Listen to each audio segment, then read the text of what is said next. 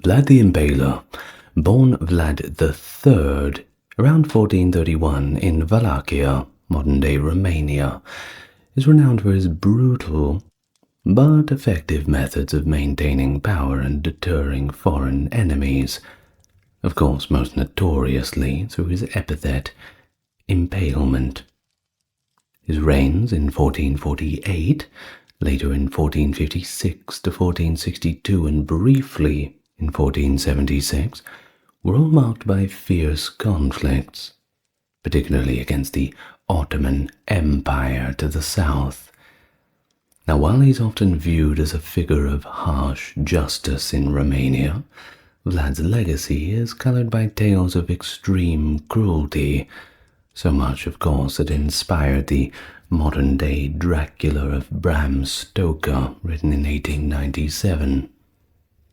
But either way, even after the impalements and nailing of turbans to messengers' heads, if you ask a lot of modern-day Romanians, they'll tell you that he's a ruler who valiantly defended his principality's sovereignty and instilled a lasting legacy of resilience. Maybe you'll make up your own mind once you get to the end of the video. But for now, let me welcome you to the channel, as is the style. If you're new here, good to meet you. Those coming back, great to see you again. Now, you may have watched my first video on Vlad the Impaler, but that was a long time ago and I wanted to do another one, because no doubt there's probably a few people who were unaware of my first video on him and were probably waiting for me to do one. So here I am, doing a somewhat updated version. Now, you know the whole like and subscribe thing if you want to. But with that being said, let's all get nice and relaxed, nice and comfortable. And let's begin. And where do we begin? Well, of course, we know where to begin. That is in the region of Wallachia, which is, I believe, pronounced that way in the Romanian, despite its spelling, or starting with a W. So some pronunciations will be with that Romanian-style phonetics. But the time period that we're looking at for Vlad's birth is going to be between 1428 and 1431. We don't quite know for certain, but there's a general scholarly consensus around these 3 to 4 years. We're not going to harp on too much about that. Now, what you do need to know is that Vlad was the second legitimate son of Vlad II Dracula, himself being an illegitimate son of Mircea I of Wallachia. Now, what about this moniker, Dracula? Sounds pretty cool, doesn't it? Well, Vlad II earned that through his membership in a little militant fraternity called the Order of the Dragon, which was actually founded by the old king of Hungary, Sigismund of Luxembourg. Why was it founded? Well, it was dedicated to halting the Ottoman advance into Europe. Remember, at the time, if you know your mid-15th century history, you'll know that it was not a good time, especially for the Eastern Roman Empire. Well, they weren't around too much longer to complain about it, but, well, that's a story for another video, isn't it? Now, after settling in the region known as Transylvania in 1429, Vlad II resided in the Transylvanian Saxon town of Sighisoara, which was then part of the Kingdom of Hungary, from the years 1431 to 1435, living in a quite lovely 3-story stone house. And this is the house where Vlad was most likely born. Now, we have a Romanian historian who chimes in on this, one Radu Florescu, who actually shares the same name with another character we'll talk about soon. That's just a coincidence. But he supports his birthplace. But there are modern historians who debate Vlad's mother's identity, suggesting that she was either a daughter or relative of Alexander I of Moldavia, or Vlad II's unknown first wife. Of course, questioning the identity of the mother also questions the legitimacy of the succession. Once again, perhaps an argument for another time.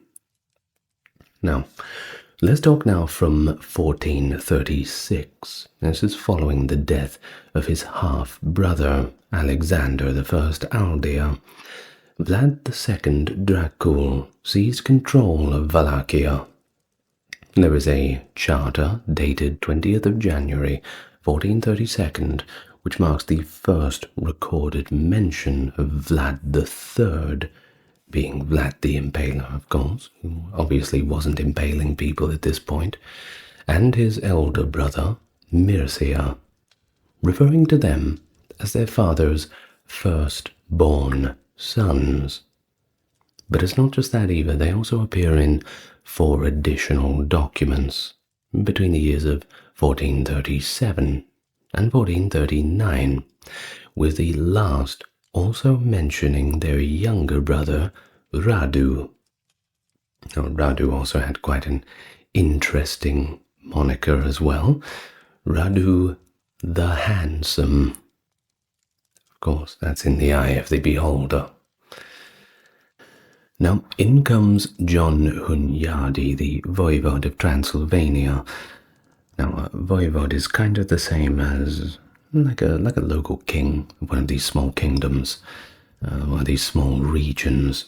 We also have the word in Hungarian, ban, which is the same thing, I do believe, in terms of the level of what it is in terms of how much power that ruler has. Now, this is a meeting in March of 1442, and when they had this meeting, they were discussing this Ottoman problem, and at the time, Vlad II Dracula chose not to support an Ottoman invasion of Transylvania. Of course, the Ottomans were not very pleased with this. Sultan Murad II of the Ottoman Empire summoned him to Gallipoli to affirm his loyalty, give him a bit of a shakedown. Now, of course, can't go away on business without the 2 boys in tow, so along came Vlad and Radu. Unfortunately, it would have been quite unpleasant to see your father locked up and thrown in prison as soon as you arrived to your holiday destination, but that is what happened, and upon his arrival, well, Vlad II got a surprise that he did not want. Now, he was released before the year's end, so that's good news, but the bad news is the Ottomans wanted hostages, and, well, you can guess who became the hostages.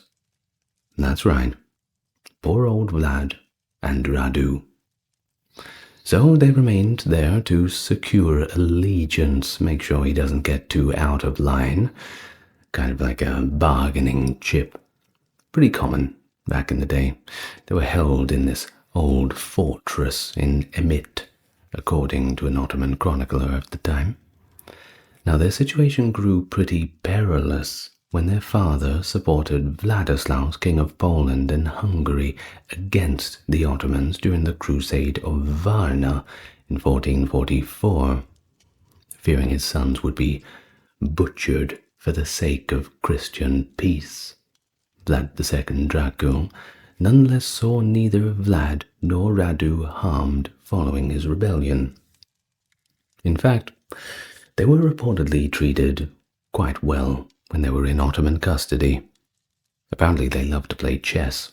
They did that quite a lot all day, and they just studied and learned as much as they could. They had good tutors. Living conditions were okay. They weren't thrown in prison or anything like that. Well, at least that's what we know from the sources.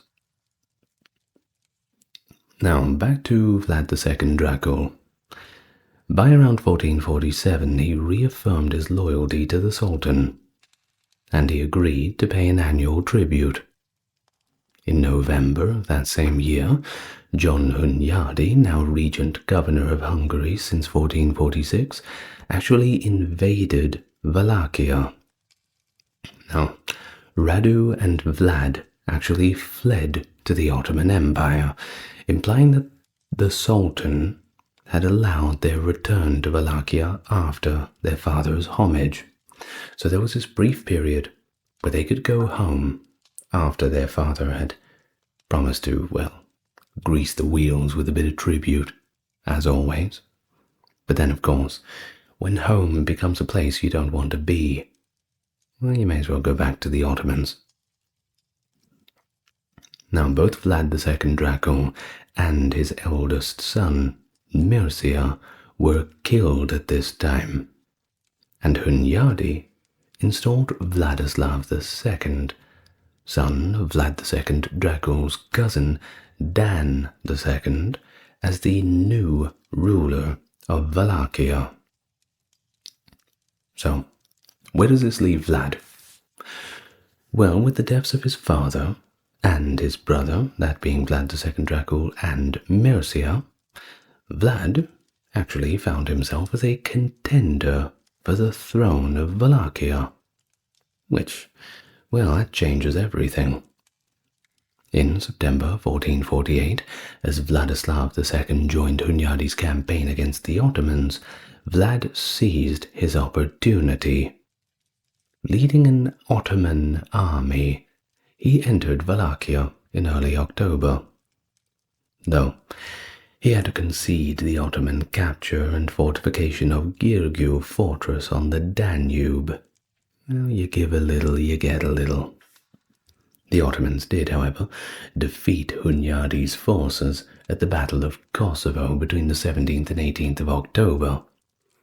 Hunyadi's deputy, Nicholas Vizakny, urged Vlad to meet in Transylvania, discuss things, try to come to a bit of an agreement. But Vlad was not having it. He declined. On the return of Vladislav II to Wallachia with his remaining troops, Vlad was compelled to flee back to the Ottoman Empire by the 7th of December 1448. Now, we're fortunate enough to have a little bit of a letter that was written by Vlad himself at this time that elaborates on the situation. It goes like this. We bring you the news that Nicholas Vizakny writes to us and asks us to be so kind to come to him until John Hunyadi returns from the war. We are unable to do this because an emissary from Nicopolis came to us and said with great certainty that Murad II had defeated Hunyadi. If we come to Vizakny now, the Ottomans could come and kill both you and us. Therefore, we ask you to have patience until we see what has happened to Hunyadi. If he returns from the war, we will meet him, and we will make peace with him. But if you will be our enemies now, and if something happens, you will have to answer for it before God. Well, after this downfall and this hasty retreat away, Vlad first settled in Edirne, within the Ottoman Empire. Soon after, he moved to Moldavia, where his father's brother-in-law and possibly, we're not sure, but there's a possibility, that it was his maternal uncle Bogdan II had taken the throne with John Hunyadi's support in the autumn of 1449.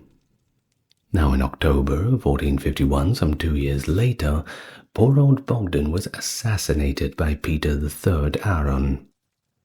Following this, Bogdan's son Stefan fled with Vlad to Transylvania to seek aid from Hunyadi.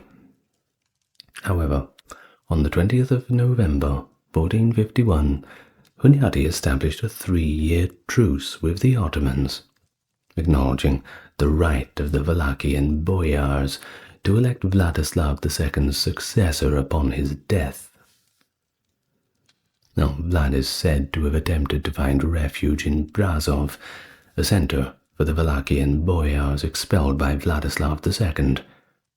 Yet, on the 6th of February, 1452, Hunyadi prohibited the townspeople from offering him sanctuary.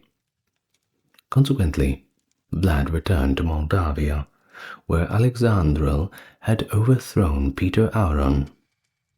Now, the events of his life during the subsequent years unfortunately aren't very well documented, so we're going to have to skip past a few of them. It is inferred that he must have returned to Hungary sometime before the 3rd of July 1456, however, because on that date, Hunyadi informed the citizens of Brasov that he had appointed Vlad to defend the Transylvanian border. Now, all the specifics of timing of Vlad's return to Wallachia remain pretty mysterious. He invaded Wallachia with Hungarian assistance in either April, July, or perhaps as late as August in 1456. Vladislav II perished during this invasion. Well, on the 10th of September in that same year, 1456, Vlad dispatched his inaugural surviving letter as voivode of Wallachia to the burghers of Brasov. He pledged to safeguard them in the event of an Ottoman incursion into Transylvania, while simultaneously requesting their support should the Ottomans seize Wallachia. Sounds like a pretty good deal. In the same correspondence, he asserted that when an individual or a sovereign is robust and influential, he can dictate the terms of peace. However, when he is weak, a more powerful entity will impose its will upon him. Well, this shows a little bit of an authoritarian disposition, but hey, if you're holding the cards, you're in control of the game, aren't you? Numerous sources, including that of the Chronicle of Launikos Chalkokondyles, documented that hundreds, or thousands even, of individuals were executed at Vlad's command as soon as he came into power. It states that he initiated a purge against the boyars who were involved against the assassination of his father and elder brother, as well as those he suspected of conspiring against him. Well, Launikos asserted that Vlad rapidly investigated a significant transformation and completely revolutionized all matters in Wallachia by bestowing the money, property, and other assets of his victims upon his retainers. Well, the records of the princely council members during Vlad's reign indicate that only 2 individuals maintained their positions from 1457 to 61, so certainly doing some spring cleaning there, it looks like. Well, Vlad did dispatch the traditional tribute to the Sultan, following the death of John Hunyadi on the 11th of August 1456. His eldest son, Ladislaus Hunyadi, assumed the role of Captain General of Hungary.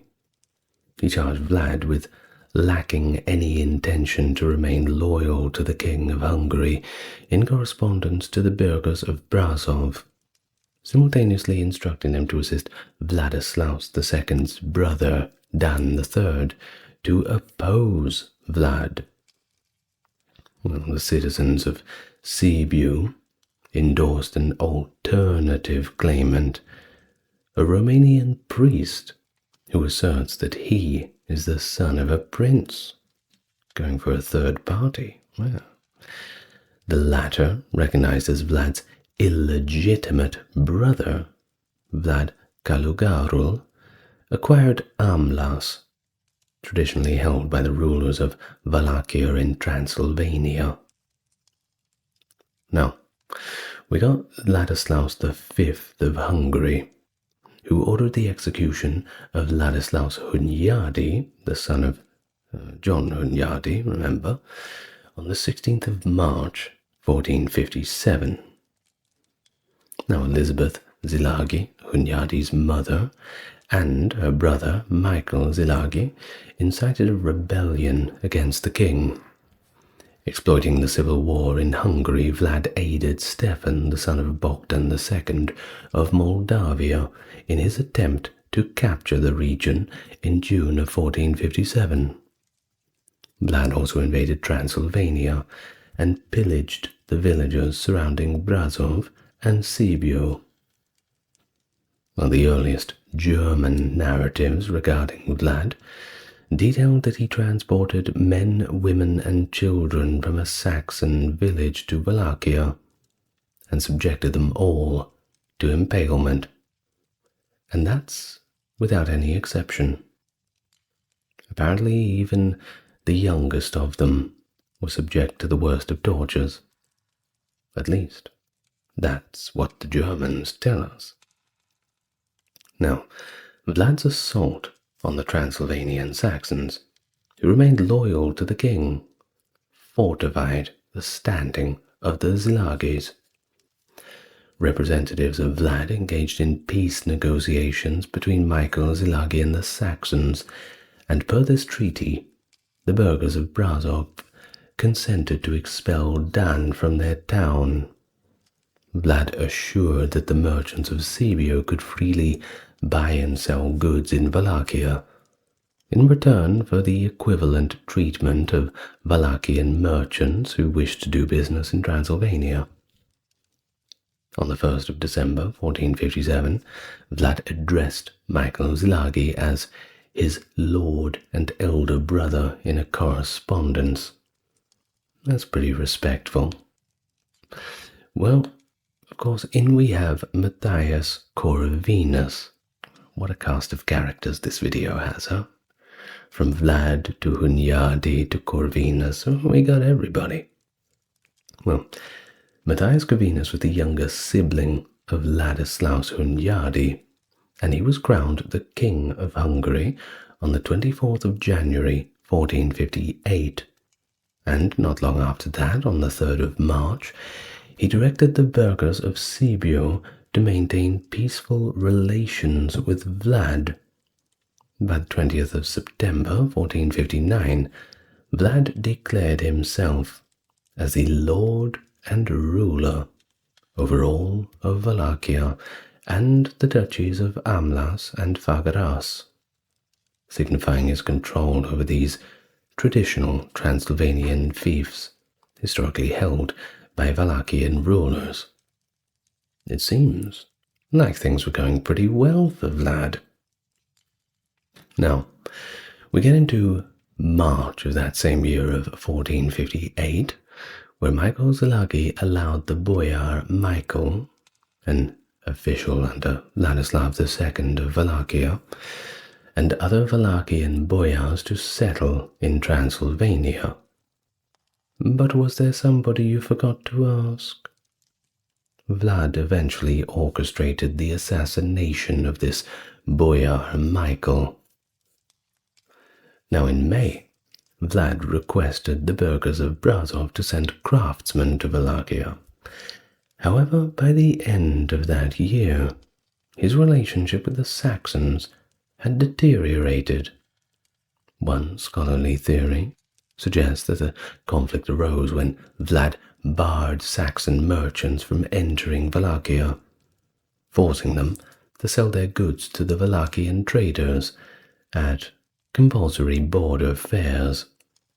And, well, one can imagine that the prices would not be a fair market rate, that's for sure.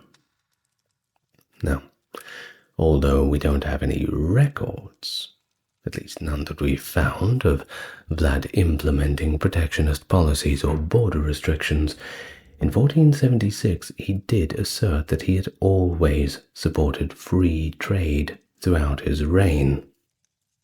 Well, it's one thing to say it. Now, back to the Saxons. The Saxons seized steel,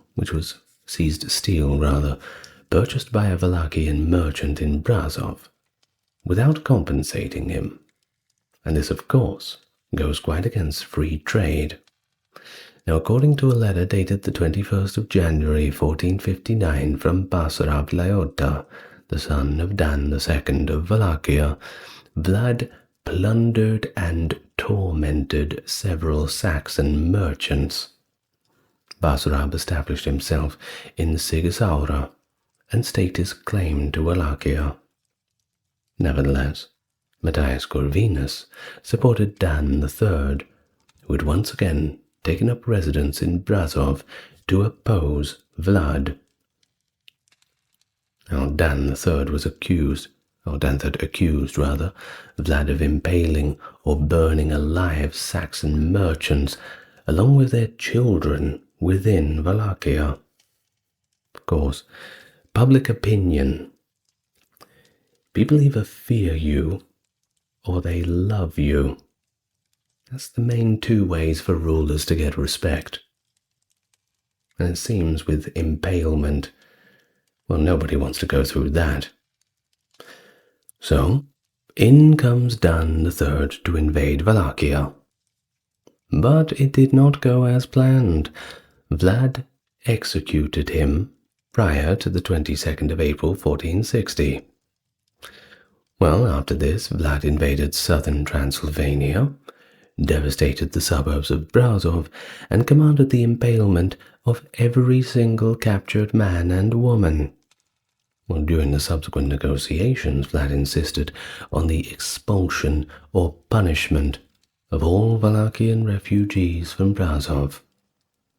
Things finally calmed down on the 26th of July 1460, when Vlad referred to the burghers of Brasov as his brothers and friends, and peace was, well, at least a fragile peace was observed. Well, on 24th of August, Vlad invaded the areas surrounding Amlas and Fagaras to retaliate against the local populace that had helped Dan III in his plans. Now, there was a janissary in the Sultan's army, Konstantin Mihailovich, who documented that Vlad declined to pay homage to the Sultan in an unspecified year. We have a Renaissance historian, Giovanni Maria degli Angiolelli, hope I pronounced that right, similarly noted that Vlad had neglected to remit tribute to the Sultan for 3 years. Of course, the Sultan would not be very pleased about this. Well, both accounts indicate that Vlad disregarded the suzerainty of the Ottoman Sultan Mehmed II as early as 1459, although both documents were composed decades subsequent to these events, so we're not quite sure. And just quickly, this Sultan Mehmed II, that was indeed the one that broke down the walls of Constantinople. So probably not the most popular figure on this channel, I'd say. Well, Tursun Beg, a secretary in the Sultan's court, asserted that Vlad only rebelled against the Ottoman Empire during the Sultan's prolonged exhibition in Trebizond in 1461. That's right, after Constantinople, was taken. Mehmed did quite a lot of conquering in the subsequent territories. Not a huge amount, but he didn't quite stop at Constantinople. Now, Tursun Beg reports that Vlad initiated new negotiations with Matthias Corvinus, but the Sultan had his own spies watching in every place that he could and was promptly alerted. Thus, Mehmed dispatched his envoy, a Greek one at that, Thomas Katobelinos, also referred to as Yunus Bey when the Ottomans are talking about him in their history. He dispatched him to Wallachia, instructing Vlad to immediately proceed to Constantinople. He also dispatched covert directives to Hamza, the Bey of Nicopolis, to apprehend Vlad following his crossing of the Danube. Of course, Vlad was not very keen to go. was pretty obvious what was happening. He discovered the Sultan's duplicity and cunning, and he then apprehended Hamza and Katibolinos, and both of them were executed. Comes the old saying, don't shoot the messenger, right? Well, subsequent to the execution of the Ottoman officials, Vlad issued commands in, reportedly proficient Turkish. Remember all that study he did? To the commander of Girgu fortress to open the gates, allowing the Wallachian soldiers to infiltrate and seize the fortress. He invaded the Ottoman Empire after this, ravaging the villages along the Danube. On the 11th of February, 1462, he communicated the military action to Matthias Corvinus via a letter, asserting that over 23,884 Turks and Bulgarians had been slain under his command during the campaign. This is interesting because, the number is quite precise, isn't it? So, somebody was counting, and that's quite a big number to count. Well, he requested military aid from Corvinus in the same letter, asserting that he had violated the peace with the Sultan for the honor of the king and the Holy Crown of Hungary, and for the preservation of Christianity and fortification of the faith.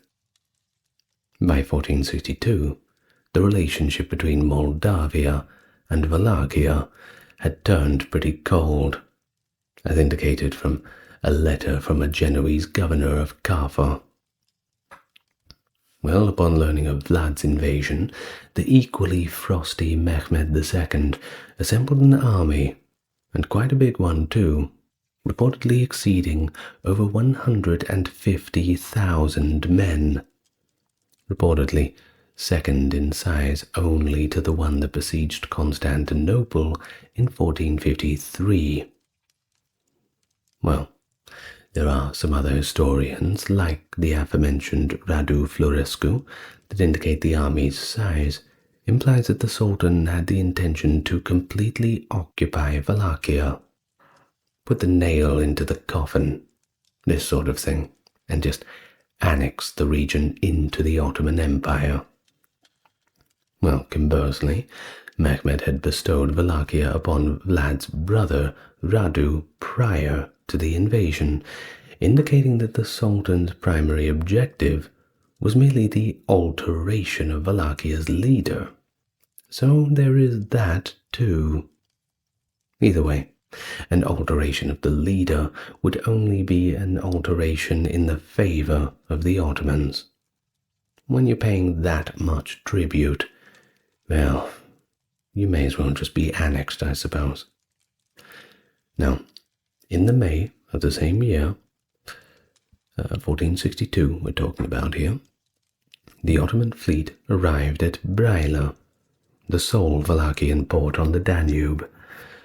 Now, the principal Ottoman army traversed the Danube under the Sultan's command at Nikopol, Bulgaria, on the 4th of June, 1462.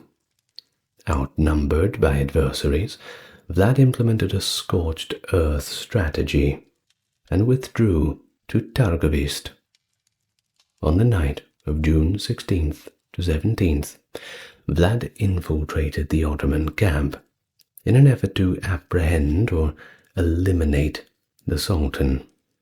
Kind of a covert action. Now, the imprisonment or death of the Sultan would of course have been incited panic among the Ottomans, and that would potentially allow Vlad to come in and just vanquish the entire Ottoman army. Cut off the head of the snake, this sort of thing. Nonetheless, the Wallachians overlooked the Sultan's court and assaulted the encampments of the viziers Mahmud Pasha and Isaac. Well, after failing to assault the Sultan's encampment, Vlad and his followers departed from the Ottoman camp at dawn. Mehmed arrived in Targovist at the conclusion of June, but when he got there, he realized that the town was abandoned. But there was something else that they didn't expect. When the Ottomans came over that hill, they found what they called forest of the impaled. Thousands of suffering individuals on stakes. Suffering, if not dead, that is. Now we have it reported by Laonikos Chalkokendiles, and I'll read from there. The Sultan's army entered into the area of the impalements, which was 17 stades long and 7 stades wide. There were large stakes there which, as it was said, about 20,000 men, women and children had been spitted. Quite a sight for the Turks and the Sultan himself.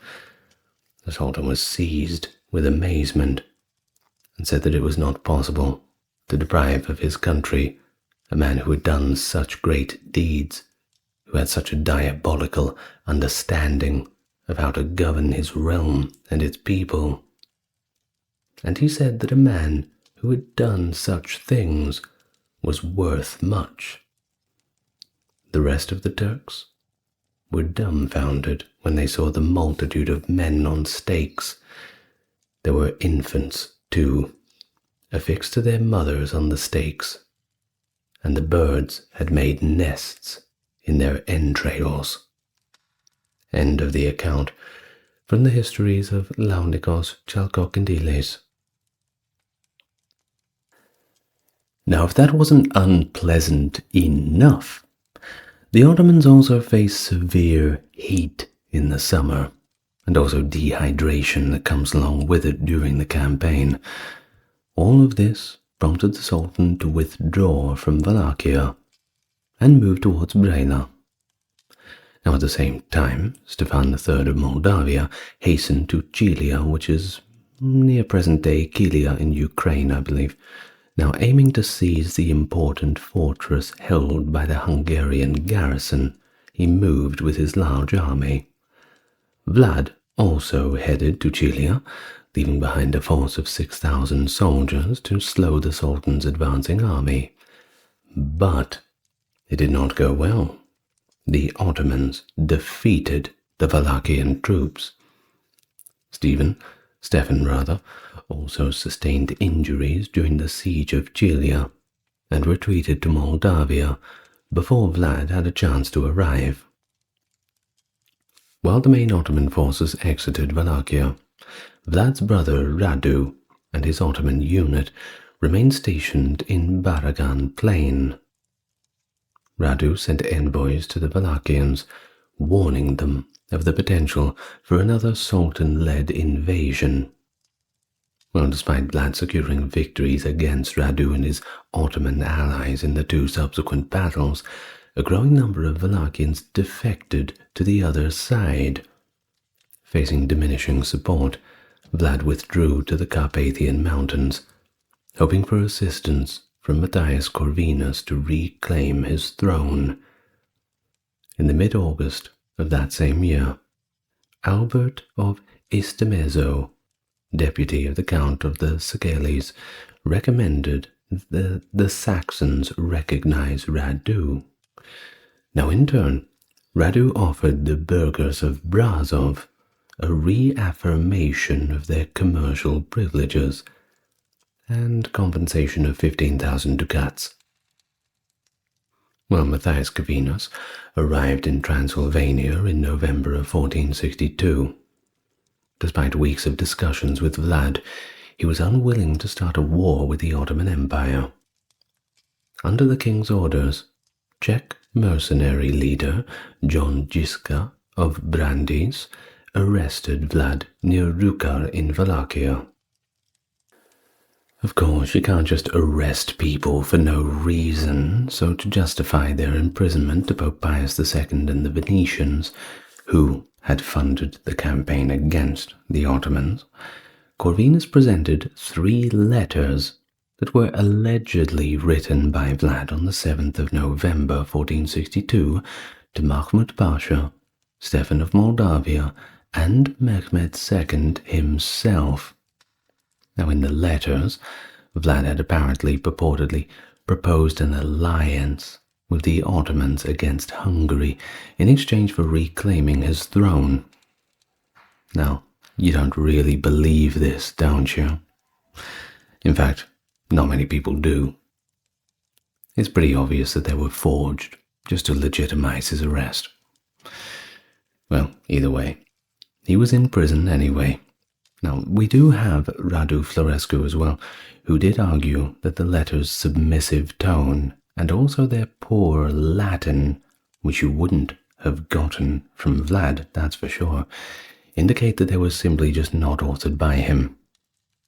And they think that maybe a Saxon priest from Brasov may have forged them.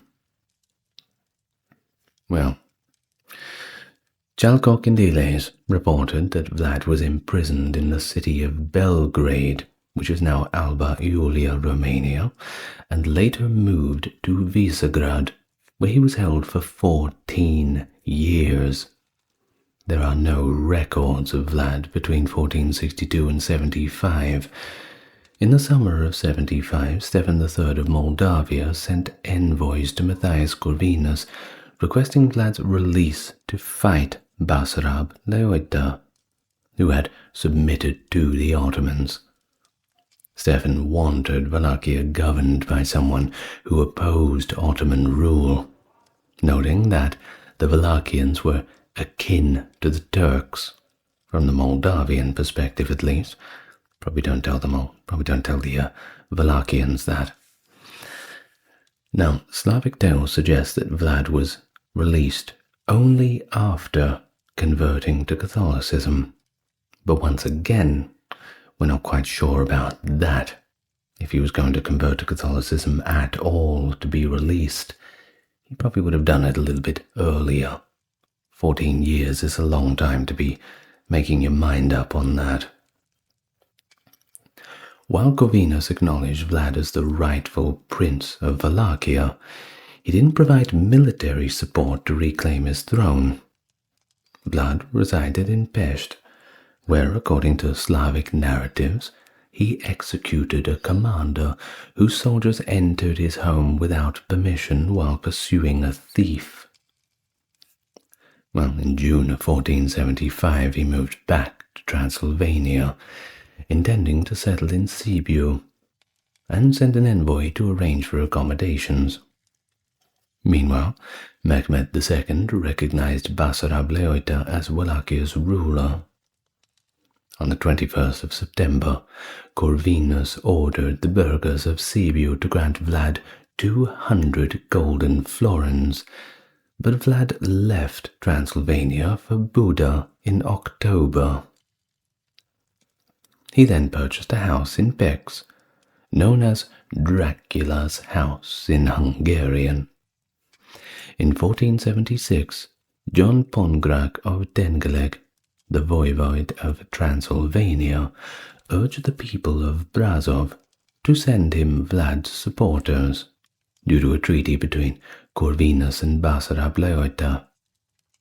Relations between the Transylvanian Saxons and Basarab remained strained even at the best of times, with the Saxons sheltering Basarab's enemies. Early in 1476, Corvinus sent Vlad and Serbian ally Vuk Gurejevic to fight the Ottomans in Bosnia. They captured Srebrenica and other fortresses in February and March.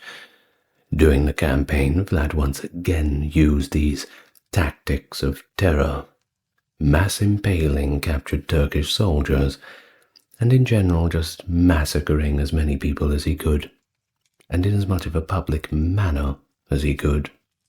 He also effectively destroyed the cities of Zvornik, Kuslat, and Srebrenica. Now, following this, Mehmed was back in action, and he invaded Moldavia, defeating Stefan III at the Battle of Valia Alba in 1476, roughly on the 26th of July. Well, according to a letter from Matthias Corvinus himself, Stefan Bathory and Vlad invaded Moldavia, forcing the Sultan to abandon the siege of Târgu Neamt in late August.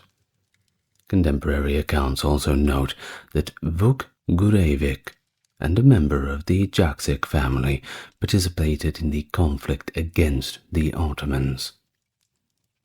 Now moving on, in that same year, 1476, to the 6th of September, Corvinus instructed the Transylvanian Saxons to assist Bathory's planned invasion of Wallachia, and informed them of Stefan of Moldavia's impending invasion.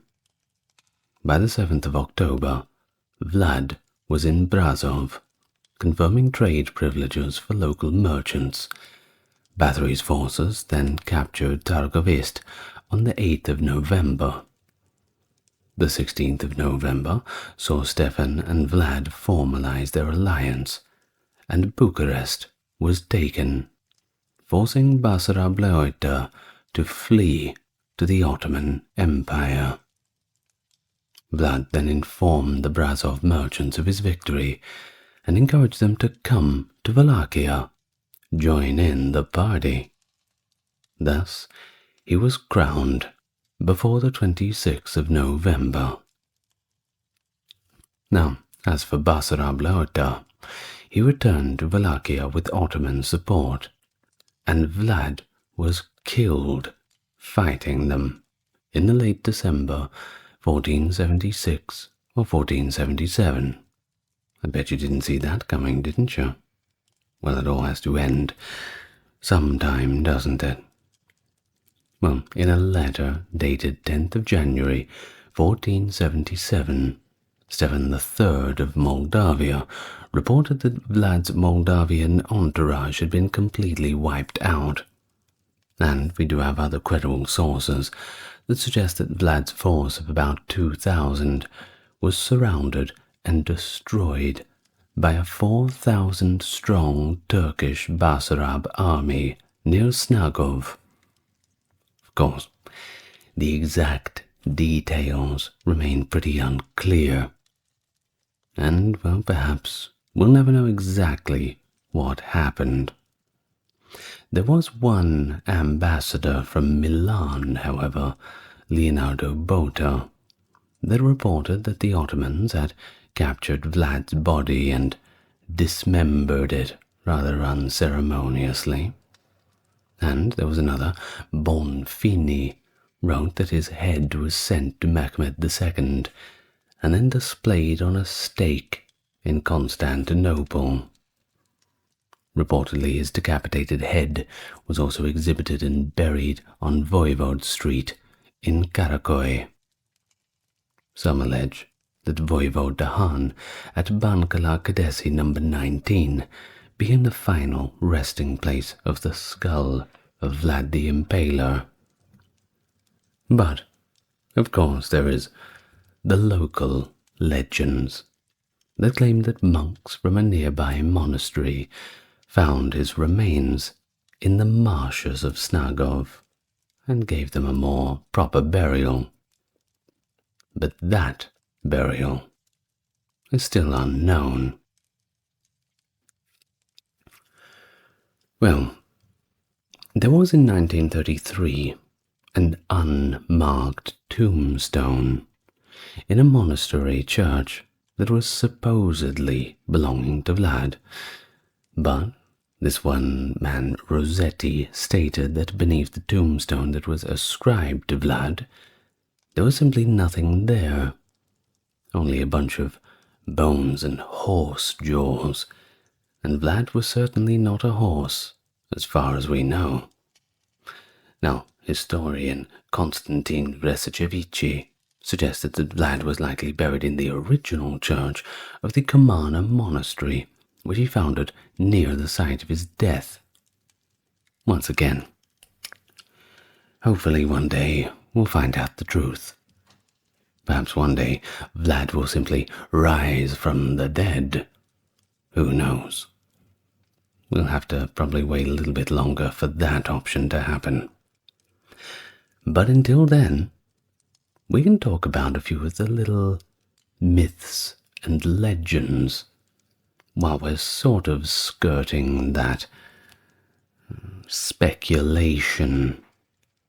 Of course, during his lifetime, and of course after his lifetime, stories of his ruthless deeds began to spread. Now, after his arrest, if you do remember, he was locked up for 14 years, these accounts were further disseminated by the courtiers of Matthias Corvinus. By 1462, the papal legate Niccolo Modrosiense had already relayed such tales to Pope Pius II, who actually incorporated them into his commentaries 2 years later. Now, whether or not they were true, well, that's also a point of contention. There was even a rather malicious rumor going around, which I think is pretty unbelievable, that Vlad would actually, when he was eating his bread, dip the bread into the blood of the impaled victims, and then eat it. I mean, come on. That seems a little bit far-fetched to me. I mean, there's no way to prove it wrong, and I suppose we can't ask any of the impaled victims if it was true, but come on. Well, Michael Beerheim composed an extensive poem of Vlad's actions. Now, reportedly, it was based on conversations with a Catholic monk who had actually escaped captivity. Now, it was titled Story of a Despot Called Dracula, Voivode of Wallachia. So we sort of know exactly where it's going. The poem was performed at the court of Frederick III, the Holy Roman Emperor, during the winter of 1463, so not too long after the events. Now, in one account, Beerheim describes how Vlad ordered the impalement of 2 monks to aid their ascent to heaven, and even had their donkey impaled for braying after their deaths. Beerheim also accused Vlad of duplicity of sorts, alleging that he pledged to support both Matthias Corvinus and Mehmed II, but when push came to shove, he threw them both under the bus. Well, always politics, of course. There was also that little incident of the turbans.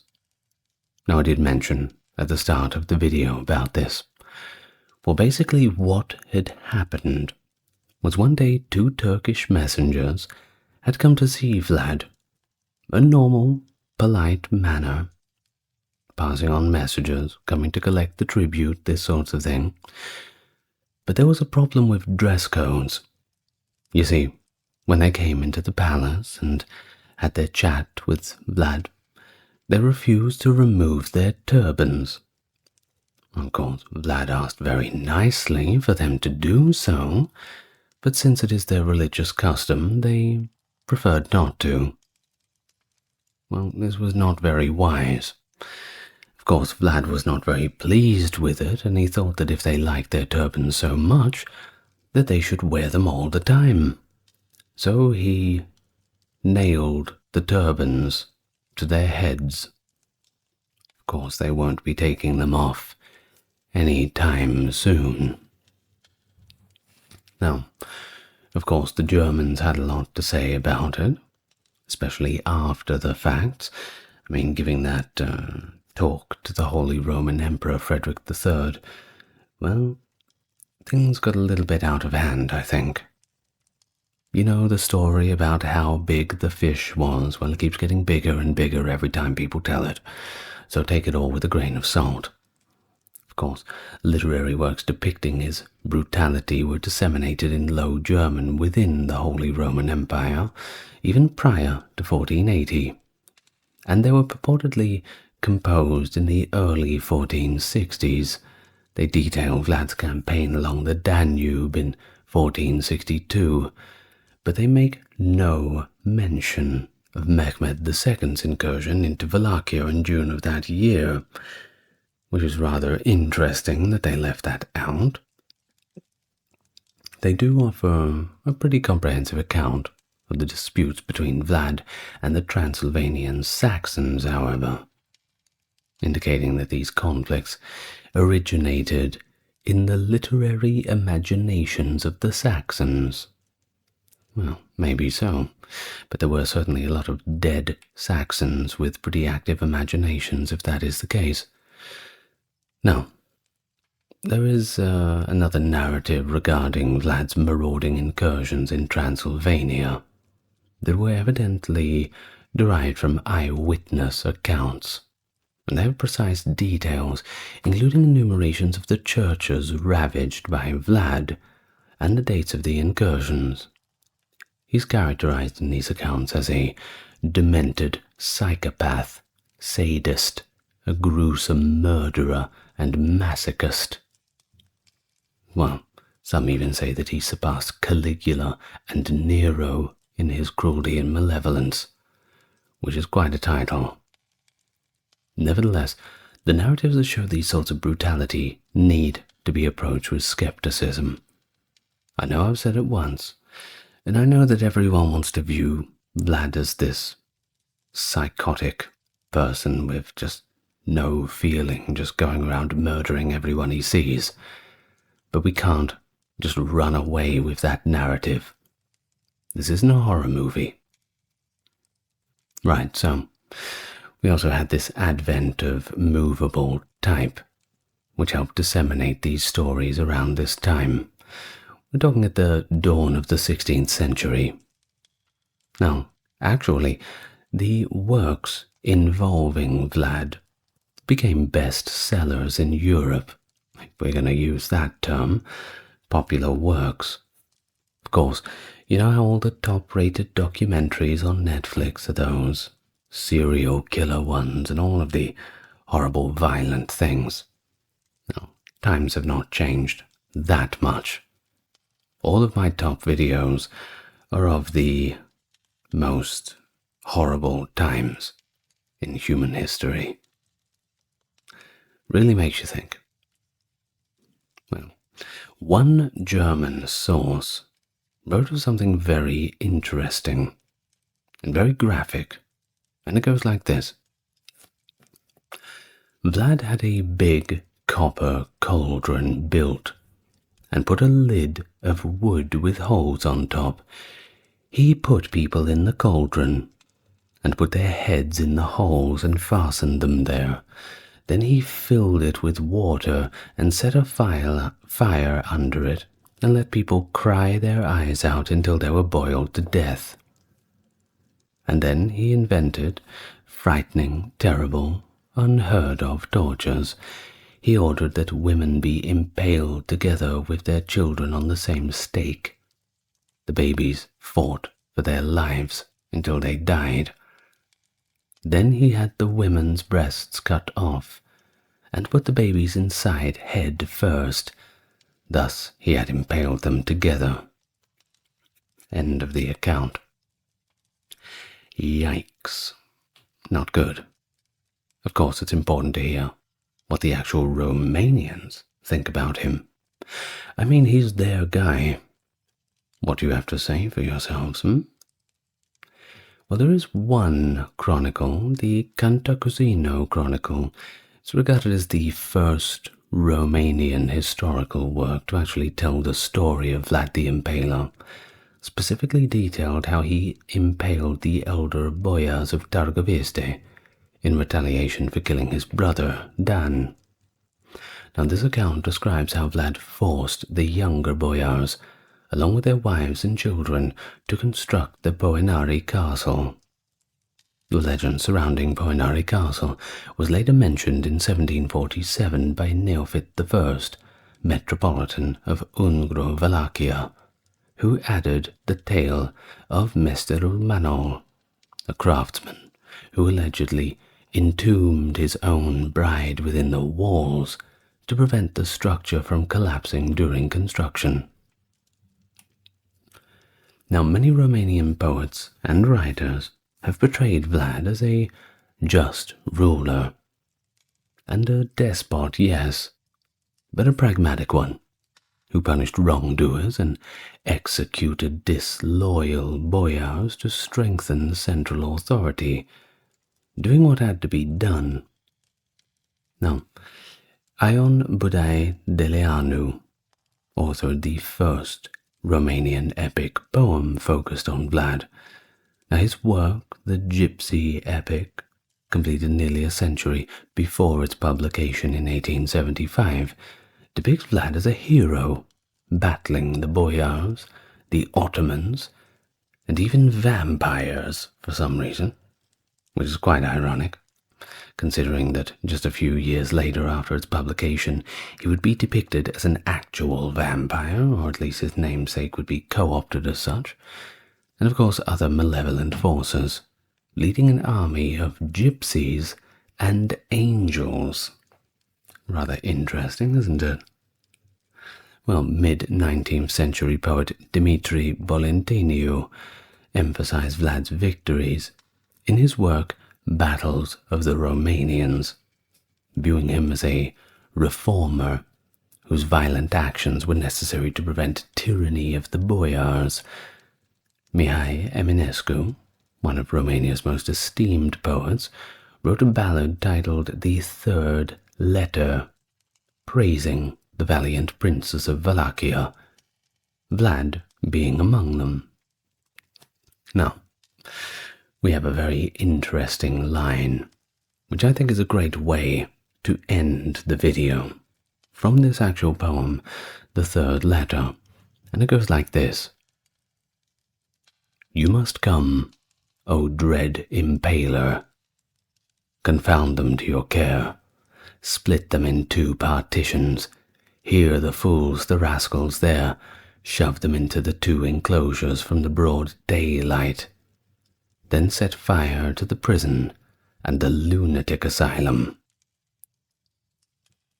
And finally, in the latest of times, 1999 to be exact, a poll in Romania showed over 4% of Romanians viewed Vlad as a most important historical personality who had influenced the destiny of Romanians for the better. And now, just before we go, we're going to do two little bonuses about Vlad that I remember just from memory. Now, there are two little stories that are most likely apocryphal, but we're going to tell them anyway. They may be true, they may not, but since it is the bonus section at the end of the video, I'll relay the information from my memory. Now, there are two stories. The first one being of a certain golden cup, or some kind of golden ornament.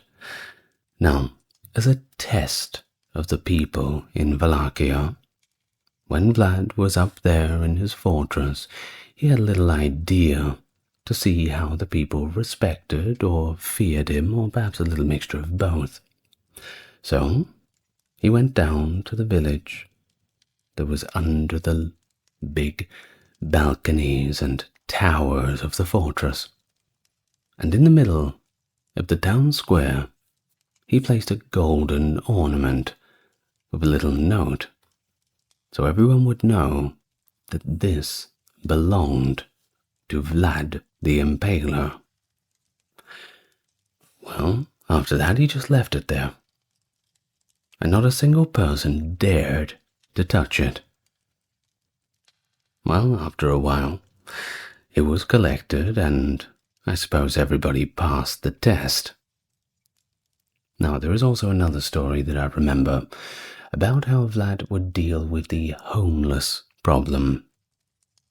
Well, around the castle, there was many people complaining about the amount of vagrants and downtrodden people wandering, this sort of thing. So, they were to petition Vlad about what to do about this. Well, he had a great idea. to fix the homeless problem. There wouldn't be any homeless people left. So he invited them all to a nice little banquet, made sure everybody was nice and warm and having a nice little meal within this big banquet hall that he had constructed for that very purpose.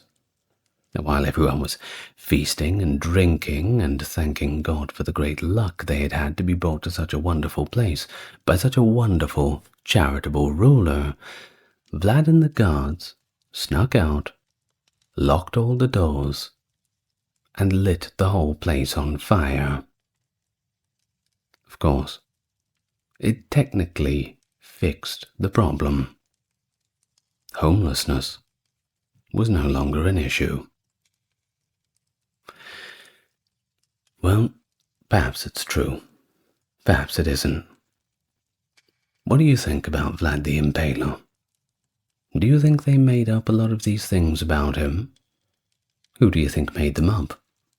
The Germans? Corvinus? The Ottomans? Who knows?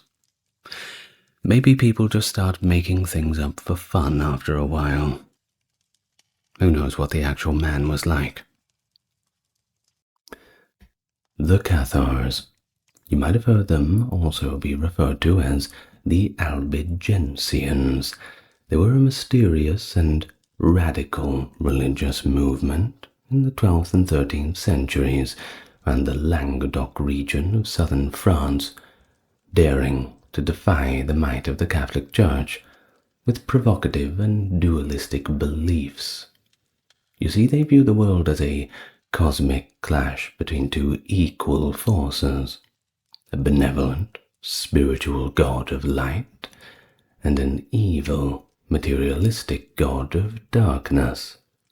Embracing asceticism and rejecting the opulence and corruption they saw in the church, the Cathars attracted many followers, and from all walks of life, igniting a spiritual revolution that threatened the very fabric of medieval society.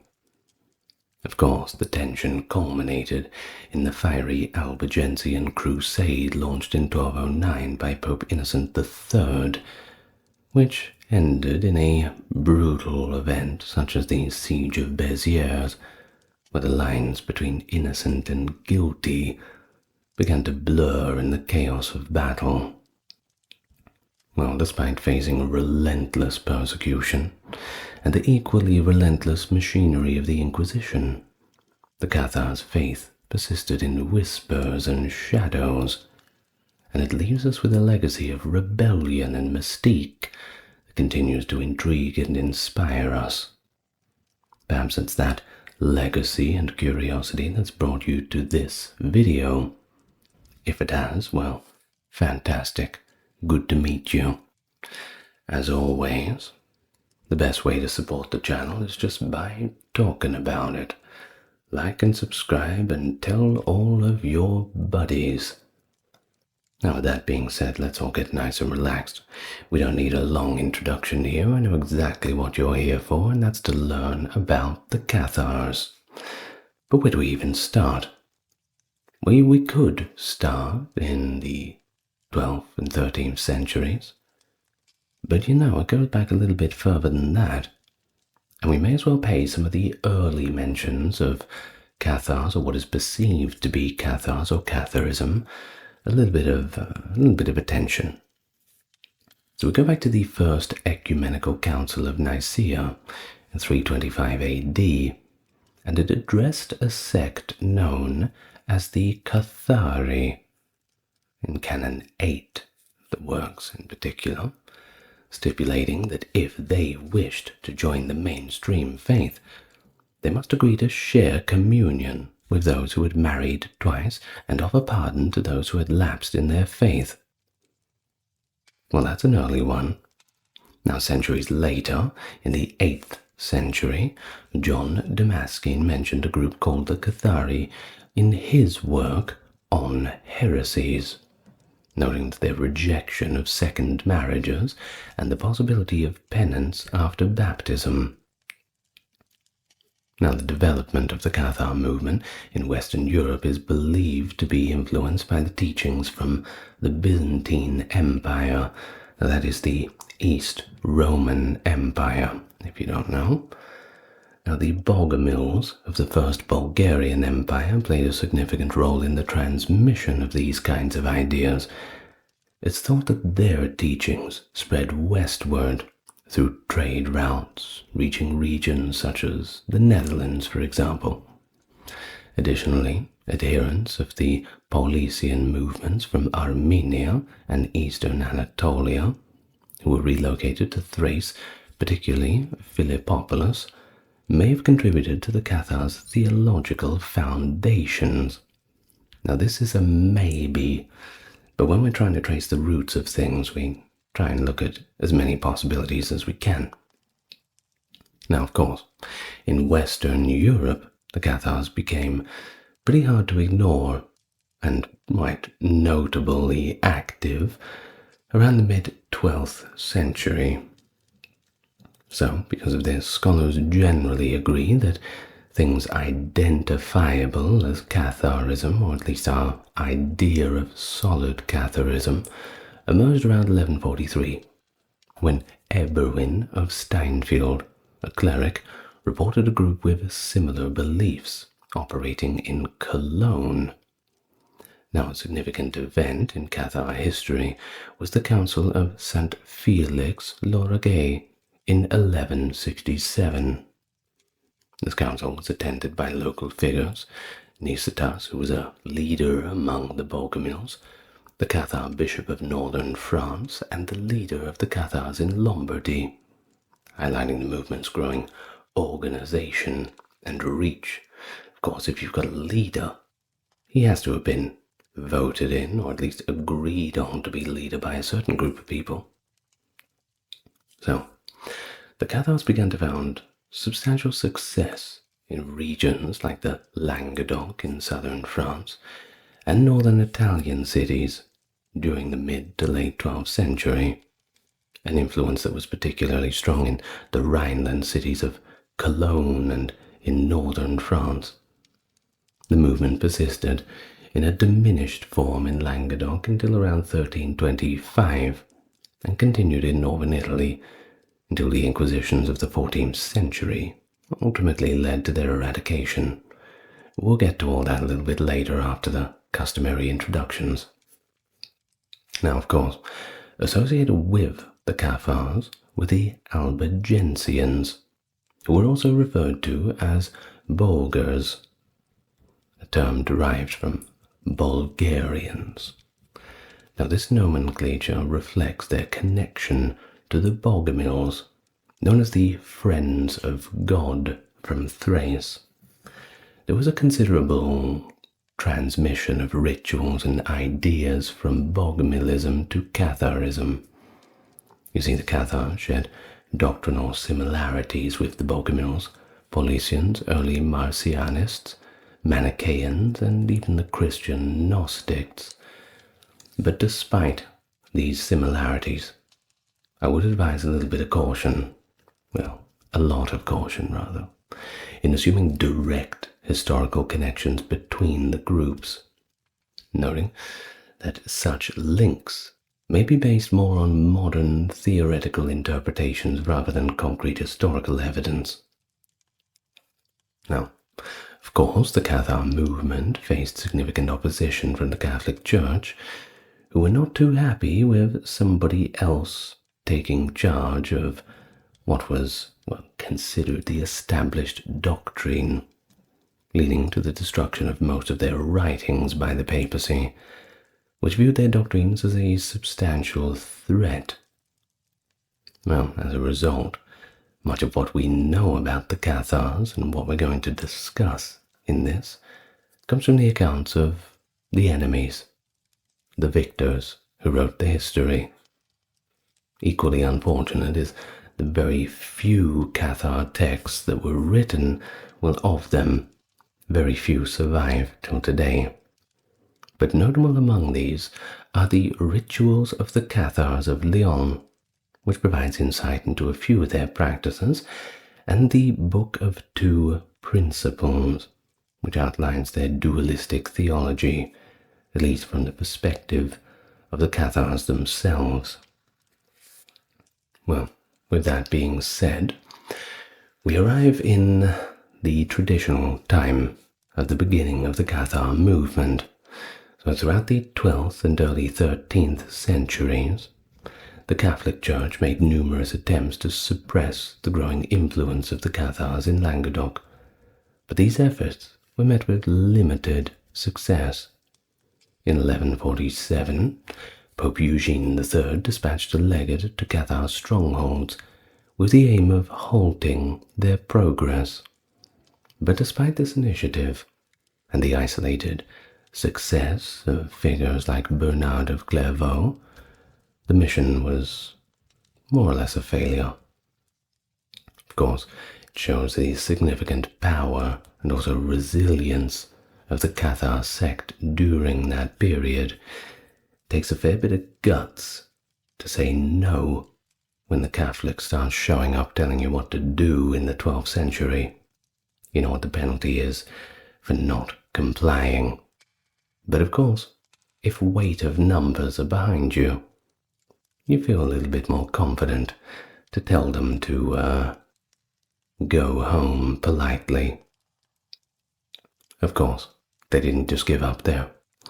The subsequent missions were sent, but they also continued to struggle.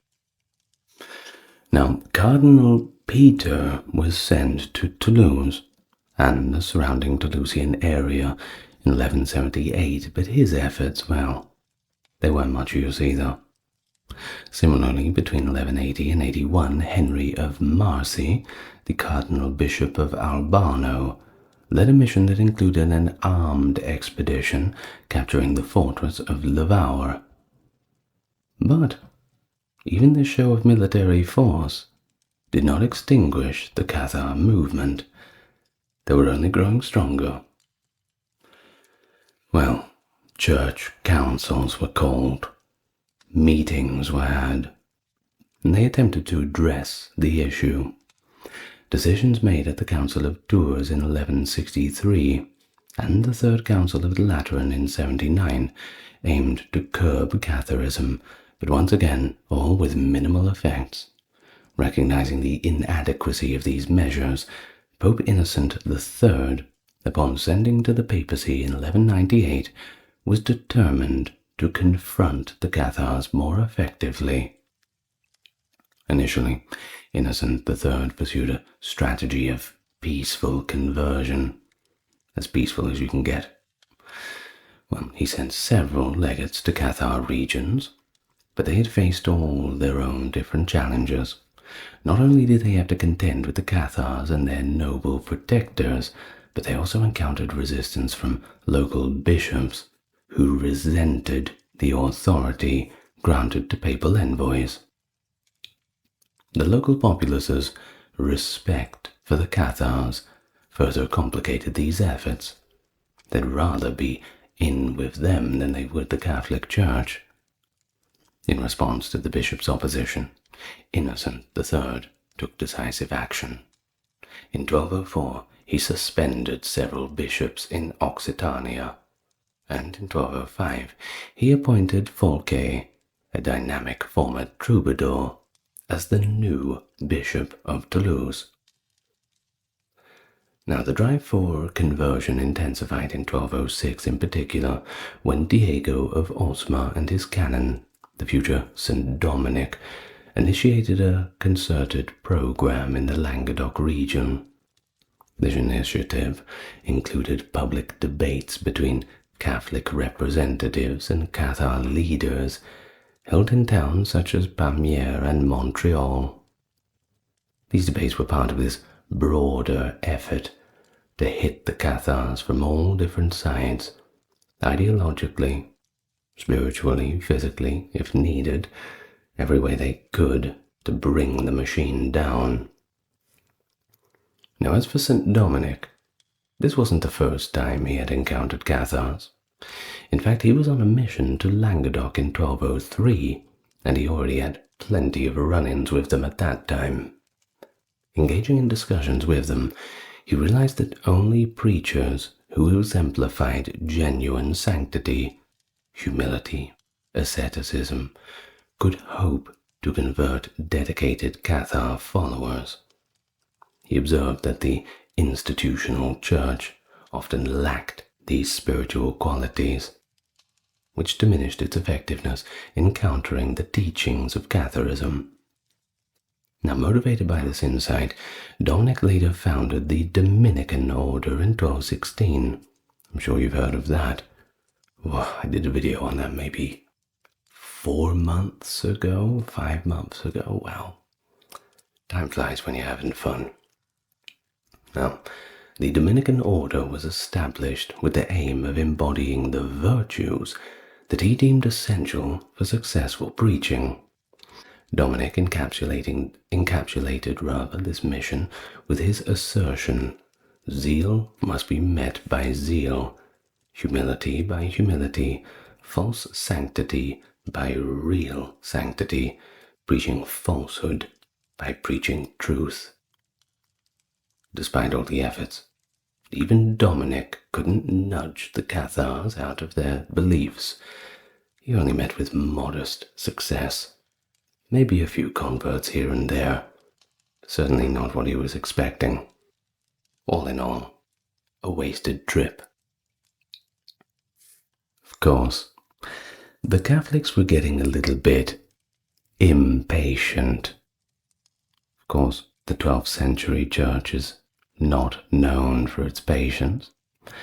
So in January 1208, they sent Pierre de Castelnau, a papal legate known for excommunicating noblemen who protected the Cathars, but he was murdered after excommunicating Raymond VI, the Count of Toulouse. And when somebody gets murdered, that's a marked escalation in negotiations, I think. Now, his assassination, allegedly by a knight in Raymond's service, certainly marked a turning point. Pope Innocent responded by ordering a crusade against the Cathars and appealing to King Philip II of France for intervention. Now, although Philip II did not lead the crusade himself, he permitted northern French barons like Simon de Montfort and Bouchard de Marly to participate. The ensuing conflict, known as the Albigensian Crusade, lasted for 20 years and pitted northern French nobles against those of the Languedoc. The crusade was fueled in part by a papal decree allowing the confiscation of lands owned by Cathars and their supporters, which of course attracted a lot of nobles who were eager to acquire new territories. Pretty much an annexation. Well, the first major target was the lands of the Transaville family, lords of Carcassonne, Béziers, Albi, and Razay. Without a strong regional coalition, the crusading army captured Carcassonne and imprisoned Raymond Roger Transvaal, who died in captivity. Simon de Montfort was granted the Transvaal lands, inciting the enmity of Peter II of Aragon, who up to this point had remained neutral. And so Simon de Montfort spent the following years consolidating his gains, facing desertions from local lords and attempting to expand his domain. His forces were bolstered by reinforcements from northern France and Germany that seemed to just keep on coming, and his most significant victory came in 1213 at the Battle of Muret, where his smaller cavalry force defeated the larger allied armies of Raymond of Toulouse and Peter II of Aragon, resulting in Peter's death and diminishing Aragonese influence in the region. In 1214, Philip II's victory at the Battle of Bouvines ended the Anglo-French War and allowed him to focus more on the Cathars. Now, the victory also prevented the Anglo-German setback that could have undermined the crusade. Who knows what it would have ended up like if Catharism had become a big thing. It could have been as big as Lutheranism even, or as big as Protestantism. any of the other denominations. Perhaps there's a, what are they called? Multiple universe? Parallel universe, that's what I'm talking about. Perhaps there's a parallel universe where there aren't any Catholic churches, and there's just Cathar churches everywhere. Perhaps so. Well, full royal intervention also came in 1226, when Louis VIII led a substantial force into southeastern France, which only intensified the efforts against the Cathars. Now, under the dual command, both spiritually and militarily, of the papal legate Arnaud Almery, abbot of Citeaux, the Crusader army launched its campaign against the Cathars. The first major engagement occurred on the 22nd of July, 1209, with the siege of Béziers. Despite being offered safe passage, many Catholic inhabitants chose to remain in the city and even fight alongside the Cathars, rather than simply leave unharmed. In 1209, the Cathars mounted a defense against the Crusaders. An attempted sortie by the Béziers forces was swiftly defeated, however, leading the Crusaders to chase them back through the city gates.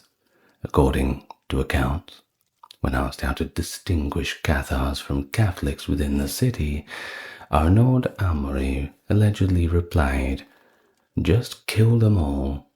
The Lord will recognize his own."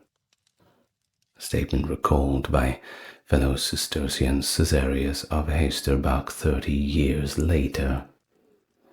Well, of course, the aftermath was devastating. The doors of the Church of St. Mary Magdalene were broken down.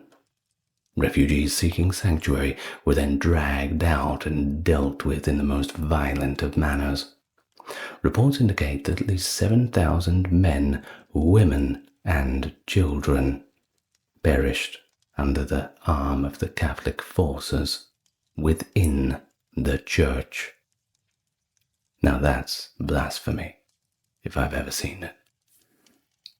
Now, elsewhere in Béziers, thousands more were subjected to torture and met their ends.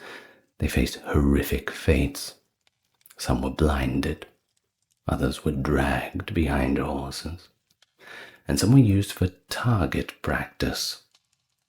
The city was ultimately razed by fire.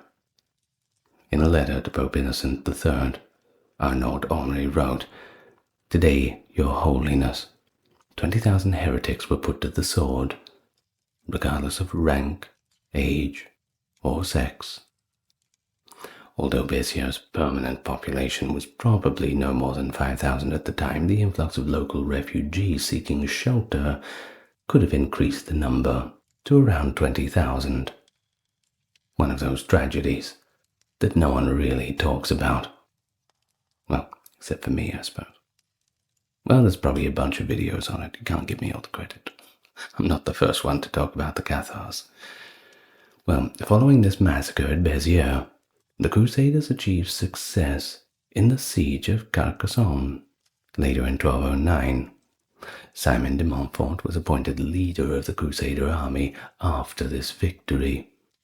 Prominent opponents included Raymond Roger Transvaal, Viscount of Carcassonne, and his feudal overlord Peter II of Aragon, who held territories and had numerous vassals in the region. But you see, Peter II, he died fighting against the Crusade on the 12th of September 1213 at the Battle of Muret. Simon de Montfort was also killed on 25th of June 1218 after maintaining a 9-month siege of Toulouse. The official conflict concluded with the Treaty of Paris in 1229. This agreement resulted in the King of France dispossessing the House of Toulouse and most of its fiefs and stripping the Transvaal family of their holdings, bad luck for them, effectively ending the independence of the princes of the Languedoc. Now, despite the widespread massacres during the war, they couldn't entirely extinguish Catharism, and the Catholic forces continued to pursue remaining adherents. You see, back in 1215, some 14 years earlier, the bishops of the Catholic Church convened at the Fourth Council of the Lateran under Pope Innocent III, where combating the Cathar Heresy was pretty much at the top of the list of the agenda items. Now, to further suppress the movement, the Inquisition was also established in 1233, operating in southern towns like Toulouse, Albi, which is where we get Albigensian from, and Carcassonne throughout the 13th and much of the 14th century. The Inquisition succeeded in crushing Catharism, at least as a popular movement, forcing its followers to go underground. Those who refused to recant, or who relapsed when found out, if found out, were either hanged or, in a more rarer case, burned at the stake. But most of them were hung. Now, there was a rather notable event that occurred in 1239, 13th of May, to be exact, in Champagne, where 183 men and women were convicted of Catharism and burned at the stake by the order of the Dominican Inquisitor and former Cathar prefect, Robert Le Bourget. Now, this is one case where they did have quite a large burning, but in general, they didn't really do that too much. Now, earlier, Mount Guimard in northeastern France had been denounced as a place of heresy in a letter from the Bishop Liege to Pope Lucius II in 1144. Now, from May 1243 to March 1244, the Cathar fortress of Massacre was under siege of troops of the Seneschal of Carcassonne and the Archbishop of Narbonne. On the 16th of March 1244, over 200 Cathar prefects were burned in a massive fire, and the field of the burned near the castle's base, a massacre of symbolic importance. Now, the Church, during the 1235 Council of Narbonne, had decreed milder punishments for lay people suspected of sympathizing with the Cathars, only slightly mild. Now, the persistent yet unverified legend suggests that a small group of Cathar perfects escaped from Massacre before the massacre, allegedly carrying with them the Cathar treasure. Speculation about this treasure is pretty, well, it varies quite widely. Some people say it's some sacred Gnostic texts. Others say it's a bunch of gold and treasure. And even some who say that they actually got their hands on the Holy Grail. Now, that's a treasure you certainly have to escape with. Now, it's important to say that the Inquisition, while they did do these big events to put the, well, lack of better words, the fear of God into people, they couldn't really hang or burn everybody. It's just not practical. They'd rather have people repent and just come back to the more, well, can't really say orthodox, but the more proper way of worshipping God in the Catholic opinion. Now, as the Inquisition intensified its efforts, noble support began to wane, and the Cathars became increasingly as scattered fugitives, meeting secretly in forests and mountainous areas.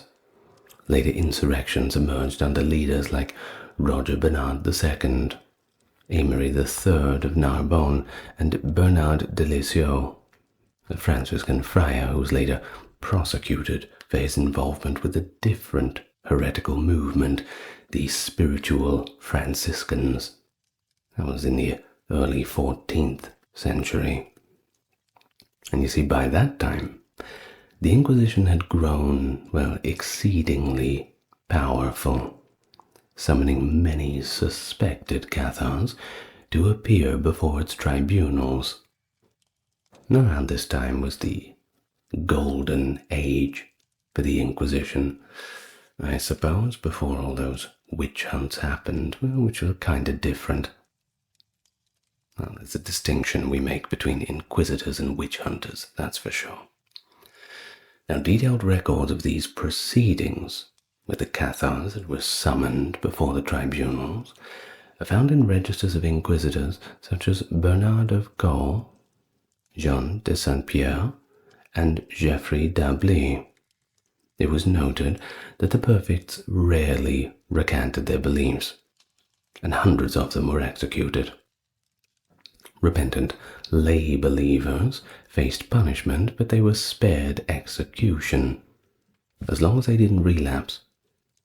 Those who recanted were required to sew yellow crosses onto their outer garments and live separately from other Catholics, at least for a period of time. There was a kind of statute of limitations. After they thought they'd learned their lesson, perhaps they could enter what was deemed to be normal society. And so, after enduring decades of relentless persecution, including harassment, forced conversions, and systematic destruction of their religious texts, the Cathar sect became depleted, and no one was really talking about it anymore. The significant blow occurred in April 1310, when Pierre Autier, a leader of a Catholic resurgent in the Pyrenean foothills, was captured and executed in Toulouse. The last chance gone. By the autumn of 1321, the last known Cathar perfect in Languedoc region, Guillaume Bellibaste, was also executed. 9 years later, following 1330, Inquisition records indicate a sharp decline in proceedings against Cathars, which suggests that the movement had been effectively suppressed. Well, what sets a Cathar apart from the rest? Before we go, we'll talk a little bit about the Cathar beliefs and practices, trying to understand the differences in theology and the way they were. Now, in terms of Gnostic cosmology, a fundamental belief was the existence of two distinct creator deities.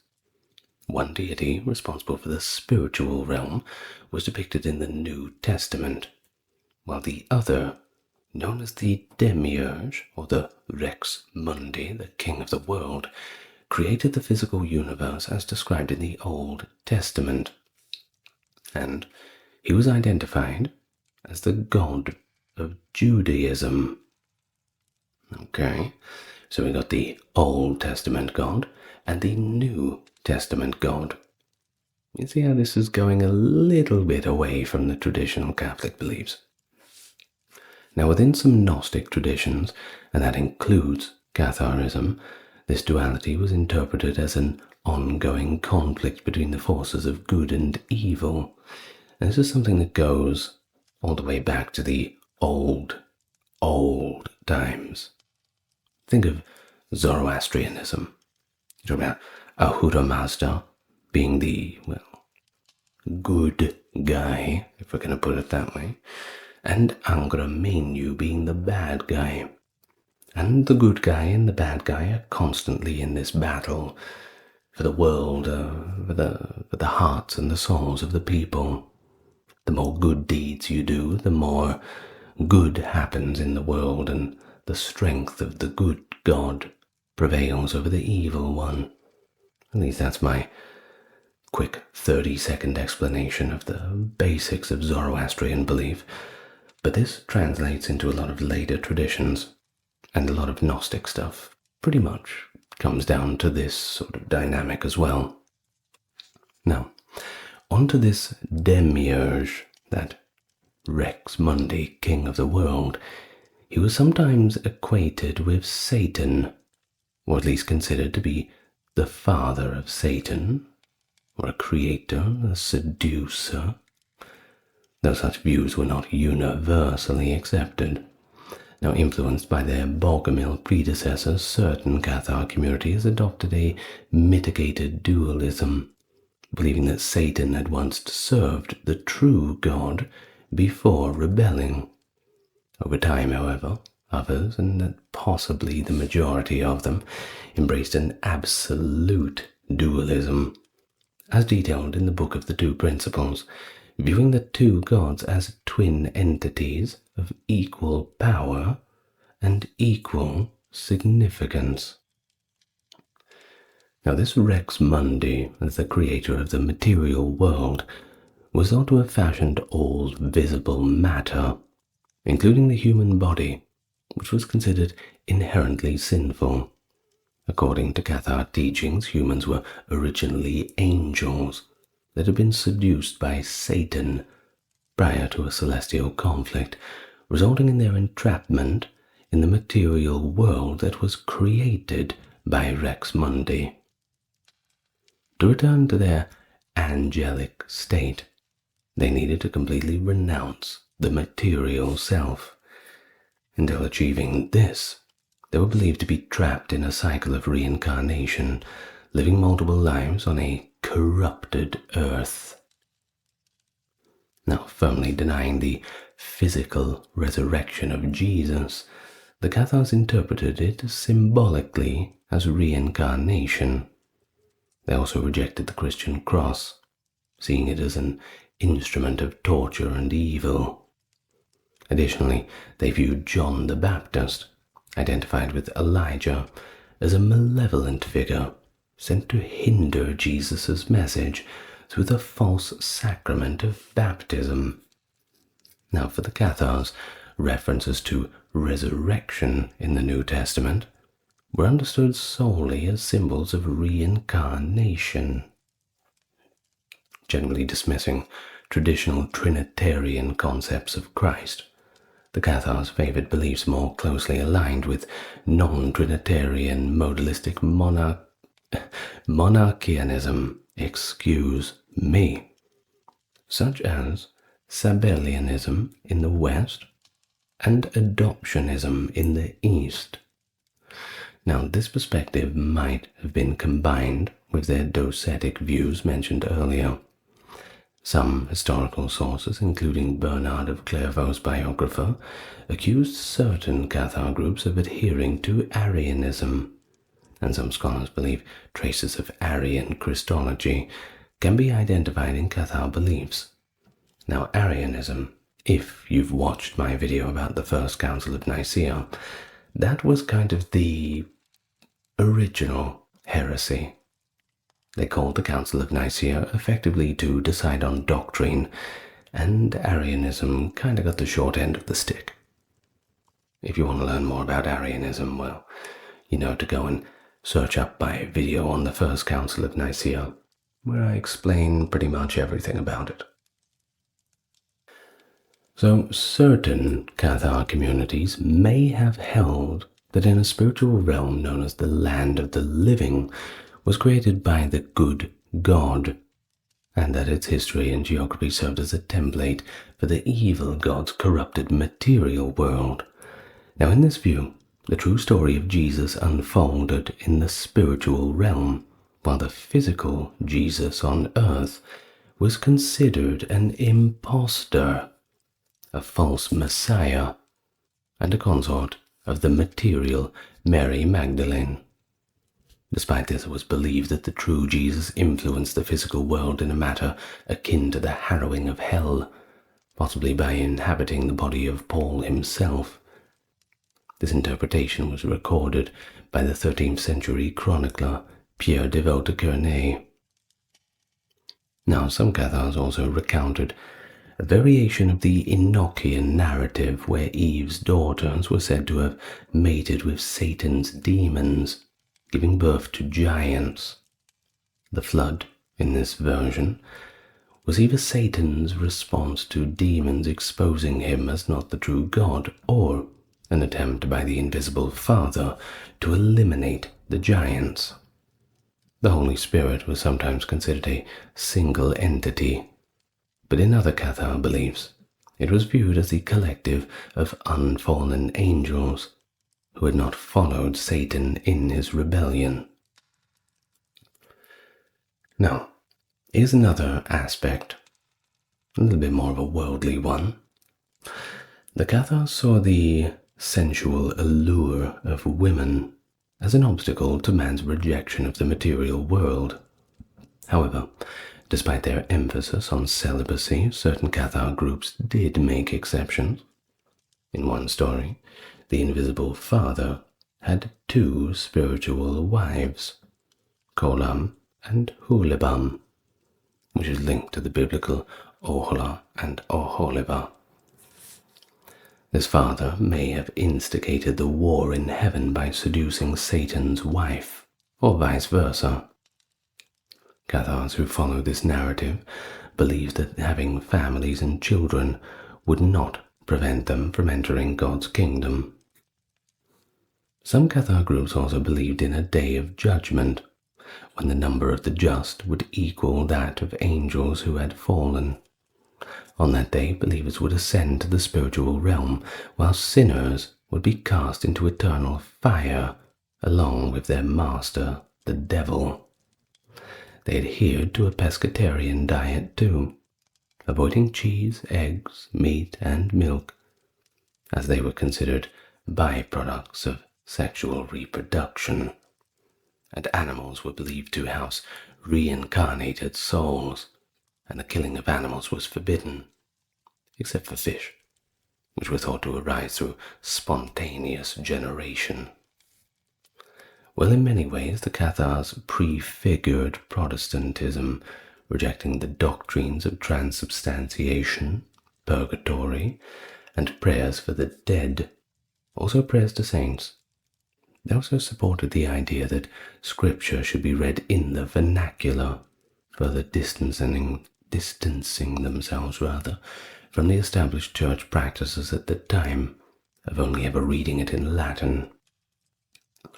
They positioned themselves as an anti-sacerdotal group, opposing the Catholic Church prior to the Reformation. They strongly protested what they viewed as the Church's moral, spiritual, and political corruption. In contrast to the numerous sacraments of the Catholic Church, the Cathars had only one central rite: the consolation. This brief spiritual ceremony was intended to absolve the believer of all sin and elevate them to the status of a perfect, the highest level within the Cathar community. Now, many believers opted to receive the consolation as they neared death, allowing them to complete the ritual of liberation without having to endure the extensive and demanding purity obligations required of the perfecti for an extended period. After receiving this sacrament, some Cathars reportedly refused all food except for cold water, a practice known as the Indura. Certain church writers even claimed that when a Cathar, having received the consolation, showed signs of recovery, they were intentionally smothered to ensure their passage to paradise. Well, however, evidence of this being widespread is pretty limited, with most instances being exceptional ones rather than the norm. You can only imagine it. Oh, I'm getting better, praise God. That's terrible. You can't do that. Well, speaking of sacraments, too, they also rejected the Eucharist, as they didn't believe that it could truly represent the body of Christ. They also refused the practice of baptism by water, which is, of course, a big deal in Catholicism. And there we have following two quotes, actually, which reflect the experience of the Inquisitor Bernard Guy in his encounters with Cathar beliefs and practices, and we'll read from what he said about it right now. Then they attack and vituperate, in turn, all the sacraments of the Church, especially the sacrament of the Eucharist, saying that it cannot contain the body of Christ.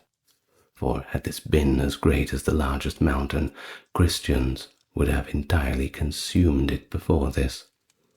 They assert that the host comes from straw, that it passes through the tails of horses, to wit, and when the flour is cleaned by a sieve of horsehair, that moreover it passes through the body and comes to a vile end, which they say could not happen if God were in it. Of baptism, they assert that the water is material and corruptible, and is therefore the creation of the evil power, and cannot sanctify the spirit, that the churchmen sell this water out of avarice, just as they sell earth for the burial of the dead, and oil to the sick when they anoint them, and as they sell the confession of sins as made to priests. End of the account from the Inquisitor Bernard Guy.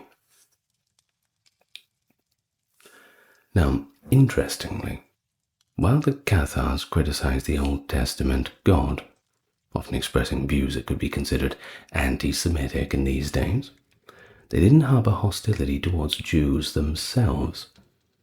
In fact, the Jews that were in those regions enjoyed a relatively stable status, some even elevated to positions of authority, such as bailiffs and public officials. Of course, this tolerance, that seemed to anger the Catholic Church a little more, further intensifying the conflict between the two groups. Also, the Cathars were fundamentally opposed to killing, and this belief extended into their dietary practices, as we have mentioned. Now, the perfecti, their spiritual elite, adhered to a strict code that required abstention from all animal products. That reason, of course, being the aforementioned, that anything linked with sexual reproduction was tainted, but this view also contributed to their opposition of violence, and encompassed war and capital punishment, views that were stark contrast with the normal ways of life in medieval Europe. However, the movement did involve armed supporters willing to commit acts of violence, including the murder of the papal legate Pierre de Castelnau in Provence in January of 1208. So, sometimes exceptions are made. Now, in terms of women in the Cathars movement, they were provided with multiple opportunities and even independent spiritual action, another rare feature in medieval religious movements. Not only did they serve as believers, but they could also ascend to the higher roles of the perfecti, allowing them to administer the central Cathar sacrament, the consolation. Now, this inclusion in the ranks of the perfecti showed the Cathar belief that the soul was immaterial, and no distinction between man or woman, with gender holding absolutely no significance in spiritual matters. As a result, Cathars viewed women as equally capable of leading spiritually, and they did, many times. Now, Cathar beliefs about reincarnation also contributed to this view of gender equality. They held that individuals would be reincarnated until they fully renounced the material world, and a person could be reborn as either a man or a woman. It did not matter. You would just come back as a person. Now, the emphasis on the spirit rather than the body meant that women were seen as fully qualified to serve as leaders, making Catharism particularly appealing to women who sought roles that the Catholic Church, denied them. Now, throughout early medieval Christianity, women accused of heresy often included Gnostics, Cathars, and later groups like the Beguines. Many of these women faced torture and execution. Cathars, like the early Gnostics, elevated the importance of Mary Magdalene in early Christianity, crediting her with a vital role as a teacher. This reverence for her as a spiritual leader bolstered the Cathar belief that women could also lead as well as anybody else. The Cathars even considered Mary Magdalene to be a potentially more important figure than St. Peter, emphasizing her significance in the Gospel of John, which of all the Gospels the Cathars held in the highest of regard. Now, widows in particular often received the consolation and became perfecti, further demonstrating the movement's openness to female leadership. Now, though female perfecti seldom traveled to preach, they played a pretty big role in establishing group homes for women known as hostels when they taught the faith. Through this effort, women helped the religion grow, passing their beliefs to the next generation. In these homes, children were raised in the Cathar faith, creating a foundation for future growth. While some rare instances of female Cathars traveling to spread the faith do exist, most women contributed to the movement's expansion by educating and nurturing future believers. Now, quickly before we go, despite the important role women did play in the movement of the Cathars, the faith was not entirely egalitarianism. Now, one later teaching emerging among the French Cathars held that a person's final incarnation had to be experienced as a man to achieve salvation. The belief suggested that women must be reborn as men to break free from the cycle of reincarnation. Toward the end of the Cathar movement, this notion actually gained quite a lot of traction, and the practice of excluding women perfecti began to appear. But once again, that was pretty limited. Women continued to hold leadership roles among the Italian Cathars, who included women among their perfecti until the movement's decline. I mean, if you're not going to break that cycle of reincarnation, well, you may as well just party it up as a woman, right? Go have a steak or something. Do something that a Cathar is not meant to do. All right, well, I hope you enjoyed that. Talking about the Cathars. Interesting. And like I said, alternate timelines. Different universes, perhaps. Maybe there's a Cathar church right around the corner from you, and the Catholics were the ones who got crusaded. Who knows? Olga of Kiev, also known as Saint Olga, a powerful leader and regent of Kievan Rus from 945 to 962 AD. She gained renown for her astuteness and merciless revenge against the Drevlian tribe, who were responsible for the death of her husband Igor. Her actions established her as a prominent character in the early history of Eastern Europe, and among her most renowned acts of revenge were the slaughter of the Drevlian envoys and the complete annihilation of an entire urban center through a cunning strategy employing birds transporting incendiary substances back to their roosts. But in addition to her military activities, Olga is also renowned for her contribution to establishing the administrative frameworks of the Kievan state. She introduced systems of tribal tribute and established legal sanctuaries, thus providing the state with a proper structure to build upon. But of course, her most enduring significance was her adoption of Christianity in the year 957, establishing her as the inaugural monarch of Kievan Rus to embrace the Christian faith, possibly due to the influence of the customs of the Byzantines. Her conversion was essential in the process of Christianizing Russia, paving the way for her grandson, Vladimir the Great, to officially embrace Christianity. She was officially recognized as a saint in the Eastern Orthodox Church due to her endeavors to propagate the Christian religion across Eastern Europe, and to this day she is still widely venerated. Hello and welcome to the channel. Nice to meet you, newcomers. Good to have you back with me, those returning. A much requested video today. Everyone keeps asking, when are you doing Olga of Kiev? When are you doing Olga of Kiev? Well, today I'm doing it. As always, supporting the channel is easy. Just enjoy yourself while you're here. But I've also set up a Facebook if you want to search me up on there. Give me a like and follow, and like and subscribe, you know, all the normal stuff that tells YouTube to push the video out more. Now, let's all get nice and relaxed now that's out of the way. We're going to learn all about Olga of Kiev, and not just the revenge attack that you're all obviously here for. Of course, we're going to talk about that in great detail.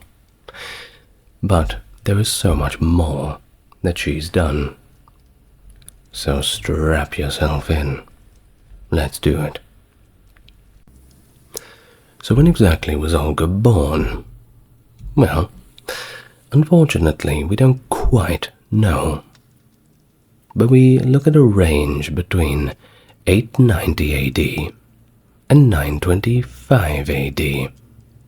And according to the primary chronicle of the history of that area, her ancestry may be traced back to the Varangians, who were effectively Vikings. And she was born in Pleskov. There's more information missing about her life prior to her union with Prince Igor I of Kiev and the arrival of their son Sviatoslav. But based on the analysis of ancient Russian history by Alexei Karpov, it is determined that Olga was a mere 15 years old when she got married, which is pretty normal for the time. Sounds a little odd by our standards, but hey, that's just the way it was. Now as for Igor, he was the successor of Rurik, the progenitor of the great Rurik dynasty, and had quite a lot of power behind him. But see, following the demise of his father, Igor came under the custody of Oleg, who had solidified his authority in the area by subjugating nearby tribes and building a central city in Kiev. Well, of course, at this time, Kievan Rus was more of a loose tribal union that encompassed present-day regions of Russia, Ukraine, and Belarus. Now, as with every good story, there's got to be the bad guys. Of course, I say that a little tongue-in-cheek because it's all depending on who's telling the story. But in this case, the quote-unquote bad guys are the Drevlians, an adjacent tribe who had a, let's just say, multifaceted relationship with the expanding state of Kievan Rus. The Drevlians had before allied with Kievan Rus in military expeditions against the Byzantines and sent tribute to the predecessors of Igor. But following Oleg's demise, they ceased their tribute payments and redirected their funds to a nearby warlord. Well, in 945, Igor embarked on a journey to the Drevlian capital, Iskorosten, with the intention of compelling the tribe to make payments as a form of tribute to Kievan Rus. Back to normalcy. While in the face of Igor's superior military force, the Drevlians yielded and made payment to him. And that's a pretty good tip. If you're ever unsure if someone's going to agree to your terms, bring a couple of hundred of very tough-looking guys with scary-looking swords with them, and that usually helps grease the wheels a little bit.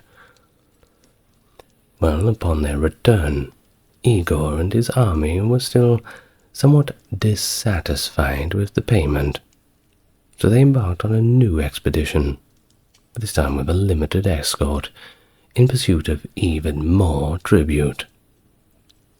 But this time, the Drevlians were simply not going to have it. Upon reaching their land, they assassinated Igor.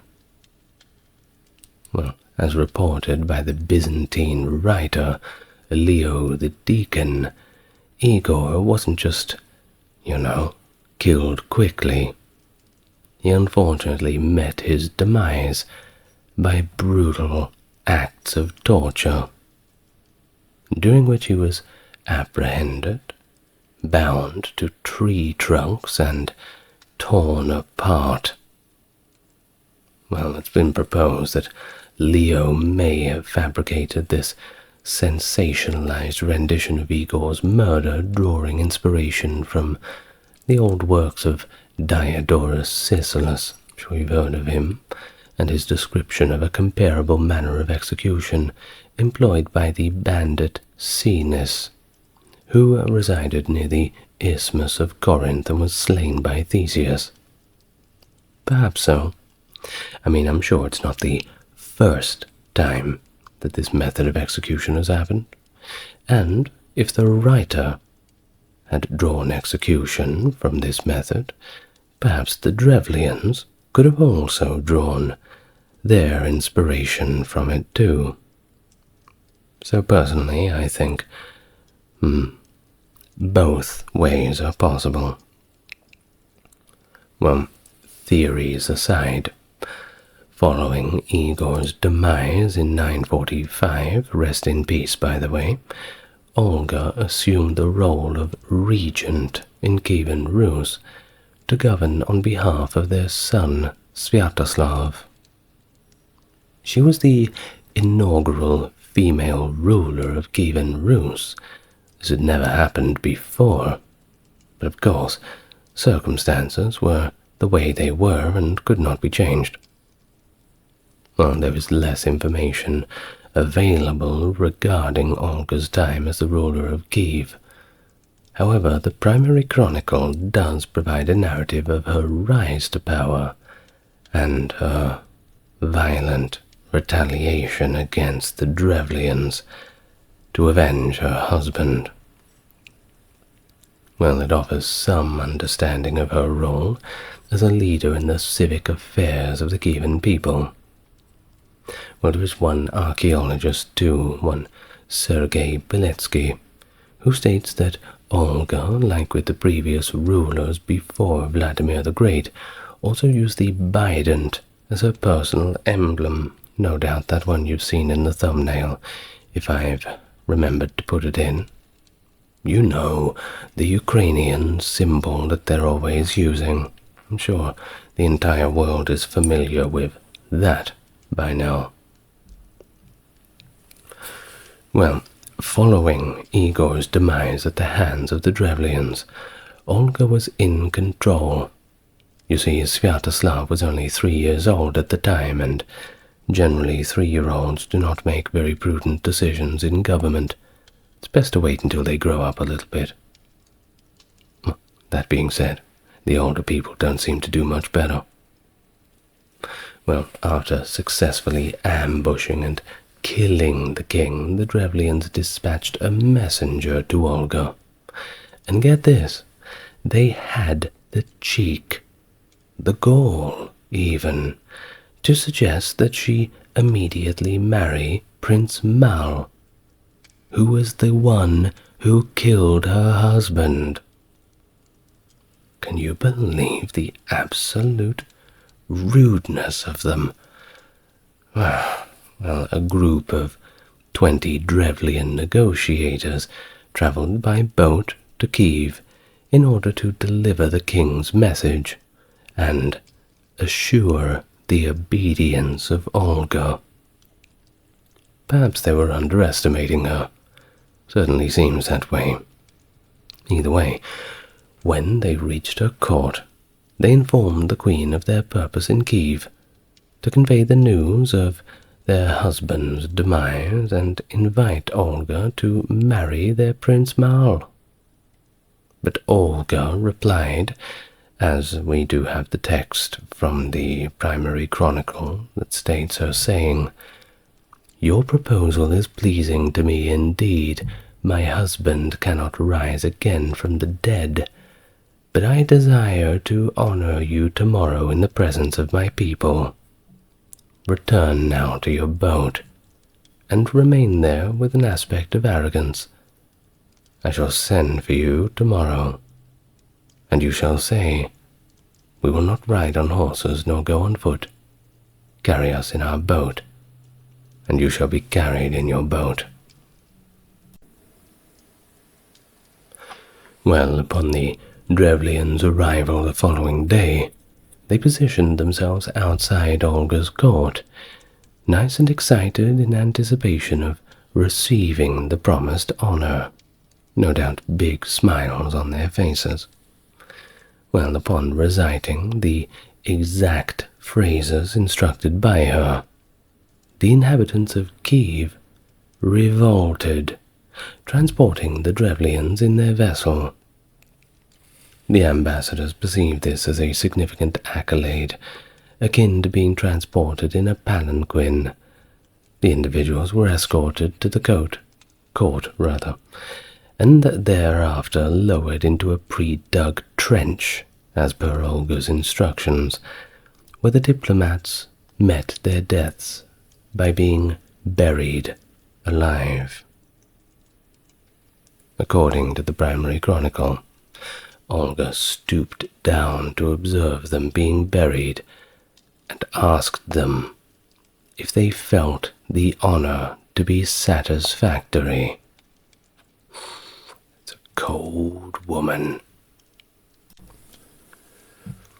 Subsequently, Olga conveyed a note to the Drevlians, had to tell them the good news, of course, urging them to dispatch their esteemed individuals to her in Kiev, with the purpose of facilitating her visit to their prince in a manner befitting her status. Unaware of the outcome of the initial diplomatic mission, the Drevlians assembled a second group of individuals to send, specifically those who were considered the most skilled rulers of the Dreva region. Well, upon their arrival, Olga had a little bit of a surprise for them. She issued a directive to her entourage to prepare a bath for the men, and thereafter summoned them to present themselves before her once they had completed their bathing and making themselves look as nice as possible. Well, upon the Drevlians' entrance into the bathhouse, Olga locked it shut and deliberately set it on fire, starting from the doorways, resulting in the incineration and subsequent death of all of the Drevlians in there. "It's too hot in here." That's not cool. You can't joke about that. Well, Olga dispatched a subsequent communication to the Drevlians, instructing them to arrange copious amounts of mead in the location where you murdered my husband, so that I may lament at his burial site and host a commemorative banquet in his honor. Upon reaching Igor's tomb, Olga, accompanied by a small retinue, displayed a genuine sorrow and organized a commemorative banquet. The Drevlians joined them and commenced consuming alcohol excessively. All part of the plan. You see, when the Drevlians were well and truly intoxicated, she commanded her supporters to go ahead and begin the night's work, execute them all, and personally encouraged her entourage to engage in the slaughter of the Drevlians themselves. As stated in the primary chronicle, a total of 1,000 Drevlians perished that particular night.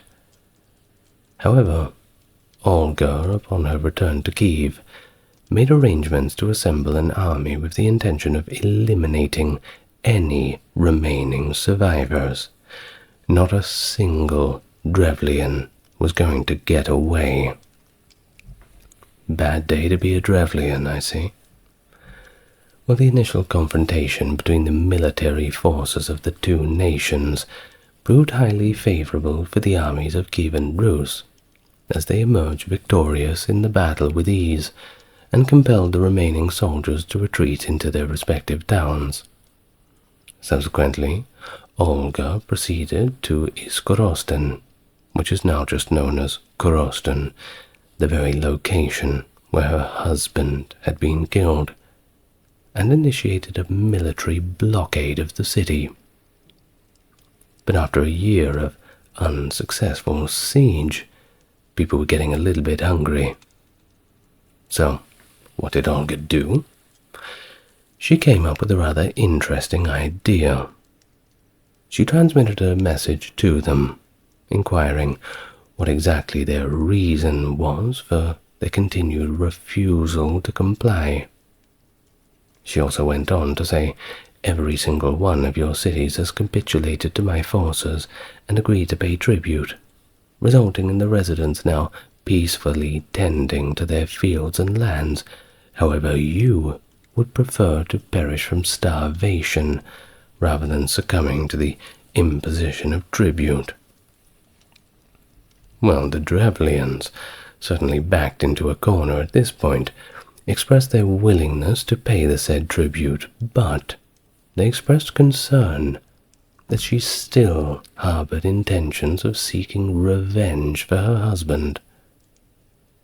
Olga stated that she considered the murder of the messengers sent to Kiev, along with the incidents that occurred during the big party that she held, where she killed 5,000 of them, to be sufficient reasons for her to, well, put the matter to rest. But subsequently, she made a modest plea, requesting, "Kindly provide me with 3 pigeons and 3 sparrows from each dwelling." Well, the Drevlians seemed to be pleased with the idea of the siege coming to an end, and at a little cost. No tribute, just a couple of birds. Sounds good to us. So they complied with her request, not knowing what the real plan was. Subsequently, Olga commanded her forces to affix a fragment of sulphur, securely fastened with little fragments of cloth, to every single bird. And as the darkness fell, Olga commanded her warriors to ignite the pieces and set the birds free. The birds went back to their nests in the city, causing the entire town to catch fire. Now, according to the primary chronicle, every single house was destroyed, and the fire could not be put out, since all of the houses caught fire simultaneously. It was completely hopeless. They were done for. While the inhabitants managed to escape the engulfed city, Olga commanded her troops to apprehend them, resulting in the demise of certain individuals and the enslavement of the others, who were then distributed among her loyal supporters. She bequeathed the remainder as a gesture of homage.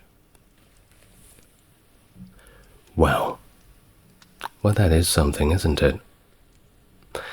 Is it true, though? Well, we certainly have it written down in the primary chronicle. We don't have many reasons to question it. Either way, it's a fascinating story. Now, back to Olga. After all this happened, she maintained her position as regent ruler of Kiev and Rus with the backing of the military and her subjects. After all, Sviatoslav was still a very young child, not fit for ascending the throne, and, well, Olga had certainly earned the respect of her subjects. She implemented the first documented legal reform in Eastern Europe by altering the method of collecting tribute.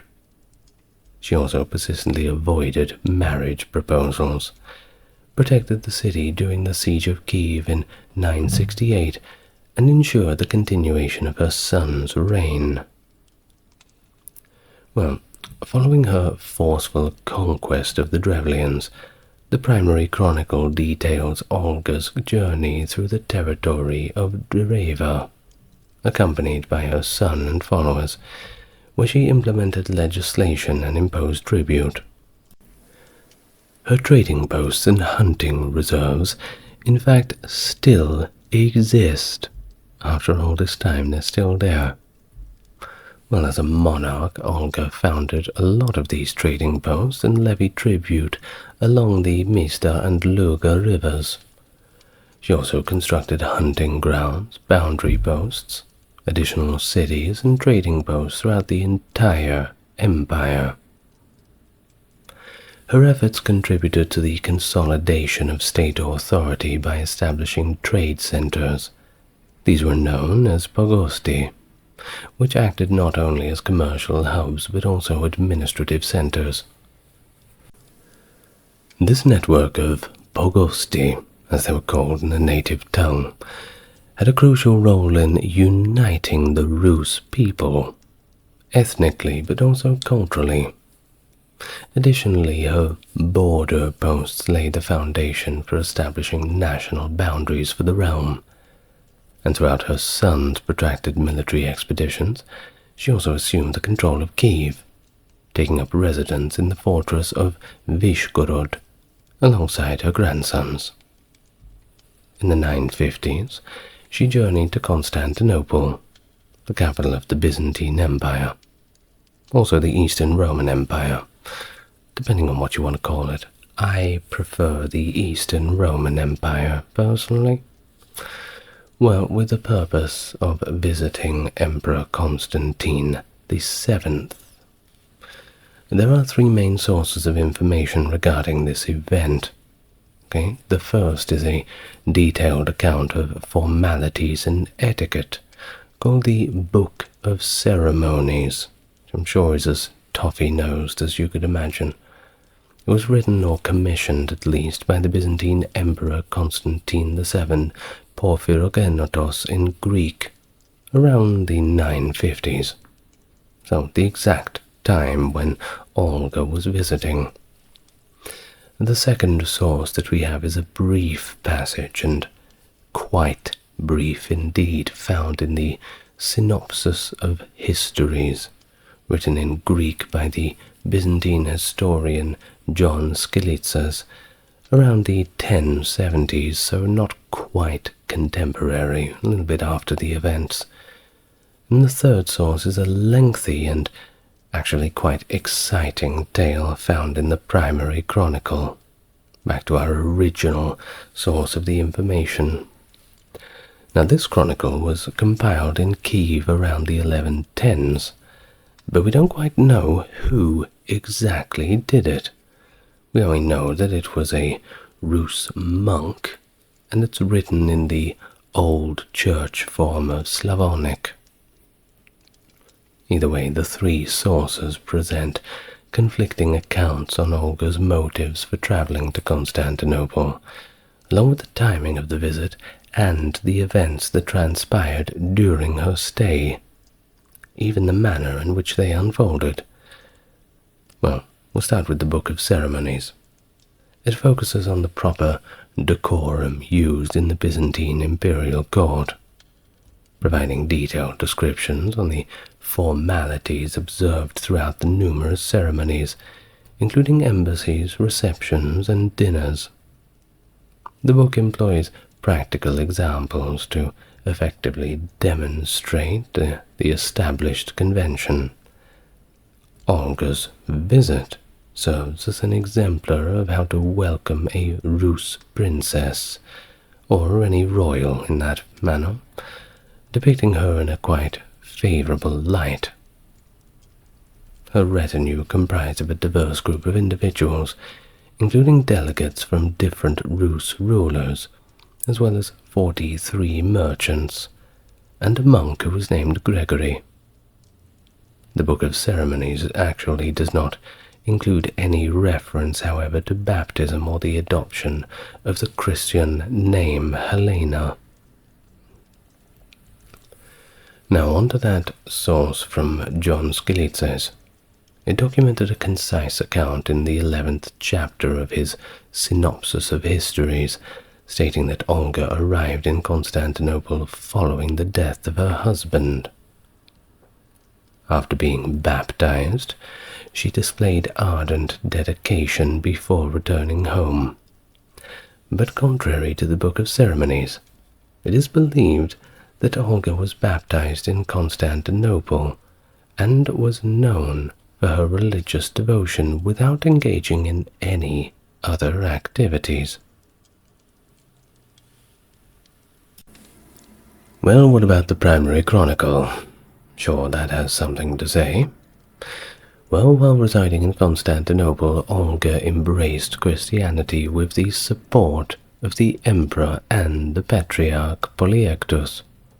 Although the primary chronicle does not explicitly reveal Olga's reasons for her visit, or, as a matter of fact, the conversion at all, it does provide extensive information about the process of her conversion, which involved her baptism and instruction in the principles of Christianity.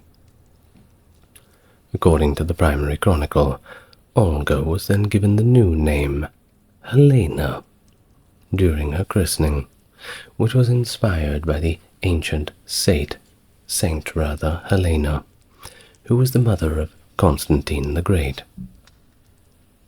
However, Jonathan Shepherd, in modern historical sense, suggests that Olga's baptismal name was really derived from the wife of the current emperor, who was also named Helena. While the statement of Olga was deemed worthy to reign with him in his city implies that the emperor had a desire to even marry her. I'm not sure how the other Helena felt about that. Perhaps she wasn't asked. Well, the chronicle attributes Constantine's desire to marry Olga to her exceptional beauty and wisdom. It is plausible that marrying Olga would have facilitated Constantine's acquisition of control over Rus, so perhaps there is a bit of politics at play too. Well, another aspect, according to the chronicle, is that Olga requested the emperor to baptize her, fully aware that his role as her baptismal sponsor would create a spiritual relationship that would prohibit them getting married due to the concept of spiritual incest. I bet you didn't know that was a concept. Well, now you do. Well, while her real desire to convert to Christianity cannot be denied, it's also evident that this request served as a means for her to uphold her political autonomy. Either way, following the baptism, Constantine reiterated his marriage proposal to Olga, who responded by stating that she was unable to marry him due to the prohibition in church law against a goddaughter marrying her godfather. All very complicated, isn't it? Well, it's also been contended that the narrative of the proposal was a literary invention. In fact, the incident may have been exceedingly improbable. Indeed, Constantine had already acquired an empress by the time of her baptism. Furthermore, there is ambiguity regarding the accuracy of the chronicle's account of the events at Constantinople, and there's also disputes surrounding the specifics of her transition to Christianity. In fact, based on the Church Slavonic records, it is recorded that she underwent baptism in Constantinople in the year 957. However, Byzantine sources suggest that she had already converted to Christianity before her arrival in 957. All a little complicated, isn't it? Well, it's also probable that she actually underwent baptism in Kiev around 955, and after a further baptism in Constantinople adopted that new Christian name of Helen. Now, although Olga was not the initial individual from Rus to abandon her pagan beliefs, as there were Christians in Igor's court who had already sworn oaths at the St. Elias Church in Kiev for the Rus-Byzantine Treaty in 945, well, she was certainly the highest position of power among the Rus people to undergo baptism during her lifetime. So she wasn't the first, but it was certainly a big deal. According to the primary chronicle, Olga obtained the patriarch's approval for her voyage back home, and upon her arrival, she made a rather fruitless effort to convert her son to Christianity. There's a great part from the primary chronicle that talks about this. I'll read it now.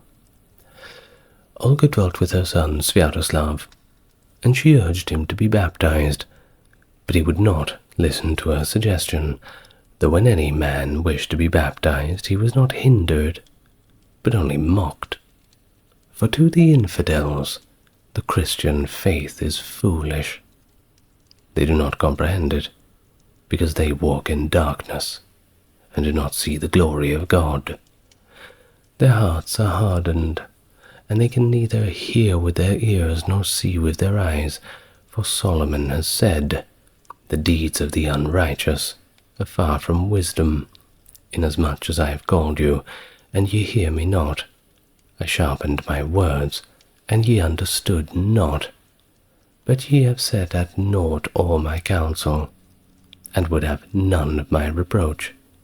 For they have hated knowledge, and the fear of Jehovah they have not chosen. They would none of my counsel, but despised all my reproof." Despite the resistance of her people to Christianity, Olga built churches in Kiev, Pskov, and elsewhere. End of the account from the primary chronicle. Pretty scathing, huh? Well, seems like that the Christians there were not too tolerant of the pagans. Stories as old as time, I suppose. Suppose no one's tolerant of anybody, really. Well, this paragraph I just read shows, in really no uncertain terms, this animosity towards Christianity in Kievan Rus throughout the 11th century, but we dare say that it was, well, given back just as good. Now in the chronicle, Sviatoslav asserts that his adherents would deride him if he were to embrace Christianity, and despite Olga's attempts to persuade her son, she was completely unsuccessful. Well, nevertheless, her son made a commitment to refrain from persecuting those in his kingdom who did choose to convert, so signifying a pivotal moment for the spread of Christianity in the region. Although facing opposition from her subjects, Olga kept setting up the new cathedrals. Well, the diplomatic mission to the Holy Roman Emperor Otto I in 959 is attested by several Latin sources. In the narrative of Regino of Prum, it is stated that the envoys made a request to the emperor to designate a bishop and priests for the nation. The chronicler alleges that the envoys engaged in deceit, remarking that their deception was not revealed until it was all a little too late. According to Thietmar of Merseburg, Adalbert of Magdeburg, who later became the first Archbishop of Magdeburg, was initially sent by Emperor Otto to the Rus as a bishop. However, he was later forced to leave by the pagan friends of Sviatoslav I. We can find this same historical information replicated in records from Hildesheim and Quedlinburg. Now, as per the primary chronicle, Olga had passed away due to illness in 969, shortly after the Pechenegs' attack on the city. Upon Sviatoslav's announcement of his intention to relocate his kingdom to the Danube region, Olga, who was in poor health, persuaded him to remain by her side until her very last moments. It was merely 3 days later that she passed away, causing her family and a significant portion of the Kievan Rus to grieve. Here's an account of it, straight from the primary chronicle. Sviatoslav announced to his mother and the boyars, "I do not care to remain in Kiev, but should prefer to live in the Peryaslavets on the Danube, since that is the center of my realm, where all the riches are concentrated, gold, silks, wine, and various fruits from Greece, silver and horses from Hungary and Bohemia, and from Rus, furs, wax, honey, and slaves."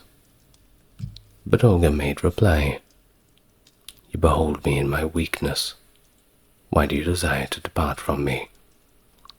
For she was already in precarious health. She thus remonstrated with him and begged him first to bury her, and then go to wheresoever he would. 3 days later, Olga died. Her son wept for her with great mourning, as did likewise her grandsons and all the people. They thus carried her out and buried her in her tomb. Olga had given command not to hold a funeral feast for her, for she had a priest who performed the last rites over the sainted princess. Well, despite his disapproval of his mother's Christianity, Sviatoslav complied with Olga's request for her priest, Gregory, to perform a Christian funeral without customary pagan burial feast. The tomb of Olga was situated in Kiev for a period exceeding 200 years, until it was annihilated by the Mongolian Tatar armies led by Batu Khan in the year 1240.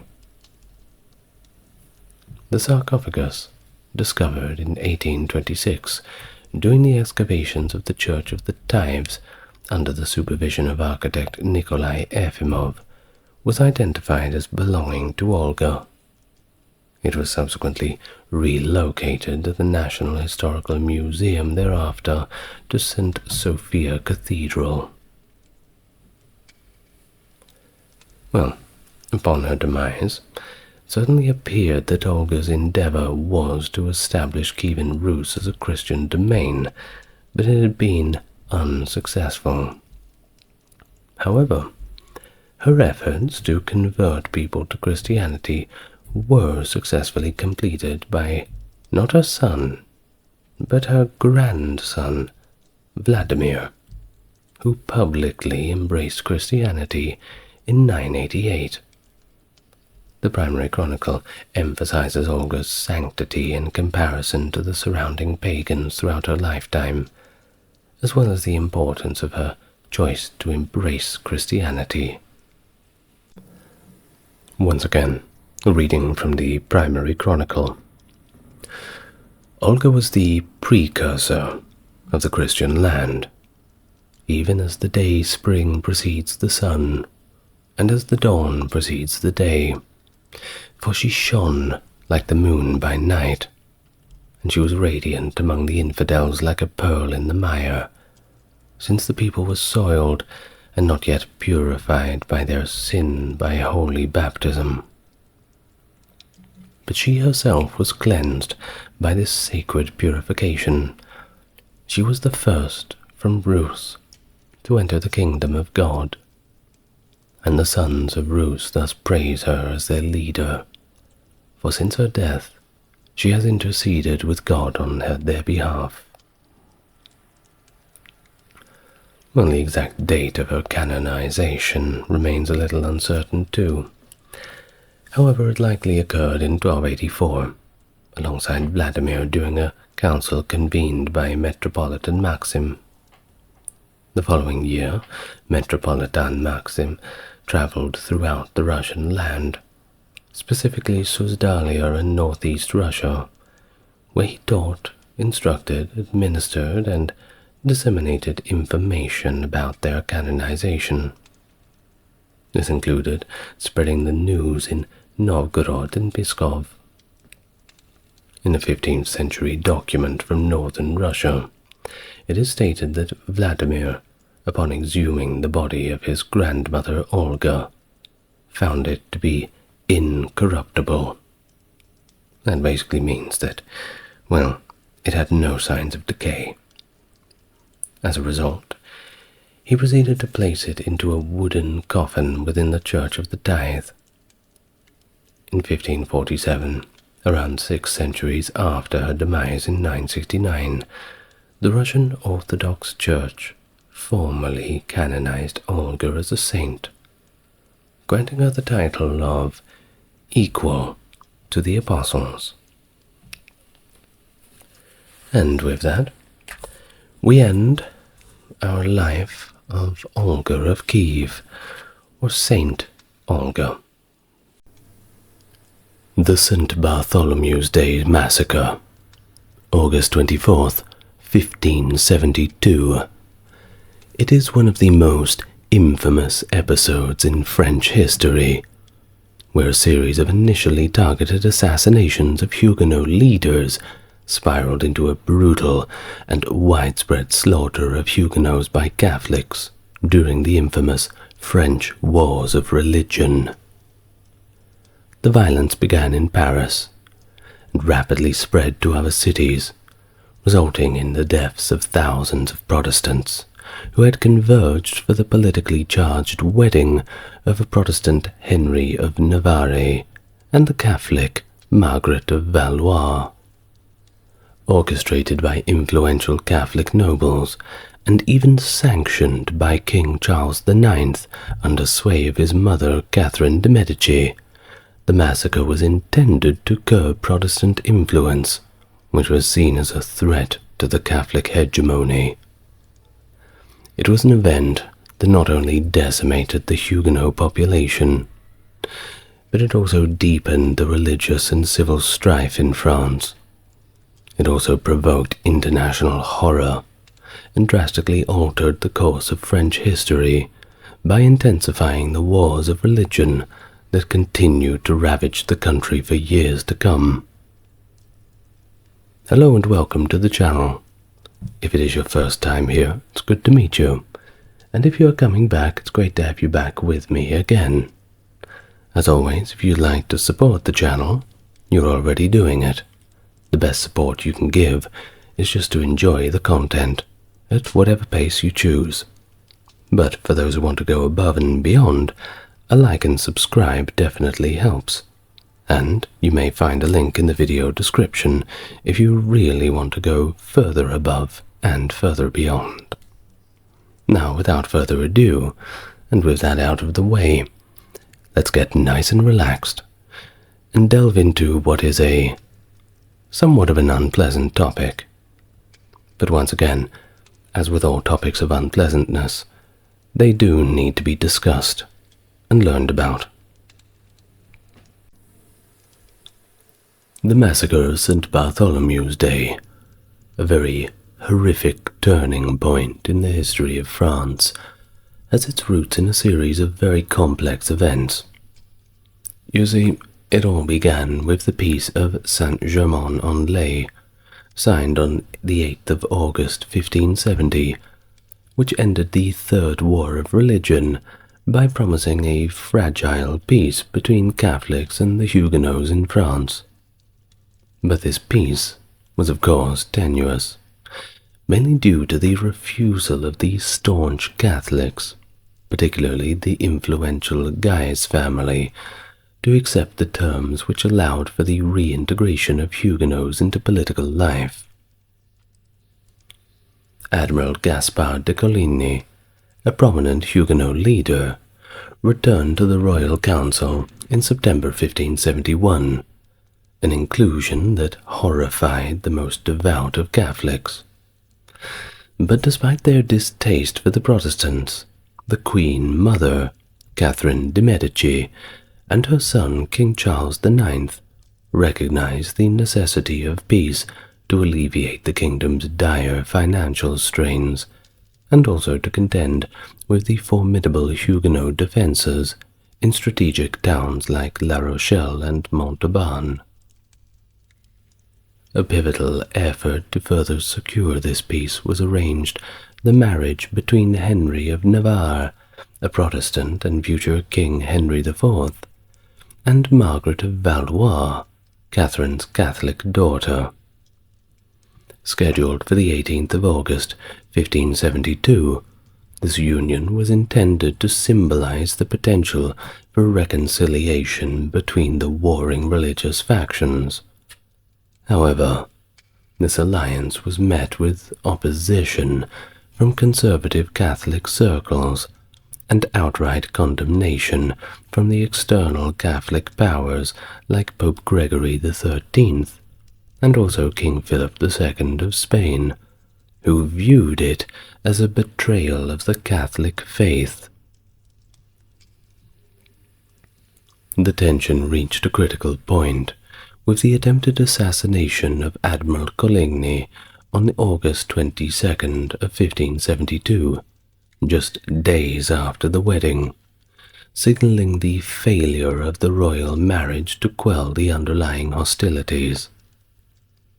The attack on Coligny acted as a catalyst for the ensuing massacre, as fears and suspicion among the Catholics surged, leading to one of the darkest episodes in religious conflicts of all time.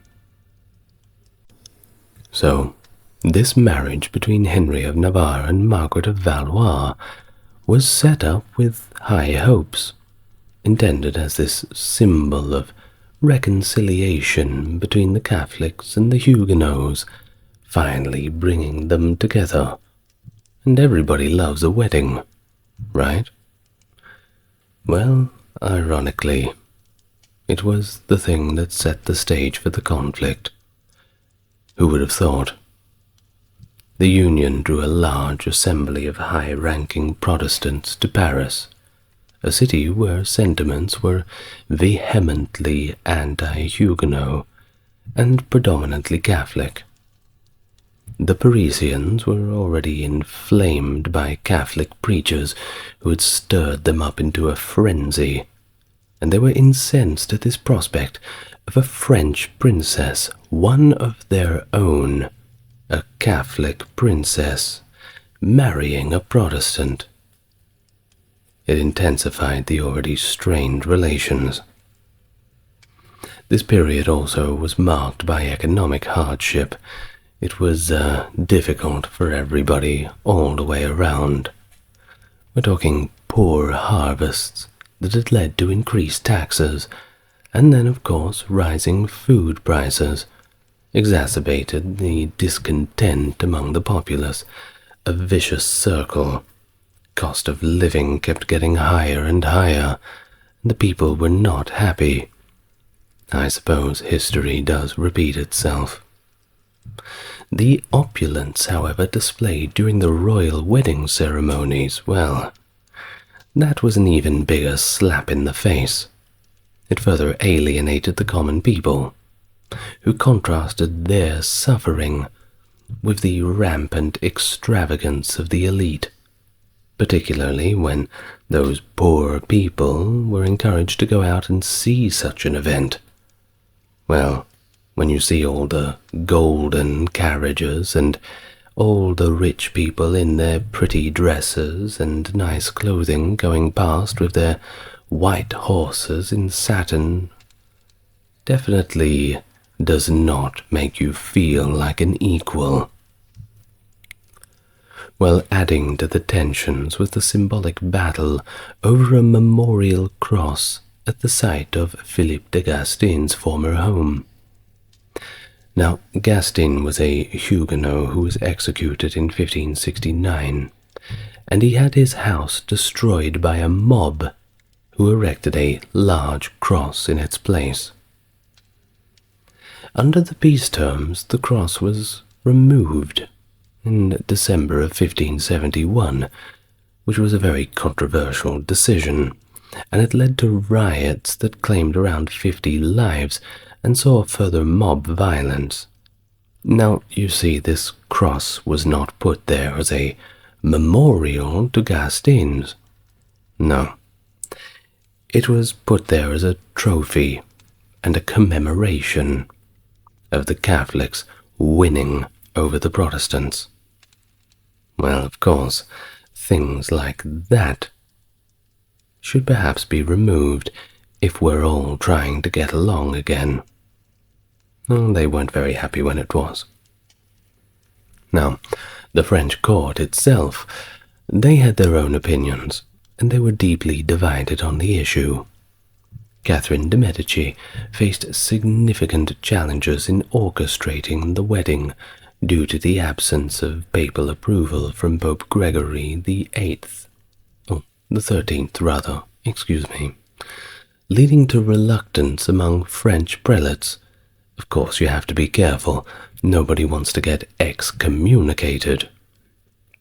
Now, her diplomatic prowess was tested as she persuaded the Cardinal de Bourbon to officiate the marriage, despite his Catholic faith and his familial ties to the Protestant groom. Amidst these tensions, the political rivalries at court only intensified further. The powerful Guise family was completely unwilling to cede influence to their adversaries, the Montmorency family. Francois, Duke of Montmorency, and the governor of Paris, found himself quite unable to quell the escalating disturbances. His departure from Paris to Chantilly on August the 20th, just days before the massacre, was a bit of a hint that he knew what was coming.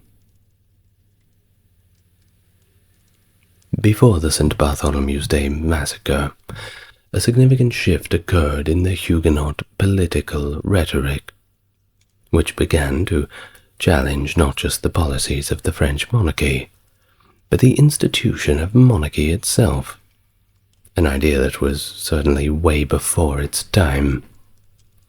This ideological shift was influenced by John Calvin's work, Readings on the Prophet Daniel, published in 1561, where he suggested that kings who disobey God effectively forfeit their right to govern, a departure from his earlier stance that advocated obedience even to ungodly rulers.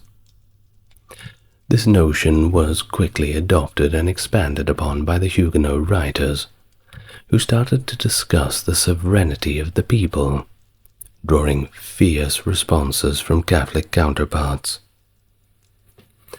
The massacre itself dramatically transformed Huguenot attitudes towards the French monarchy. You see, previously many Huguenots had demonstrated loyalty to the crown, but the slaughter and all the unpleasantness led them to advocate for more radical actions. With nothing left to lose, they even included the deposition or assassination of kings that they deemed ungodly. This marked a significant evolution in French Protestantism, which now positioned itself in open conflict with the monarchy, challenging its very legitimacy and existence. The political climate was further strained by events outside of France. In May of 1572, news arrived in Paris that a Huguenot force under Louis of Nassau had captured Mons and Valenciennes in the Netherlandish province of Hainaut, signaling the potential French involvement in the Dutch revolt against Spanish rule. Louis, governing the Principality of Orange on behalf of his brother William the Silent, leader of the Dutch revolt, was perceived by many French Catholics as being influenced by Admiral Coligny. Coligny had previously convinced the king to support the Dutch rebels in October of 1571, though this decision was later reversed by Catherine de' Medici. After the wedding between Catholic Margaret de Valois and Protestant Henry de Navarre on August 18, 1572, Admiral Gaspard de Coligny and other prominent Huguenots stayed in Paris to discuss the unresolved issues stemming from the Peace of Saint-Germain. On August 22nd, as Coligny returned from the Louvre, he was gravely wounded by a gunshot from an upstairs window, likely fired by one Charles de Louvière, the Lord of Mervert. The assailant managed to flee amidst the chaos that followed. Now, there are suspicions about who orchestrated the attempt on Coligny's life, and several figures are involved. Now, not the person in general, but mainly the ones who had orchestrated the entire plan. First of all, the Guises. Cardinal of Lorraine, who was in Rome at the time, and his nephews, the Dukes of Guise and Aumale, had motives rooted in deep historical grievances. They sought to avenge the assassination of the Duke's father, Francis, Duke of Guise, whom they believed Coligny had a hand in killing a decade earlier. Importantly, the shot was fired from a property that was owned by the Guise family. There is also the Duke of Alba. As the governor of the Netherlands for Philip II of Spain, Alba viewed Coligny as a direct threat due to the admiral's plans to support the Dutch revolt against Spanish rule. That summer, Coligny had covertly sent troops to aid Protestant forces in Mons, then under siege by Alba's forces. And lastly, Catherine de' Medici herself. The Queen Mother, Catherine, was purportedly anxious about Coligny's growing influence over her son, King Charles. She feared that Coligny's hawkish stance on foreign policy would entangle France in a war with Spain over the Netherlands, a scenario that she was obviously eager to avoid.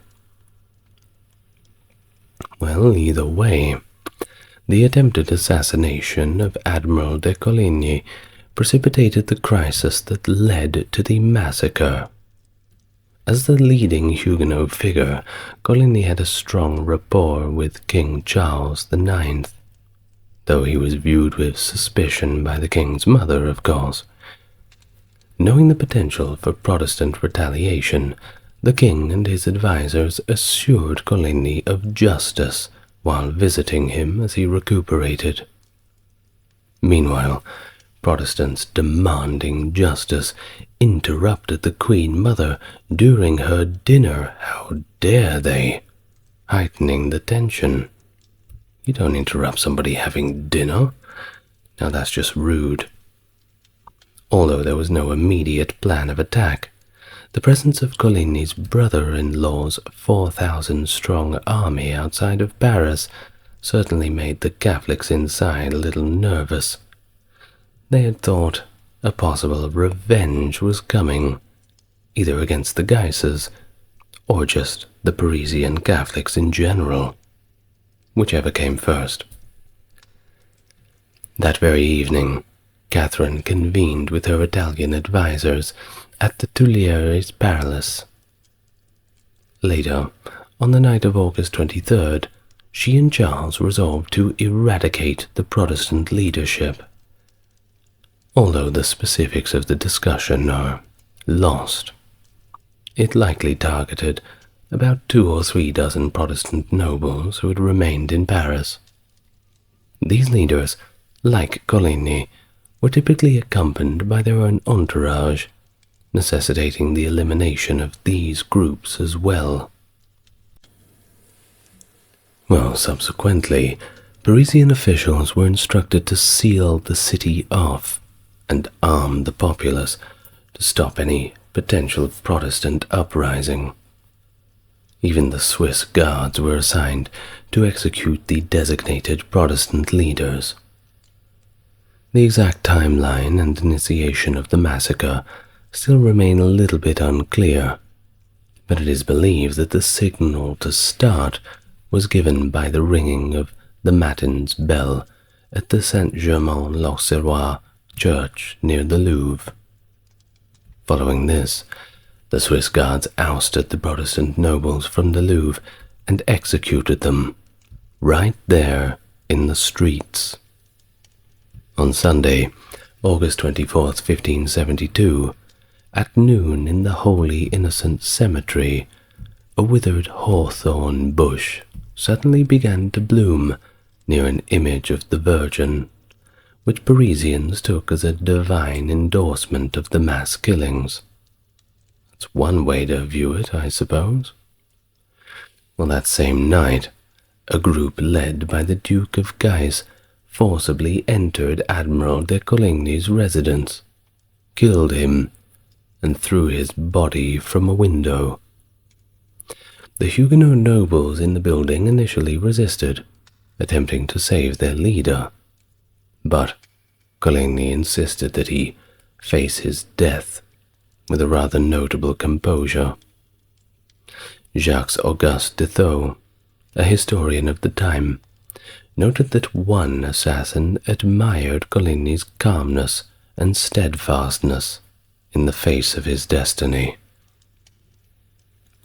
The violence, sparked by the long-standing tensions from the Peace of Saint-Germain, escalated to widespread attacks on Protestants across Paris, targeting even women and even children. The streets were barricaded, Protestants were trapped in their homes, and the deceased were carted away and dumped into the River Seine.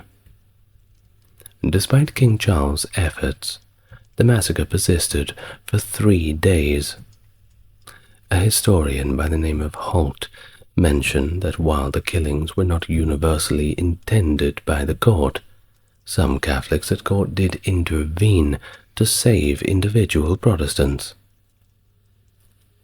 Researcher Jeremy Foa suggested that the massacres were executed by militant groups who had prepared a list of Protestants who were marked for death, though the broader population did not actively participate. And remarkably, Henry of Navarre and the Prince of Condé, leading the Huguenots, were spared, but only after they agreed to convert to Catholicism. There's always a catch, isn't there? Well, of course they did, but they both later renounced their forced conversions as soon as they escaped Paris. So, I suppose their heart was never in it to begin with. Their survival might have been strategically planned by Catherine de' Medici, however, to balance power against the House of Guise. August 26. The royal court, attempting to control the narrative, presented the massacre as a preemptive move against a supposed Huguenot coup. Well, this was declared during a lit de justice at the Paris Parliament. Subsequently, a jubilee with a grand procession was held to celebrate, even as the massacre continued in parts of the city. despite King Charles' orders on August 24th to maintain peace and uphold the 1570 edict. From August to October, massacres of Huguenots occurred in 12 other cities, including Toulouse, Bordeaux, Rouen, Orléans, and many more. These massacres typically happened quickly after the news of the Paris event spread, although in some cities there was a delay, and it's notable that these cities shared common traits: Catholic majorities with significant, if previously larger, Protestant minorities that had experienced intense religious strife, and in some cases, Protestant control during the First Civil War. In many instances, local Catholics believed that they were following royal orders to start the massacre, sometimes communicated by visiting messengers or local nobles, although it is unlikely that these orders came directly from King Charles. However, the Duke of Anjou, the king's brother, did send out letters urging massacres in the king's name. For example, in Nantes, the mayor held on to such a letter without disclosing it until he received contrary orders from the king a week later. The role of the populace and authorities varied by city. In some places, mobs led the violence, while in others, small groups of soldiers and officials targeted Protestants with little mass involvement.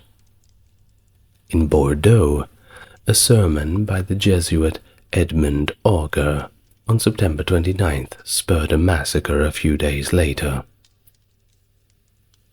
The impact on the Huguenot communities was devastating, not only in terms of death, but also through mass conversions to Catholicism and emigration due to the hostile environment. In Rouen, for example, the Huguenot population decreased from 16,500 to fewer than 3,000 due to killings, conversions, and emigration. And I must say, the 3,000 that remained, well, you must commend them on their bravery. Even cities not experiencing violence saw significant declines in their Huguenot populations.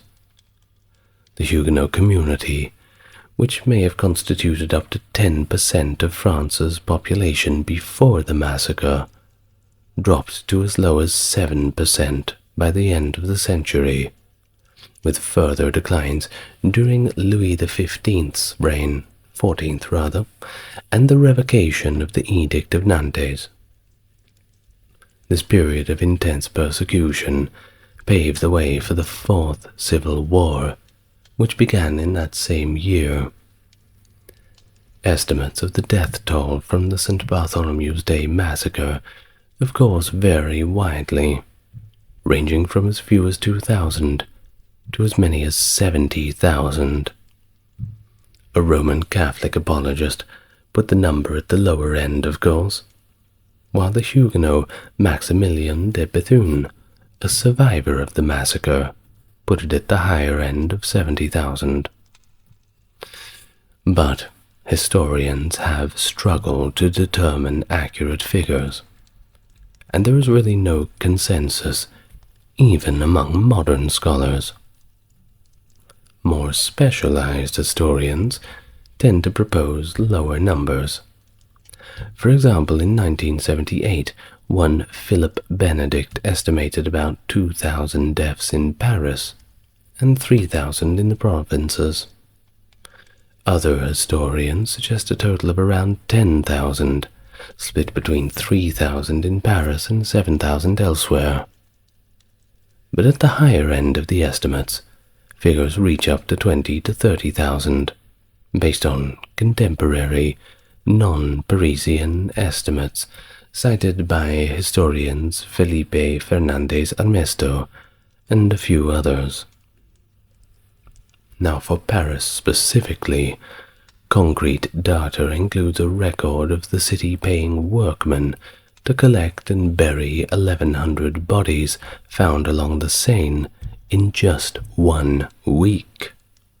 This number is used to extrapolate the other accounts based on similar payments. The massacre also claimed the lives of notable individuals, such as the philosopher Petrus Ramus and the composer Claude Codimel in Lyon. In a grim testament to the massacre's brutality, bodies floating down the Rhone from Lyon reportedly deterred the people of Arles from drinking the river water for 3 months. Well, the politkes, who were Catholics prioritizing national unity over religious divisions, were appalled by the St. Bartholomew's Day massacre. Though many Catholics in and outside of France initially saw it as a necessary prevention of a Huguenot coup, the beheaded Coligny's head was reportedly sent to Pope Gregory XIII, but it only reached as far as Lyon. The Pope celebrated the event by commissioning a Te Deum and having a commemorative medal struck, depicting an angel with a cross and a sword, and standing over fallen Protestants, labeled with the date 1572. Now, Pope Gregory also had Giorgio Vasari paint 3 frescoes in the Sala Regia depicting Coligny's wounding, his death, and Charles IX before Parliament, linking these events to the divine victory at the Battle of Lepanto in 1571. He designated September 11th, 1572 as a joint commemoration day for both events, framing the massacres as divine retribution against a dire threat to Christendom. Despite initial celebrations in Rome, doubts had emerged within the papal curia as the details of the massacre's true nature began to unfold. Gregory declined to meet with Charles de Maurevert, Coligny's alleged assassin, and even labeled him as a murderer. Philip II of Spain is said to have laughed upon hearing the news, one of the rare instances of him showing any kind of amusement. Strange sense of humor, I'm sure. In contrast, the French poet Jean-Antoine de Baef composed a sonnet lavishly praising the massacre.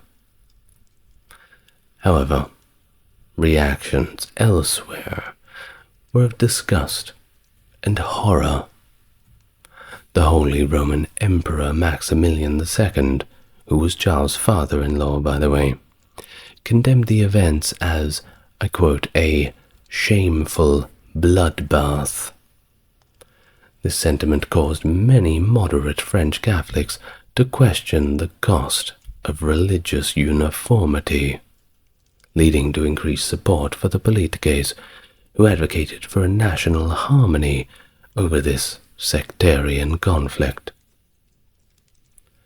The massacre triggered a major international crisis, shocking the Protestant nations deeply. Catherine de' Medici's diplomatic efforts, notably a mission by Gondi, were critical in maintaining her policy of amicable relations with these countries. Sir Francis Walsingham, the English ambassador, narrowly survived the event, and even Tsar Ivan the Terrible expressed dismay at the violence in a letter to the emperor. And if Ivan the Terrible thinks that you've done the wrong thing and you were a little bit too violent, well, perhaps it's time to engage in a little bit of introspection. But of course, the event also produced a wealth of polemical literature, filled with theories and biases.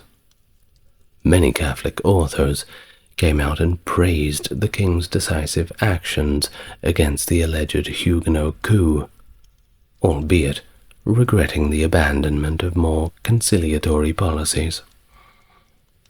These works often tried to justify the mob violence as driven by a, I quote, laudable zeal which is difficult to restrain once it has been stirred up, pretty much saying, like Pringles, once you pop, you can't stop. Well, in contrast, Huguenot accounts focused on the violent's brutal details, propagated conspiracy theories of a premeditated massacre, and expressed strong anti-Italian sentiment against Catherine de' Medici and her Italian advisors. Diplomatic writings were more inclined to acknowledge the event's unplanned and chaotic nature, a view supported by memoirs from the court witnesses, including Margaret of Valois. Her memoirs provide the only royal eyewitness account of the massacre. Additionally, a widely referenced but ultimately discredited account attributed to Henry, Duke of Anjou, persisted until the 19th century. This fabricated account included the famous command, purportedly from Charles IX.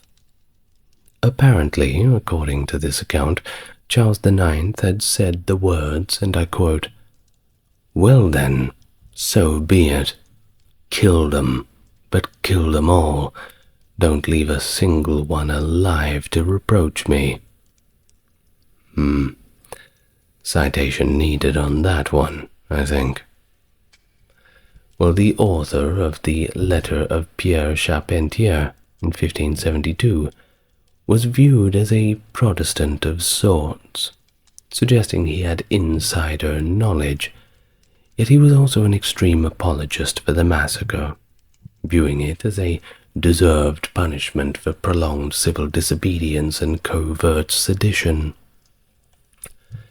The perspective diverges from the mainstream Catholic interpretation and aligns with a particular Catholic narrative, especially among Italian authors who saw the massacre as a cleverly orchestrated strategy, meticulously planned from the very beginning.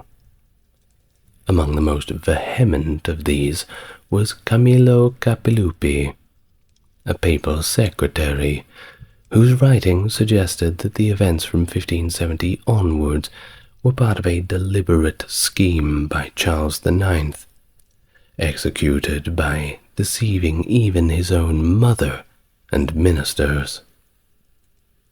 Although his work was too controversial to be printed in Venice, it did find publishers in Rome, and was swiftly translated and reprinted in Geneva in 1574. And the incident was also framed by many as an example of Machiavellian tactics, largely due to Innocent Gentilet's work Discourses Against Machiavelli in 1576. Gentilet's work, rapidly reprinted in multiple languages, mistakenly claimed that Machiavelli's writings were highly esteemed by the French court. They weren't, accusing them of contributing to France's moral decline and the massacre's brutality. Of course, there are many who refute this, noting the absence of significant Machiavellian influence in French literature prior to the massacre, and its modest presence afterwards until Gentilet's book itself. But nevertheless, the narrative significantly influenced the era's views on Machiavellianism, reinforcing the anti-Italian sentiment prevalent in Huguenot critiques and shaping the enduring perception of Machiavellianism in political practices. A notable Elizabethan playwright, one Christopher Marlowe, was deeply influenced by the ideas of Machiavellianism. In his play The Jew of Malta in 1589, he introduces the character of Machiavel, who claims to inhabit the soul of the Duke of Guise, suggesting a continuation of Machiavellian influence beyond the grave. This theme is further explored in Marlowe's last play, The Massacre at Paris. I wonder what that is about. Of course, it dramatizes the Bartholomew's Day massacre and portrays both the Duke of Guise and Catherine de' Medici as the archetypal Machiavellian villains. The view of the massacres as a calculated Machiavellian plot persisted well into the 20th century, with the Catholic Encyclopedia of 1913 describing it as a political act justified by Machiavellian principles, where the ends always justify the means. But of course, the interpretation of the massacre has shifted over time, with Enlightenment thinkers like Voltaire using it as a critique towards organized religion. The historian Lord Acton initially wavered on whether the massacre was premeditated, but ultimately concluded that it was not. By the late 19th century, a scholarly consensus did emerge that the massacre was not the result of long-term planning. The long-standing narrative holds that Catherine de' Medici and her Catholic advisors were primarily responsible for orchestrating the massacre of key military leaders, manipulating King Charles IX, who is portrayed as weak-willed and hesitant. But this view, however, has been revised somewhat by modern scholars who question its accuracy. More recent findings suggest that the plot's main architects were four influential figures, such as Henry, the Duke of Anjou, Chancellor Birague, the Duke of Nevers, and the Comte de Retz, Gondi, all Italian advisors at the French court. Jean-Louis Bergeon shifts the focus to the socio-political climate of Paris, claiming the city itself, rather than any single individual or group, was the catalyst. He describes Paris as a powder keg of anti-Huguenot sentiment, ripe for violence. The Guise family, capitalizing on their popularity and the city's volatile atmosphere, pressured the monarchy to act against the Huguenots, effectively manipulating the king and queen mother into action. Thierry Van Ekvelen places the primary responsibility on Henry, Duke of Anjou, Charles's ambitious younger brother. He contends that after a failed attempt on the life of Coligny, attributed to the Guises and Spanish agents, Catherine's Italian advisors saw an opportunity to eliminate the Huguenot threat by executing the Protestant leaders. Now, despite opposition from Catherine and the king, Anjou, leveraging his position as lieutenant general, orchestrated the massacre with the help of the Parisian authorities and Duke Henry de Guise. The massacre, according to Van Ekvelen, emerged from those complex interactions and was rationalized by the following day by a royal declaration that condemned the violence, yet also framed it as a necessary action to prevent this Protestant coup.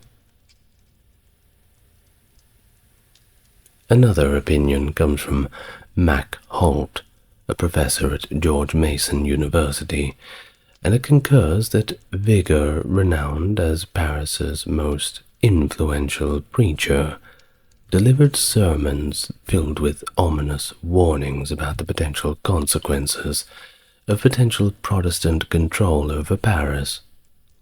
The narrative is supported by others, Cunningham and Grell, who in their 2000 publication noted that sermons by priests like Vigor heightened the religious and eschatological fervor preceding the massacre. Thus, the extreme tension and bitterness in Paris by August of 1572 created a volatile atmosphere. Tension was fueled by a decade marked by 3 civil wars and multiple attempts by Protestant nobles to seize power in France. Some scholars argue that the absolute regard in which the sovereign's office was held, bolstered by French Roman Catholic theologians, contributed to this situation. According to them, the extraordinary powers granted to French kings came with significant responsibilities, the most crucial of which was combating heresy. The massacre stands out as a particularly horrifying event in history due to the nature of the violence. You see, it's Christians massacring fellow Christians, who were not foreign adversaries, but their neighbors, those who lived beside them, across the road for them, or a short walk. It was the guy who sold you the vegetables down the road, the one who would sew the buttons back on your jacket. People knew each other, and it only took a little bit of preaching and propaganda to turn them to each other's throats. These were individuals and families that had coexisted within the same Christian community under unified rule for over a millennium. Moreover, the religious divide among the French population, marked by distinct differences in dress, diet, and daily activities between the Catholics and Huguenots, deepened into a significant social rift. They might have only been small changes. To you and me, they don't matter too much. But, like I said, a little bit of propaganda goes a long way.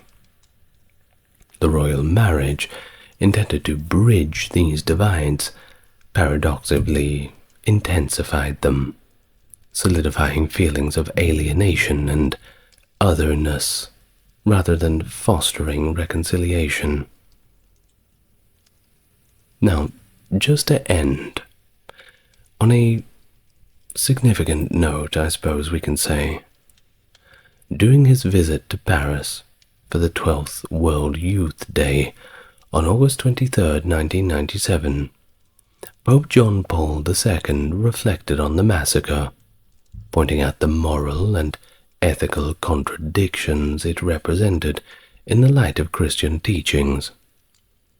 In his address to the vast assembly of young people, the Pope underscored that the events, deeply rooted in political and religious complexity, were fundamentally at odds with the principles of the Gospel.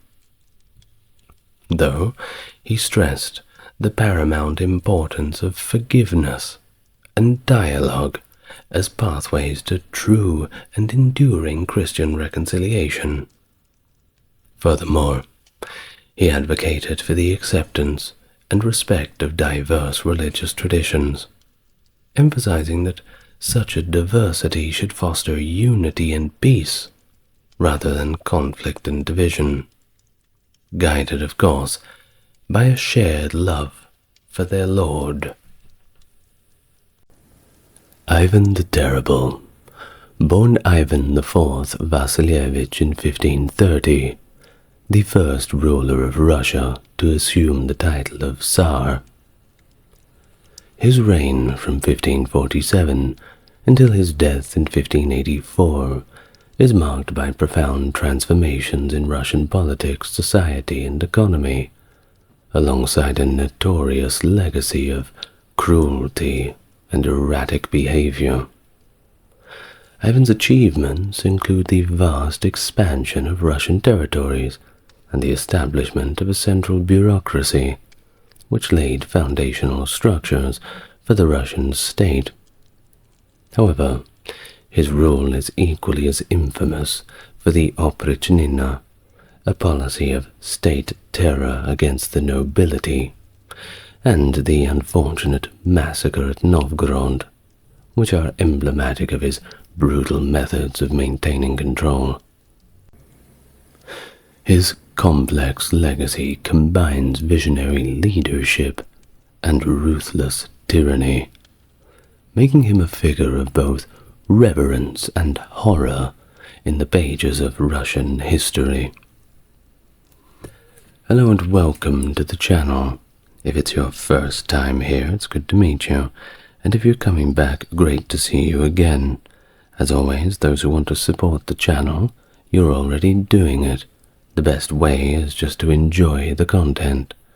Those who want to go above and beyond can hit the like and subscribe, or take a look in the video description. You'll find where you need to go. But for now, let's get nice and relaxed, take a nice deep breath, and we may begin our full biography of Ivan the Terrible. Ivan Vasilievich, later known as Ivan the Terrible, was born on the 25th of August, 1530, to Vasily III and his second wife, Elena Glinskaya. His royal lineage included a mix of significant historical figures. His paternal grandmother, Sofia Palaiologina, was a Byzantine princess from the Palaiologos family, which included the final Byzantine emperor Constantine XI. His mother, Elena, came from a diverse background, with her mother being a Serbian princess and her father belonging to the Glinski clan, which was also associated with the Grand Duchy of Lithuania, and they claimed descent from both Orthodox Hungarian nobles and the Mongolian ruler Mamai. Named Ivan in honor of St. John the Baptist, whose commemoration day is close to his birthday, he was occasionally referenced to by the name Titus and Smaragd, reflecting the Rurikid tradition of using multiple names. His baptism was conducted at the Trinity Lavra of St. Sergius by Abbot Joasaph, with significant figures from the religious community as his godparents. But tragedy struck in the early days of his life, when his father died from blood poisoning. Ivan was only 3 years old, leaving him as the Grand Prince, as per his father's very strict wishes. His mother, Elena, initially took on the role of regent, but her untimely death in 1538, granted under suspicious circumstances believed to be poisoning, left Ivan in the care of the feuding boyar families. The power struggles and neglect that he faced during these early years deeply affected him, which he later described in a letter to Andrei Kurbsky, highlighting the harsh upbringing and neglect he and his brother Yuri had experienced. On the 16th of January, 1547, at only 16 years of age rather, Ivan was crowned the Tsar of all Russia, in a grand ceremony at the Cathedral of the Dormition in the Moscow Kremlin. This event marked a significant evolution in the Russian monarchy, elevating the title from Grand Prince, which had been used by Moscow's rulers, to Tsar, reflecting his grandfather Ivan III's ambitions to affirm the sovereignty of Moscow over all of Russia. During the coronation, Metropolitan Macarius anointed Ivan and adorned him with the royal regalia, including the cross of the life-giving tree, the barmas, and the famed cap of monarch, symbolizing his new authority. This pivotal moment declared Ivan as the supreme ruler of Russia, with a divine right to rule, echoing the roles of historical Caesars and Khans. In fact, it's suggested that this new title not only solidified his political authority, but also placed him on a kind of divine pedestal, aligning him with the theological concept of God's earthly representative. Thus, Ivan's rule took on a sacred dimension, portraying him as a chosen figure destined to lead his people. Only 2 weeks after his coronation, Ivan further solidified his royal status by marrying Anastasia Romanovna from the influential Romanov family, establishing a dynastic connection that would later see the Romanovs themselves come to prominence. In an effort to place the Russian monarchy on equal footing with the royal houses of Europe, such as the Habsburgs, Ivan and his successors adopted mythologized genealogies. These linked them to ancient Roman lineage and other noble ancestors, thereby enhancing their prestige both domestically and internationally. Now, Ivan IV in particular was keen on promoting his supposed descent from the legendary Rurik, and even a fabricated brother of Emperor Augustus, aiming to underscore his Germanic roots and distinguish his heritage from that of the traditional Rus princes. This maneuver was part of a broader strategy to protect the image of a venerable and historically rooted Russian state on the grand European stage. The early years of his reign were marked by significant administrative reforms and modernization efforts that profoundly changed the structure of Russian governance and society.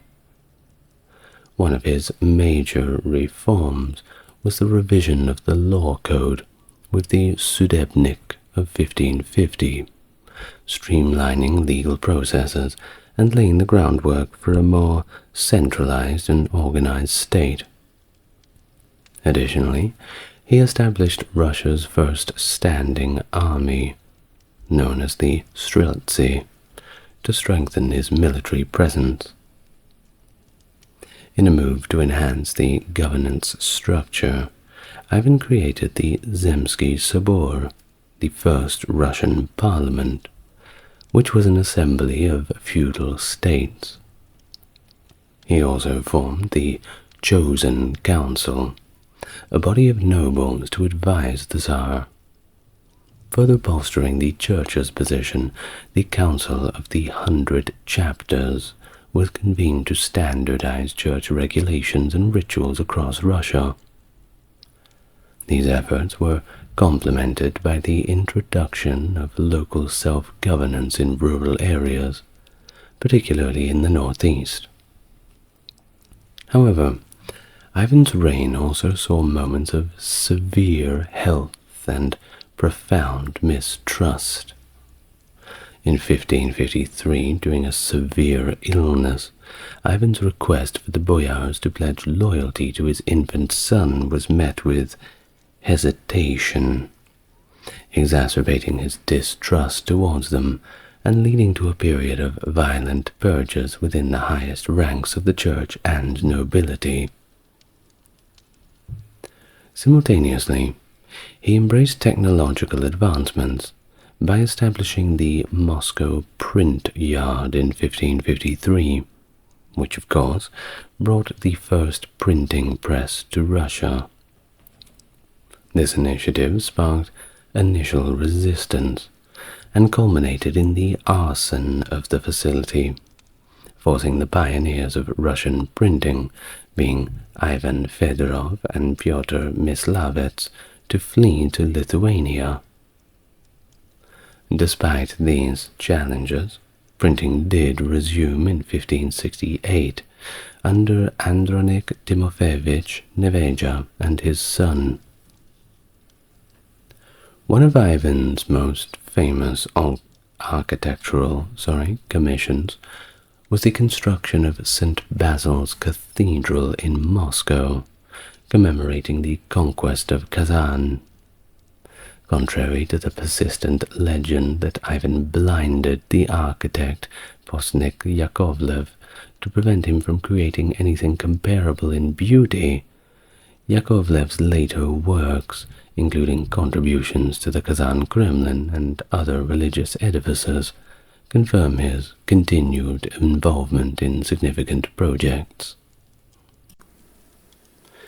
In the latter half of his reign, Ivan faced mounting challenges, including poor harvests, devastation from his Oprichnina policies, which we'll get to, frequent Tatar raids, and ongoing, seemingly never-ending wars.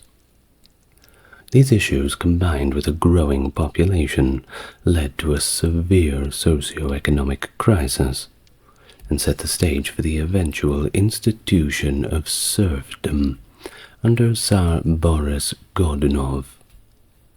These laws, initially restricting peasant mobility, laid the groundwork for serfdom's formal establishment in 1597. Well, before we get to all of that, we must say that the 1560s in general were a pretty chaotic decade for Russia, marked by misfortune after misfortune that profoundly impacted both the nation and Ivan personally. While the country grappled with droughts and famines and losses and military setbacks, including wars with the Polish-Lithuanian Commonwealth, additionally, they faced a sea-trading blockade that was enforced by the Swedes, the Poles, and the Hanseatic League, further straining the economy. While the personal life of Ivan also suffered during this period. The death of his beloved wife, Anastasia Romanovna, in 1560, suspected to be from poisoning, deeply affected him, exacerbating his distrust towards the nobility. The suspicion intensified when one of his closest advisors, Prince Andrei Kurbsky, defected over to the Lithuanian side, leading attacks against Russian territories.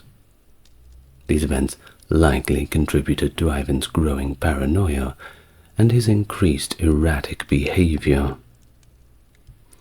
In a dramatic move on December 3, 1564, Ivan left Moscow for Alexandrova Sloboda, declaring his abdication in 2 letters where he cited the treachery and corruption of not just the aristocracy, but the clergy.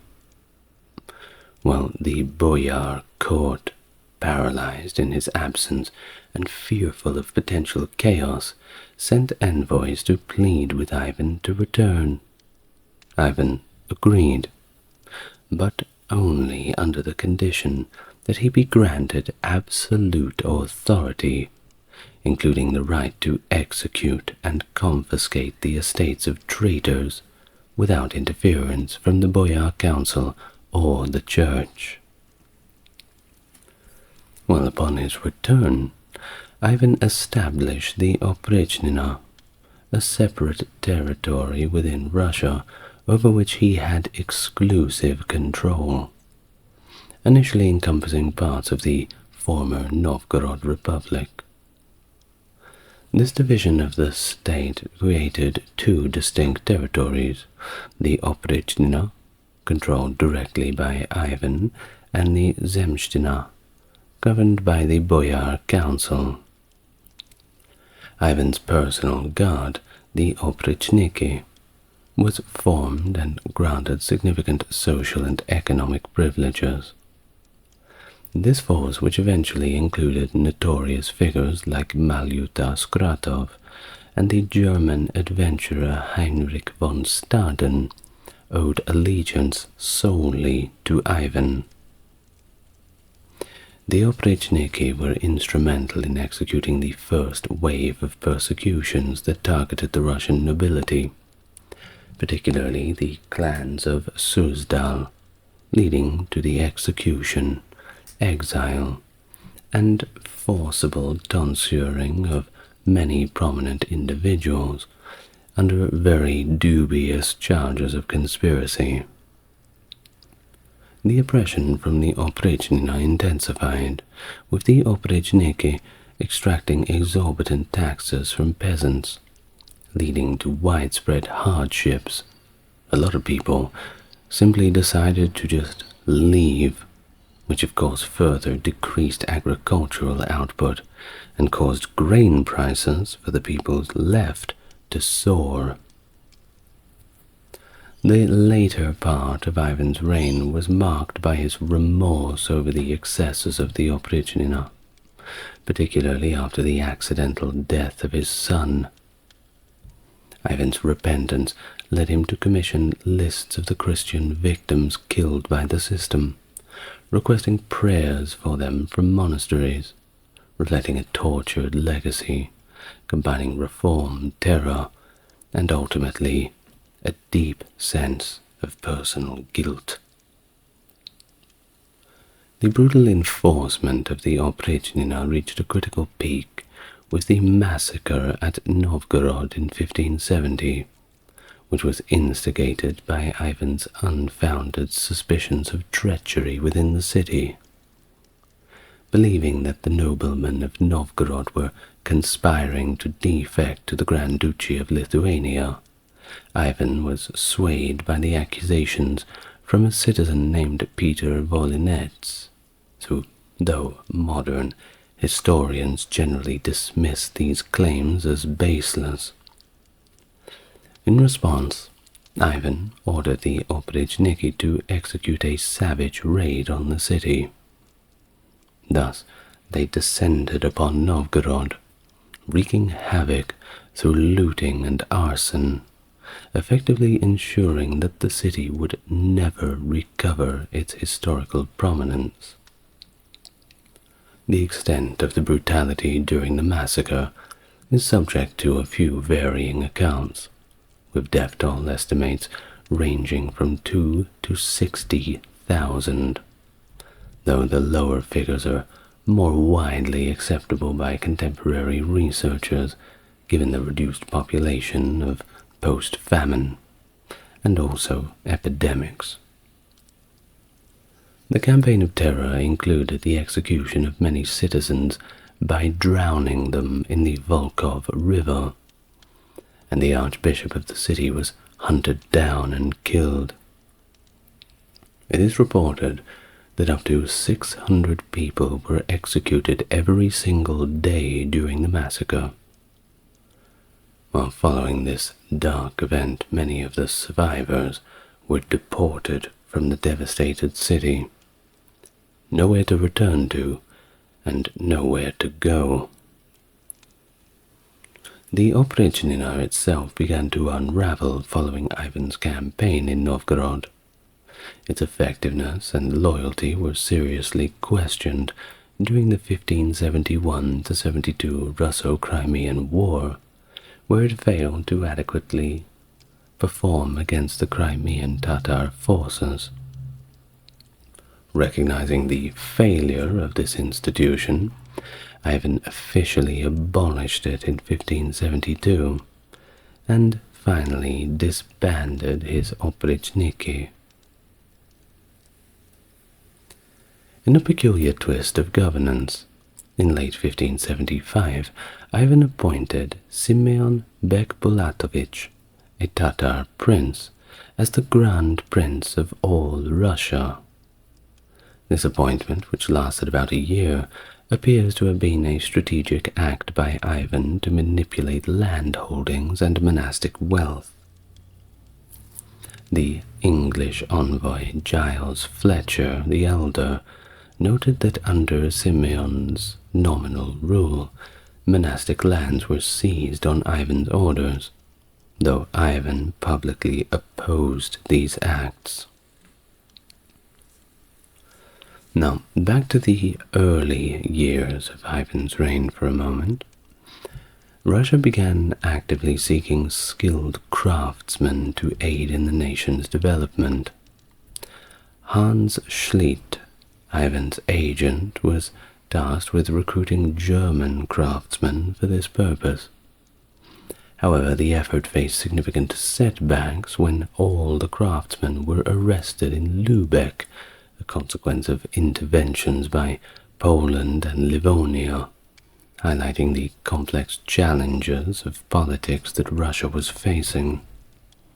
Moreover, the German merchant communities disregarded Ivan's efforts to establish a new port on the river Narva in 1550, preferring instead to trade through ports controlled by Livonia, which also further isolated Russia from sea trade.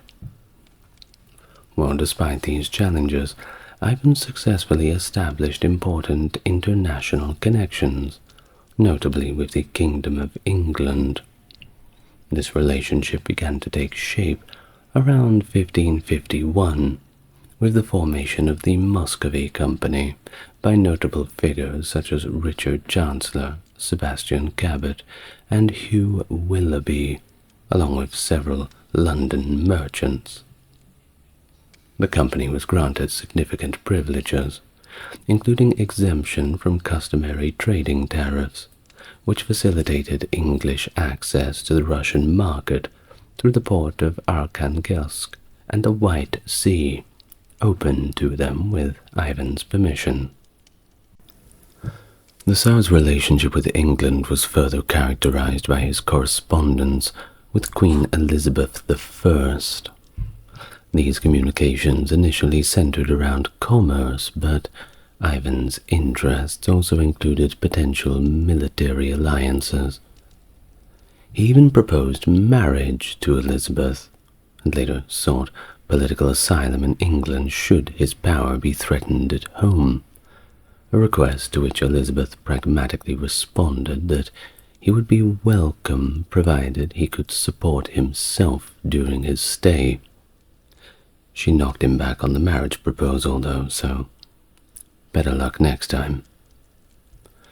Well, Ivan also reached out to Orthodox Christian leaders abroad, demonstrating his engagement in international religious affairs. In 1558, he responded to a request from Patriarch Joachim of Alexandria for aid to the St. Catherine's Monastery in Sinai, which was under threat from the Turks.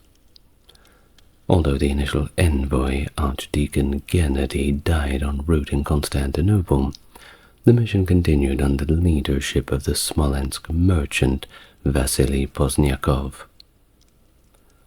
This delegation not only delivered a fur coat and an icon from Ivan, but also left detailed accounts about their travels through Alexandria, Cairo, and the Sinai. Another significant aspect of Ivan's international policy was his cooperation with the Free Cossacks, who were instrumental in his military campaigns against the Tatars. This collaboration began around 1549, when Ivan commanded the Don Cossacks to launch attacks on Crimea. The alliance with the Cossacks, facilitated through the Posolsky Prikaz, or the Foreign Affairs Department, involved Moscow providing financial and military support, while respecting the autonomy of the Cossacks, thereby strengthening Russia's military capabilities on its southern frontier. Now, during Ivan's childhood, if we can wind it back a little bit, the northeastern regions of Russia faced frequent raids from the Kazan Khanate. In response to these incursions, a strategic defensive and offensive strategy was employed against the Tatars. In 1540, the Crimean Khan, allied with Safa Girai of Kazan, launched an invasion into Russian territory. The Russian defense, aided by the Kasim Tatars, managed to halt the advance near Murom, forcing Safa Girai to retreat. Girai's failed invasion weakened his authority in Kazan, and a faction favorable to Russia led by Shagali gained significant support. By 1545, Ivan actively supported this pro-Russian group, staging a military show of force along the river Volga. The Russians continued to solidify their position in the region by negotiating neutrality with the Nogai horde in 1551, and receiving submissions from local tribes such as the Arbegs and Udmurts. The same year, the strategic fort of Sviazk was constructed from prefabricated wooden parts transported down the Volga from Uklik. This fort served as a crucial military base in the subsequent campaign against Kazan in 1552. Under the leadership of Prince Alexander Gurbati-Shuisky, the Russian forces employed battering rams, siege towers, tunneling, and a significant artillery contingent of 150 cannons. They managed to cut off the city's water supply and breach its walls, leading to the fall of Kazan on the 2nd of October in 1552. The city was sacked thoroughly, and its defenses were destroyed. The victory was commemorated by Ivan with the construction of several churches, including the iconic St. Basil's Cathedral in Moscow, noted for its oriental architectural features. The capture of Kazan marked the beginning of further conflicts, known as the Cheremis Wars with local populations along the Middle Volga, which were quelled only after harsh military campaigns. By 1557, the First Cheremis War concluded, and the Bashkirs acknowledged Ivan's rule. Subsequent campaigns in 1554 and 56 led to the conquest of the Astrakhan Khanate, strategically located at the mouth of the Volga, securing Russian control over the entire river and access to new territories and trade markets. The newly built fortress in Astrakhan in 1558 by Ivan Virotkov replaced the former Tatar capital, solidifying Russian influence in the region even more. In 1568, under the guidance of Sokolu Mehmed Pasha, the Grand Vizier of the Ottoman Empire, and the effective administrator under Sultan Selim II, the Ottoman Empire began to engage more directly with what would become a significant northern adversary, that being, of course, the Russians. This engagement marked the onset of a tumultuous period in the history between the two empires. One of the ambitious projects envisioned by the Ottomans was to connect the Volga and Don rivers by a canal, enhancing their strategic and economic control of the region. By the summer of 1569, the Ottomans dispatched a formidable military force to the region, comprising 1,500 Janissaries, 2,000 Sipahis, and several thousand Azabs and Akinsis, under the command of Qasim Pasha. Their objectives were twofold: to lay siege to the recently conquered Russian city of Astrakhan, and to initiate the construction of the proposed canal linking the Volga and the Don. Concurrently, an Ottoman fleet was deployed to besiege Azov, aiming to cut off Russian access to the south. Despite these aggressive maneuvers, by early 1570, diplomatic efforts took a turn towards reconciliation. Ivan sent ambassadors to Constantinople to negotiate a treaty that aimed to restore amicable relations between the Tsar of Russia and the Sultan of the Ottoman Empire. The envoys were instructed to assure Sultan Selim that Tsar Ivan IV was not antagonistic towards Islam, highlighting that his service included prominent Muslim leaders such as Sayin Bulat, who ruled the Khanate of Kasimov. Additionally, they named other Muslim princes under Russian dominion like Prince Kaibula in Yuriev, Ibak in Suroshk, and various Nogai princes in Romanov, demonstrating a multicultural and multi-faith governmental approach under Ivan's rule. These diplomatic efforts successfully mitigated the tensions for a while, laying the groundwork for a temporary peace between the two empires. In 1558, Ivan initiated the Livonian War, aiming to secure access to the Baltic Sea and its lucrative trade routes. This ambitious military endeavor entangled Russia in prolonged conflict, spanning 24 years against major regional powers, including the Kingdom of Sweden, the Grand Duchy of Lithuania, the Polish-Lithuanian Commonwealth, and the Teutonic Knights of Livonia. The war strained Russia's economy severely, and the Oprichnina, Ivan's domestic policy of direct rule through agents loyal only to him, caused a significant disruption within the government. Now the region was further transformed with the Union of Lublin in 1569, which united Lithuania and Poland into the Polish-Lithuanian Commonwealth. This new entity found a dynamic leader in Stefan Batory, who was also supported by the Ottoman Empire, a southern adversary of Russia. This alignment squeezed Russia between two significant powers at the time. Now, by 1579, Ivan was in a very precarious position, having rejected all of the peace offers from his adversaries. The ongoing war led to a refugee crisis and was accompanied by severe drought. Epidemics further devastated the population amid these crises. Stefan Batory seized the opportunity to launch military campaigns against Muscovy from 1579 to 81, aiming to sever the Kingdom of Livonia from Russian control. His first offensive in 1579 successfully recaptured Polotsk with a force of 22,000 troops.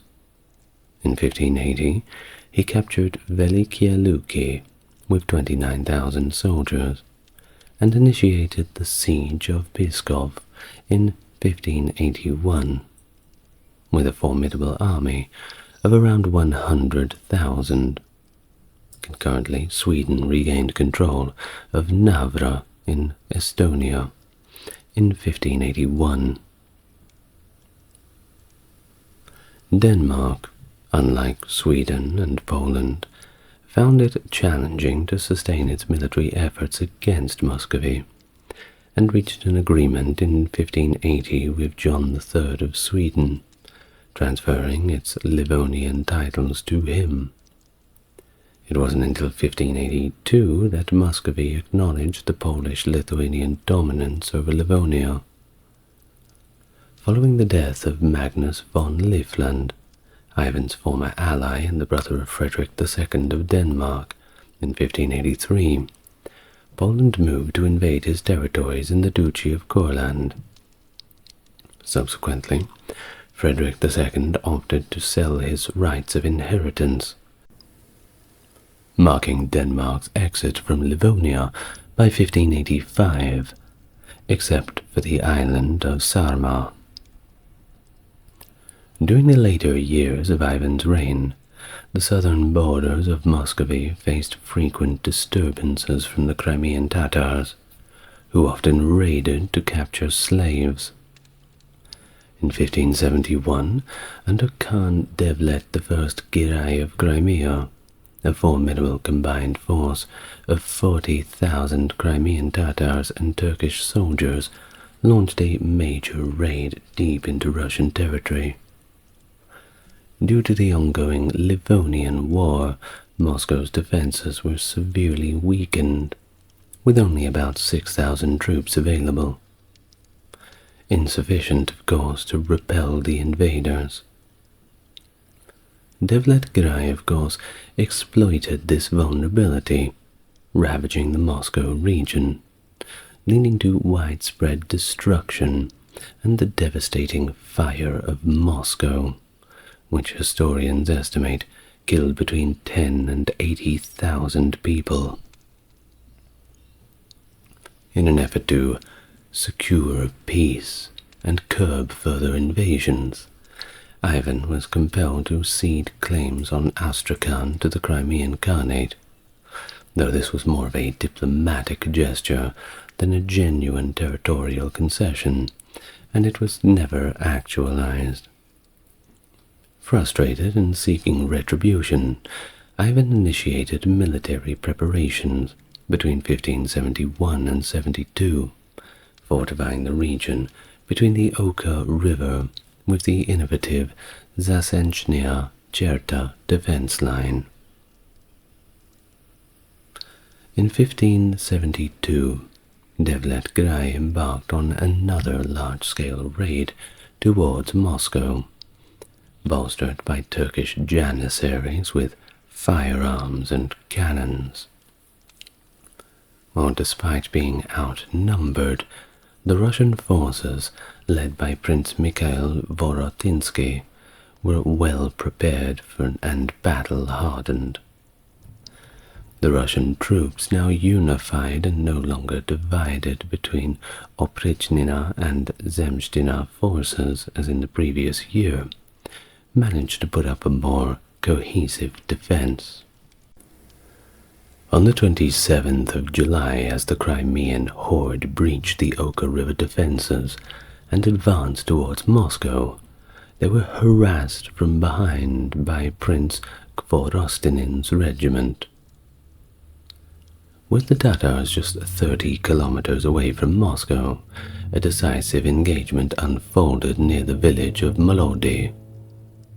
After several days of intense combat, on August 2nd, Vorotinsky executed a flanking maneuver, while Khvorostinin led a sortie, collectively crushing the Tatar forces in a single victory.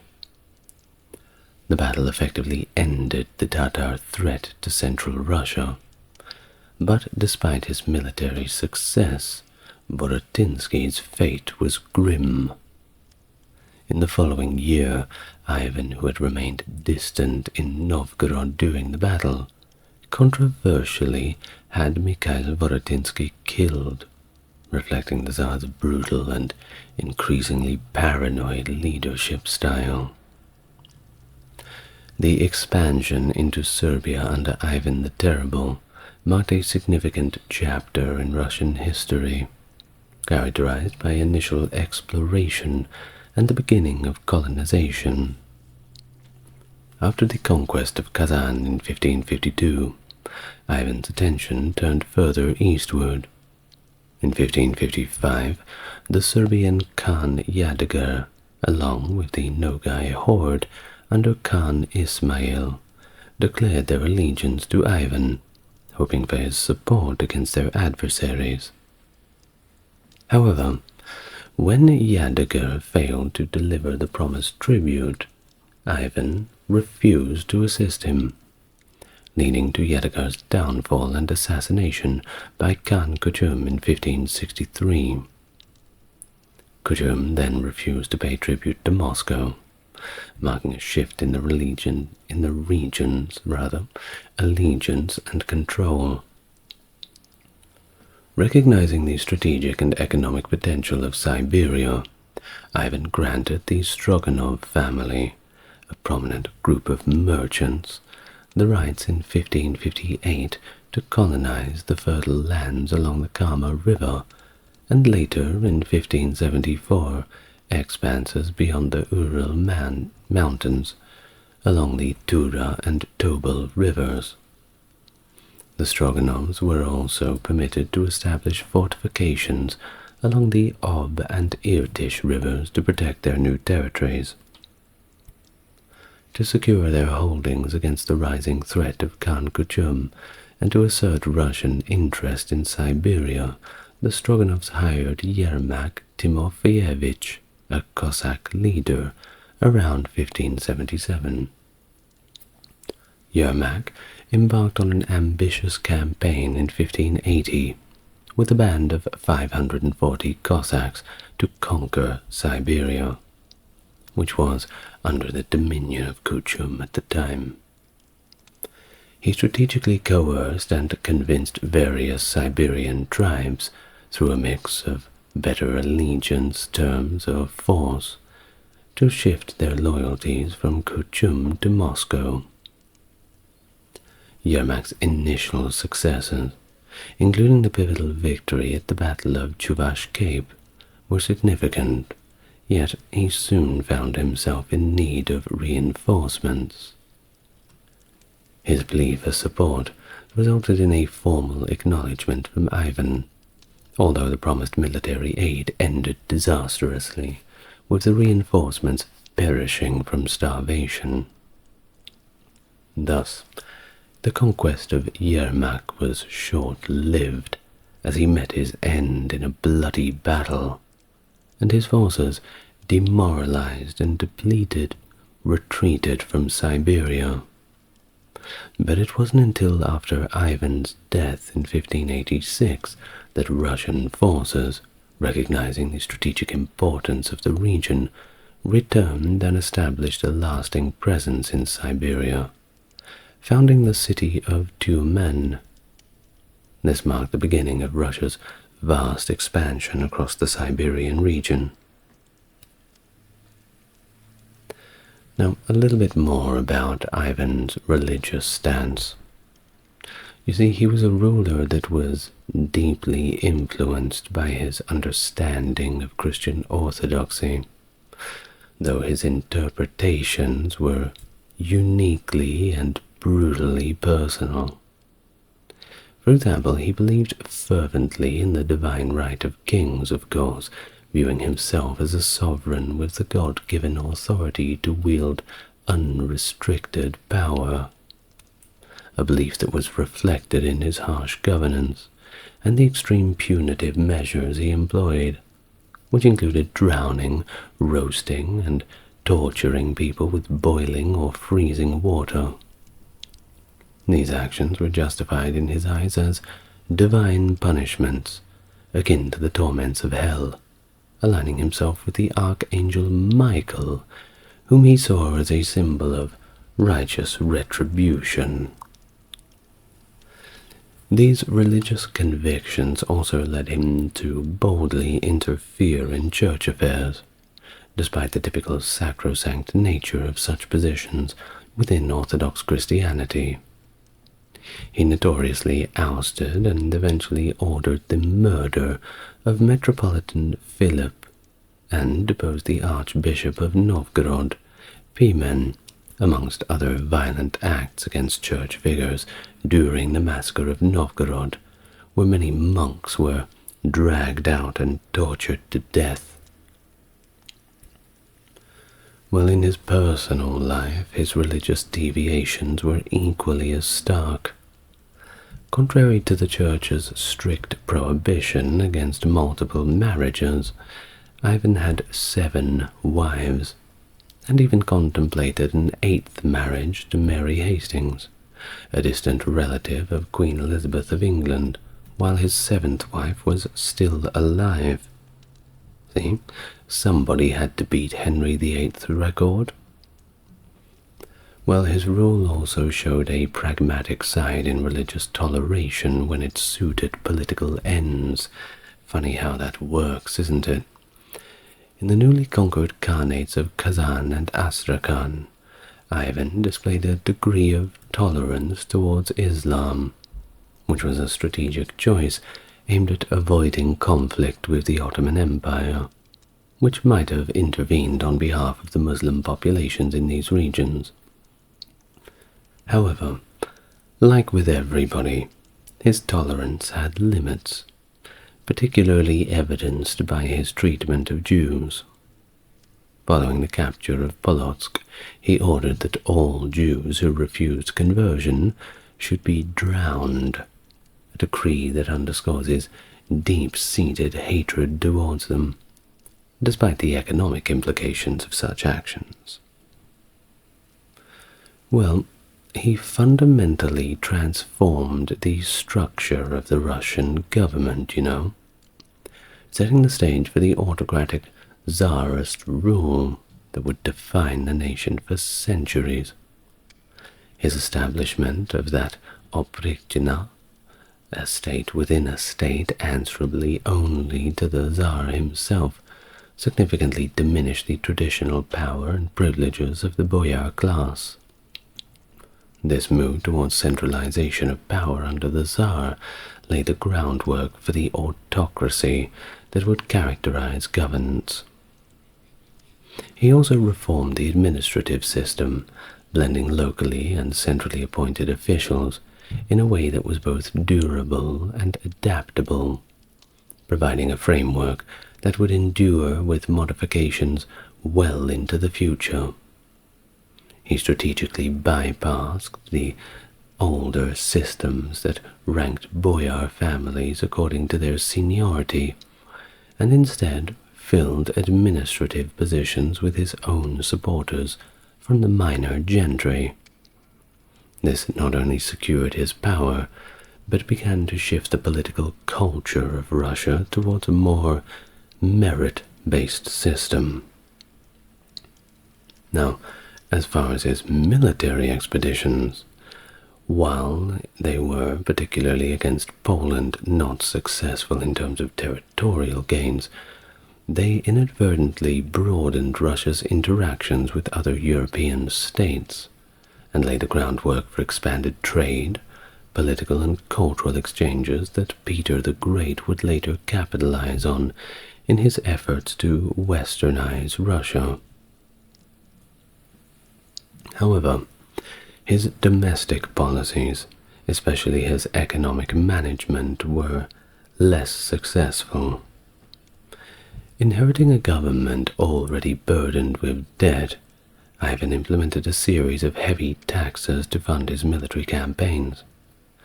These were unpopular and exacerbated economic difficulties at home. His incessant wars depleted the nation's resources and manpower, pushing the economy to the brink of collapse. The resultant economic instability, contributed to the decline of the Rurik dynasty after his death, leading to the period of civil strife known as the Time of Troubles.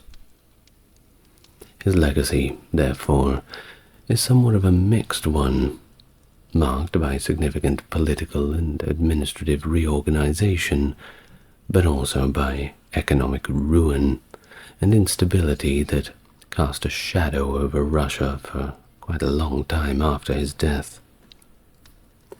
And speaking of his death, on March 28, 1584, while playing chess with one Bogdan Belsky, he suddenly had a stroke.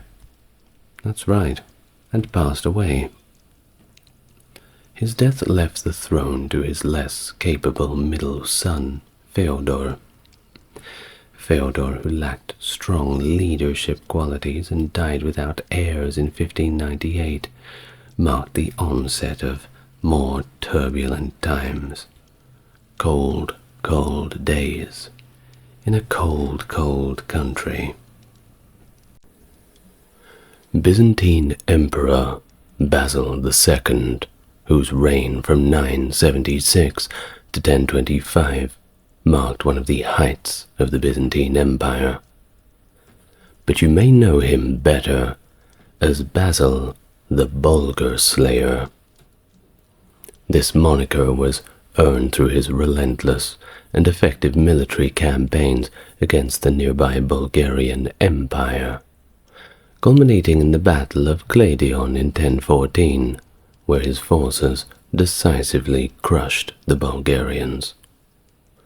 A victory that was so complete that Basil blinded thousands of captured soldiers, leaving 1 in every 100 with a single eye, forming a chain to lead the others back home. A brutal act that cemented his fearsome reputation, and one that, no doubt, brings you here. Hello and welcome to the channel. If it is your first time here, it's good to meet you, and if you're coming back, great to see you again. Surely you know what you're in for. As always, if you'd like to support the channel, there is a link in the description. Otherwise, the best thing you can do for me is like, comment, and subscribe, as this tells YouTube to push the video out further. So, with that being said, let us begin. Please get yourself relaxed and close your eyes, and we may continue our life of Basil the Bulgar Slayer. Born in 958, Basil was the eldest son of Romanos II and Theophano, a woman who was of Laconian Greek origin. Theophano, his mother, was actually the daughter of Crateros, who was reportedly a poor tavern keeper, and was possibly from the city of Sparta, which at that point was quite different to what you think it to be in the ancient times. Now Basil possibly had an elder sister, Helena, who was born 3 years before him, around the year 955. He was what the Greeks call a porphyrogenitos, which means born into the purple. The significance of the purple being the royal color. This poorly pronounced title was given to children born during their father's reign, a distinction which he shared with his own father, Romanos II, and grandfather Constantine VII. Romanos II, his father, who took the throne after the death of Constantine VII in 959, crowned Basil as co-emperor on April 22nd, 960. Basil's younger brother, Constantine, born in 960 or 61, was crowned in 962 or 63, and later ruled as Constantine VIII from 1025 to 1028. Romanos unfortunately died unexpectedly in the March of 963, at the age of 24, just 2 days after the birth of his youngest child, Anna. His death was, of course, widely suspected to be due to poisoning by hemlock, which is, by the way, the same poison that Socrates ingested, and I believe a Hungarian prime minister a few years ago. Look up that video if you dare. Well, chroniclers like Leo the Deacon and John Scilezes suggest that Theophano was actually involved in this poisoning, also noting her possible role in earlier plots against Constantine VII. Well, I suppose perhaps we will never really know. Well, following their father's death, Basil and his brother Constantine were still way too young to rule. The Byzantine Senate confirmed their positions as emperors, with Theophano as the nominal regent, but actual power shifted to Joseph Bringas. Theophano was distrustful of Bringas, and found an ally in Basil Lecapenos, an illegitimate son of Emperor Romanos I, not the second, the first, and he was also a eunuch, who had previously served under Constantine VII and Romanus II. Well, another opponent of Bringas was the celebrated general Nikephoros Phokas, fresh from victories in Crete and a raid into Cilicia and Syria, which culminated in the sack of Aleppo. In July, Phokas was declared emperor by his troops and advanced on Constantinople. With the populace's support, Phokas forced Bringas to flee, and Basil Lecapenos took over his position. Nikephoros Phokas was crowned on August the 16th, 963. In the same year, on September 20th, Phokas married Theophano, despite it being each spouse's second marriage, and also rather malicious rumors that he was the godfather to Basil or his brother. Well, despite Patriarch Polyectus of Constantinople's objections, the marriage was eventually declared valid. This legitimized Nikephoros' rule, and also his guardianship over Romanos' sons. Well, he did not last that long. He was assassinated in December 969 by, guess who? Theophano, and also his own nephew, John Zimisces, who then became Emperor John I. John I then moved to exile Theophano and married Theodora, Romanos II's sister. Upon John's death on January the 10th, 976, Basil became the effective and senior emperor. He immediately recalled his mother from her convent, marking the beginning of his direct rule. Thus Basil II emerged as a skilled soldier and horseman, and his military prowess proved him to be a capable general and decisive ruler. In the initial phase of his reign, Basil chose to, rather than act, just observe and learn, allowing administration to be managed by Basil Lecapenos, the president of the Byzantine Senate. Lecapenos was a cunning and talented politician who intended to use the young emperors as puppets for his own ends. During this period, Basil focused on mastering the intricacies of administration and military strategy. Now the emperors preceding Basil, Nikephoros II and John I, were indeed exceptional military leaders, but they lacked administrative skills. Toward the end of his reign, John I attempted to limit the power of the major landowners, a move that prompted speculation that he was poisoned by Lecapenos, who himself had amassed large estates, illegally, and of course feared repercussions because of it. The failures of Nikephoros and John left Basil facing significant challenges, particularly from Bardas Skleros and Bardas Phokas.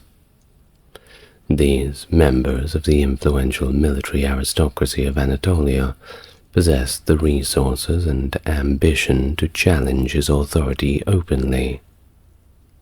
Skleros and Phokas, both experienced generals, aspired to the imperial power held by Nikephoros and John, and aimed to reduce Basil to a mere figurehead. Displaying a ruthless determination, Basil took direct command in the field to quell the revolts that were led by Skleros in 979, and later those led by Phocas in 989. He was supported in these efforts by 12,000 Georgians from Tornikios and David III Kuropalates of Tau. The downfall of Lakepinos was marked in 985 between the two rebellions. He was accused of conspiring with the rebels and was stripped of his power, exiled, and all of those properties, they were confiscated. This action by Basil II not only subdued the immediate threats, but it also signaled a shift in his approach. No longer sitting back and observing, he was done with that. He took a more active and direct role in the governance and also the defense of the empire. The intricate dynamic between generals Phocas and Skleros significantly shaped the early part of Basil's reign. Initially, Phocas played a crucial role in quelling the rebellion led by Skleros. However, the tables turned when Phocas initiated his own rebellion, prompting Skleros to emerge from exile and support him. This complex relationship was further tangled when Phocas died in battle, leading to Skleros assuming control of the rebellion. Despite his earlier imprisonment by Phocas, Skleros continued the insurrection against Basil, albeit desperately. During this period, Basil's brother, Constantine, participated in only one military campaign and displayed very little interest in politics, statecraft, or military affairs. The campaign concluded without combat when Skleros finally surrendered to Basil in 989. Although Skleros was allowed to live, he eventually died blind, a condition caused either by disease or more likely as a punitive measure for his role in the uprisings. It was these events that profoundly influenced Basil's governance approach. Following Skleros's defeat, Michael Psellos recounts that Skleros advised Basil with words that would shape his reign, to keep governors and generals under tight control, to avoid excessive delegation of power, and to remain insulated from outside influences, particularly from women in matters of state. Basil adopted these strategies, focusing on centralizing power and maintaining direct control over military and administrative matters. To strengthen his position and suppress the revolts effectively, Basil formed a strategic alliance with Prince Vladimir I of Kiev. In 988, Vladimir captured Chersones, a vital Byzantine base in the Crimean Peninsula. In exchange for military support, Vladimir demanded the hand of Basil's younger sister, Anna. Initially hesitant due to the prevailing Byzantine view of the northern European peoples as barbarians, and of course Anna's personal objection to being married to a non-Byzantine ruler, Basil was eventually swayed by the broader implications of the alliance. Now, Vladimir's interest in Christianity, explored through delegations sent to various nations, was not merely for marital alliance, but it was actually a genuine shift in the religious orientation for his people. Basil agreed to the marriage when Vladimir promised that he would convert to Christianity and baptize all of his subjects. The marriage of Vladimir and Anna thus took place in Crimea in the year 989, and the 6,000 Rus warriors Vladimir provided were instrumental in ending the rebellion. No one really asked Anna how she thought about it, though, I assume. Well, these troops later formed the Varangian Guard. You may have heard of them, an elite unit in Basil's army. This alliance and marriage, of course, had lasting implications far beyond the wedding and the end of the rebellion, and it set the stage for the Grand Duchy of Moscow to later declare itself as the Third Rome, claiming the political and cultural heritage of the Byzantine Empire. This period also marked significant consolidation of Basil's power, establishing him as a ruler who skillfully navigated the complexities of both internal politics and external alliances. Once Basil had successfully suppressed the internal rebellions that plagued his early reign, he redirected his focus towards the external adversaries.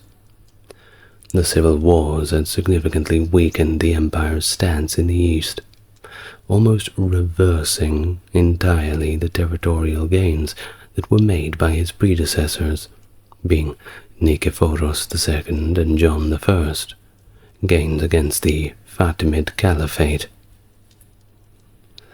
In the years 987 to 988, Basil managed to negotiate a 7-year truce with the Fatimids, which facilitated a prisoner exchange and established mutual recognition of protection for Christians and Muslims under the rule of the opposing side.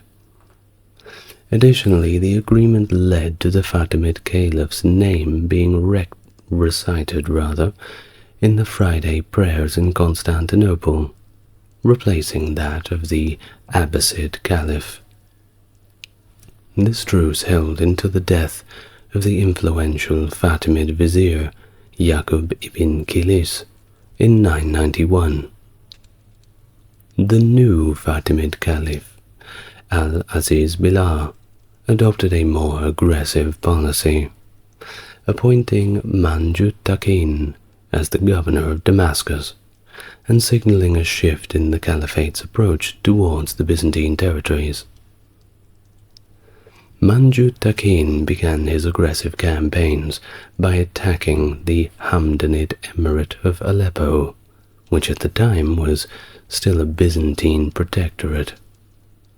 His forces defeated a Byzantine army under Michael Bortzes in June of 992 and laid siege to Aleppo, but the city held firm.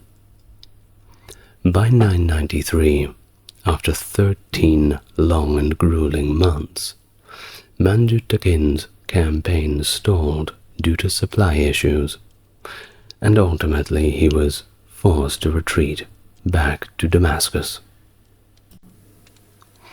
But you know what they say, you can't keep a good man down.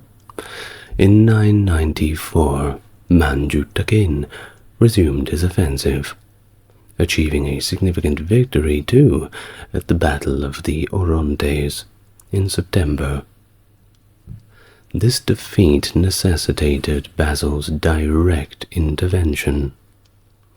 The next year, 995, in the month of April, Basil rapidly moved his army across Asia Minor to Aleppo in a march of just 16 days.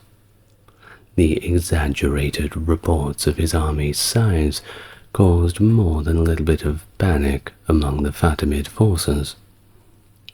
Manjut Takin, caught off guard with his cavalry dispersed, chose to retreat to Damascus again, without engaging in battle. The Byzantines then made unsuccessful attempts to besiege Tripoli, and successfully occupied and fortified Tartus with Armenian troops. The warfare persisted, as the Byzantines backed an anti-Fatimid uprising in Tyre. In 998, under the new leadership of Damian Dalasenos, the Byzantines attacked Apamea, but were defeated by the Fatimid general Jaish ibn al-Samsama on the 19th of July 998. This setback drew Basil back into the conflict. He arrived in Syria in October of 999 and stayed for 3 months, with his forces raiding as far as Heliopolis. Despite placing a garrison at Larissa and burning minor forts near Abu Kubais, Mayas, and Arka, his campaign achieved limited strategic success, failing again at Tripoli, and ultimately not threatening Emesa.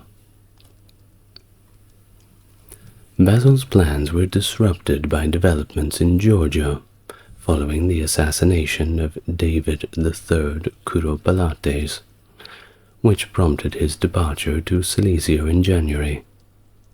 Another round of diplomacy led to a 10-year truce in 1000 between the Byzantines and the Fatimids. During the reign of Al-Hakim bi Amir Allah, who was more focused on internal affairs, relations remained generally peaceful. Funny how things remain peaceful when you have a policy of minding your own damn business.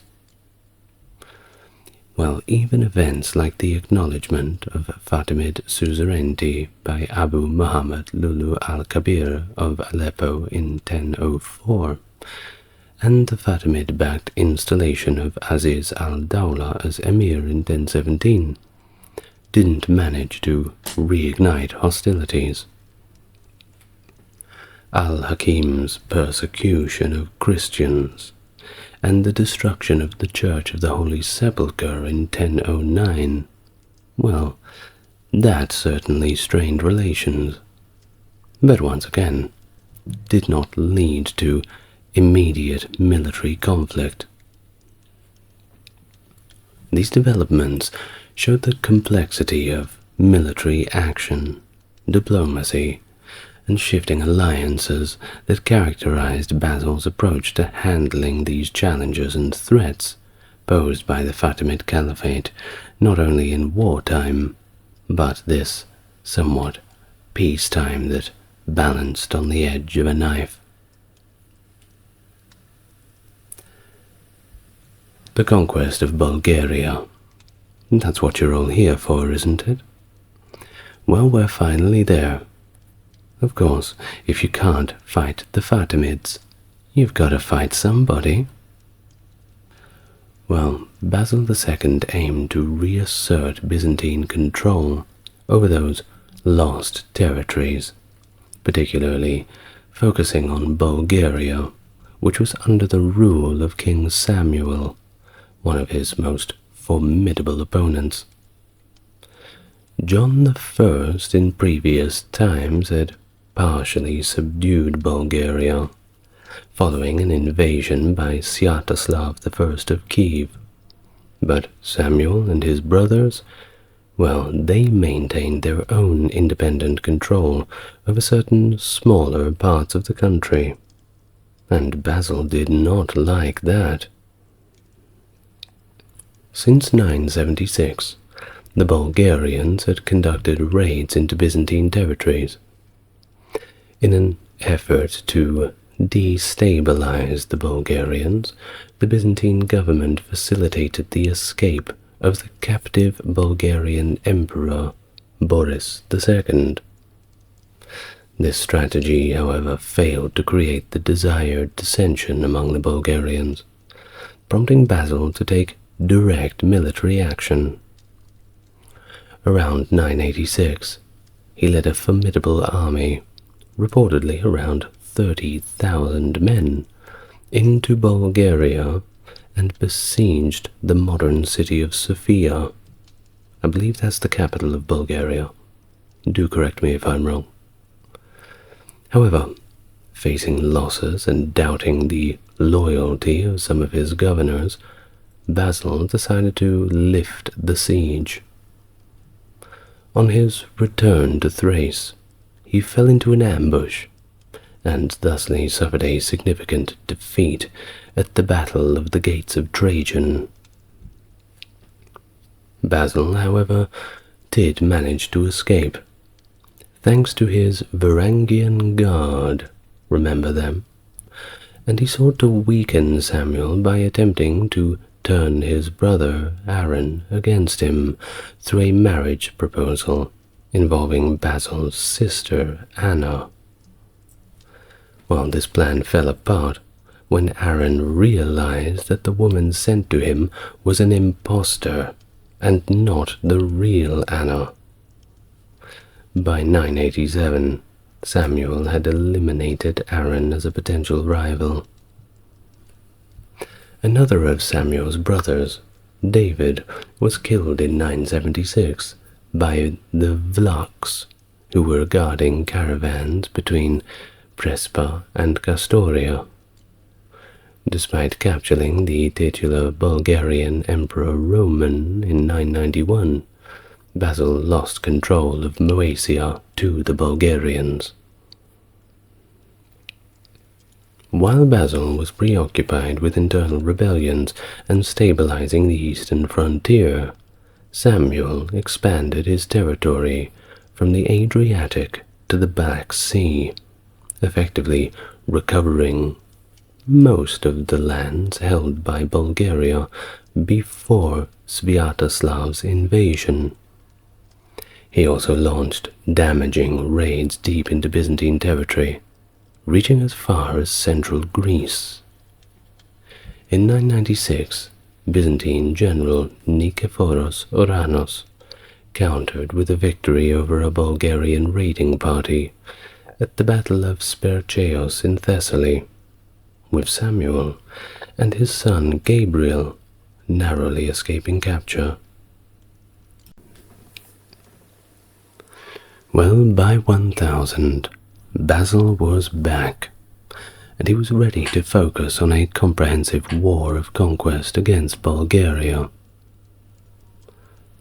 That year, the Byzantine generals Nikephoros Xiphias and Theodorokanos captured the former Bulgarian capital, Great Preslav, along with Lesser Preslav and Pliskova. The following year, 1001, operating from Thessalonica, Basil regained control of Vodena, Veroia, and Servia. That following year, he stationed his army in the Philippopolis and seized control of the military road from the western Hamios Mountains to the Danube, effectively severing the connection between Samuel's Macedonian heartland and Paristrion. After this, Basil laid siege to Vidin, which eventually capitulated, but they put out a pretty lengthy resistance. In response to the Byzantine campaign, Samuel launched a large-scale raid of his own into the heart of Byzantine Thrace and unexpectedly captured the major city of Adrianople. After turning homeward, laden with extensive plunder, Samuel was intercepted near Skopje by a Byzantine army commanded by Basil himself, whose forces stormed the Bulgarian camp, defeating the Bulgarians and recovering the plunder from Adrianople. Skopje surrendered shortly after the battle, and Basil treated its governor, Romanos, with overt kindness. In 1005, the governor of Dyrrhachium, Ashot Taronites, surrendered his city to the Byzantines as well. The defection of Dyrrhachium completed the isolation of Samuel's core territories in the western highlands of western Macedonia.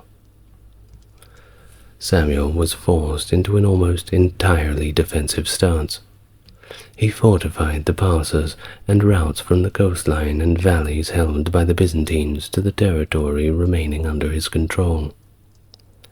Over the next few years, the Byzantine offensive began to slow, and after no significant gains were made, although an attempt by the Bulgarians to counterattack in 1009 was defeated at the Battle of Creta, east of Thessalonica. In 1014, Basil was ready to launch a campaign aimed at destroying Bulgarian resistance once and for all. Thus, on the 29th of July, 1014, at the Battle of Cladion, he and his general, Nikephoros Xivias, outmaneuvered the Bulgarian army, defending one of his fortified passes. Samuel avoided capture due to the valor of his son Gabriel. But after crushing the Bulgarians, Basil was not quite satisfied with a normal victory. He decided to exact a little bit of vengeance in a very interesting way, capturing 15,000 prisoners and blinding 99 of every 100 men, leaving one man with one eye in each cohort to lead the rest back to their ruler. This act of cruelty was partly because in Byzantine eyes the Bulgarians were rebels, and blinding was the usual punishment for being a rebel. Well, the other reason is, too, kind of multifaceted. You see, it's like this. First of all, you get rid of all of the soldiers. Instead of taking them prisoner, well, you send them back, but they can never fight again. But through blinding all of them in this way, well, they're not just a burden upon themselves, but think of almost 15,000 blinded men being sent back to their home city. Someone has to take care of them. I mean, the Bulgarians aren't going to kill all of their own soldiers, aren't they? What an interesting way to cripple an enemy. A very cruel way, but hey, credit where it's due.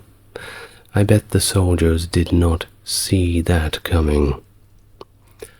Well, as for Samuel, yes, he might have gotten away, but reportedly when all of these 15,000 blinded men began showing up, all with their hands on their shoulders like one big, horrible, macabre conga line, he was so struck by the sight of it that he just couldn't believe it. He went into shock, and he died 2 days later, on October the 6th, because apparently this sight gave him a stroke. Not good. Well, Bulgaria did continue to fight for 4 more years, fueled by Basil's cruelty, but they did submit in 1018. This submission resulted from continued military pressure and a successful diplomatic campaign aimed at dividing and suborning the Bulgarian leadership. This victory and the later submission of the Serbs fulfilled one of Basil's goals as the empire regained its ancient Danubian frontier for the first time in 400 years. Now, word had certainly gotten around about what happened to the Bulgarians. Therefore, the rulers of the neighboring Croatia, Krasimir III and Goslav, who were previously allies of Bulgaria, accepted Basil's supremacy to avoid the same fate. Old Basil, well, he was quite delighted and warmly received their offers of vassalage. He even awarded them the honorary title of Patricios. Croatia remained a tributary state to Basil until his death.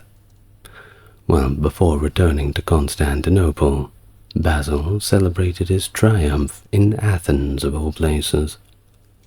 He showed considerable statesmanship in his treatment of the defeated Bulgarians, at least the ones that he wasn't gouging the eyes out of. He gave many former Bulgarian leaders court titles, actually, positions in provincial administration, and high commands in the army. He sought to absorb the Bulgarian elite into Byzantine society, and that was exactly what happened. Well, because Bulgaria did not have a monetary economy, at least in the same extent as Byzantium, Basil decided to accept Bulgarian taxes in kind. However, this policy was reversed by his successors, leading to significant Bulgarian discontent and rebellion later in the 11th century. Campaigns against the Cathar successor states. Though the Kievan Rus had significantly diminished the power of the Cathar Khaganate in the 960s, the Byzantines had not fully capitalized on the resulting power vacuum to reassert their dominion over Crimea and the Black Sea regions. By 1016, Byzantine ambitions turned towards these areas. Basil, in a combined effort with Mstislav of Chernigov, launched a military campaign against Crimea, much of which was under the control of the Cathar successor kingdom, led by George Zul, based in Kerch. According to Kedrenos, this campaign was successful. Zul was captured, his kingdom destroyed, and the Byzantines subsequently occupied southern Crimea. Byzantine-Georgian Wars. The stability of the Byzantine Empire was significantly challenged by internal rebellions and external threats. A full-scale rebellion was initiated by Bardas Skleros in 976 that spread all across Asia Minor. It was during this period that Basil was supported by the Georgian prince David III of Tau, who played a crucial role in the loyalist victory at the Battle of Pankaleia. For this support, David was granted a lifetime membership to Raid Shadow Legends. No, I'm just joking.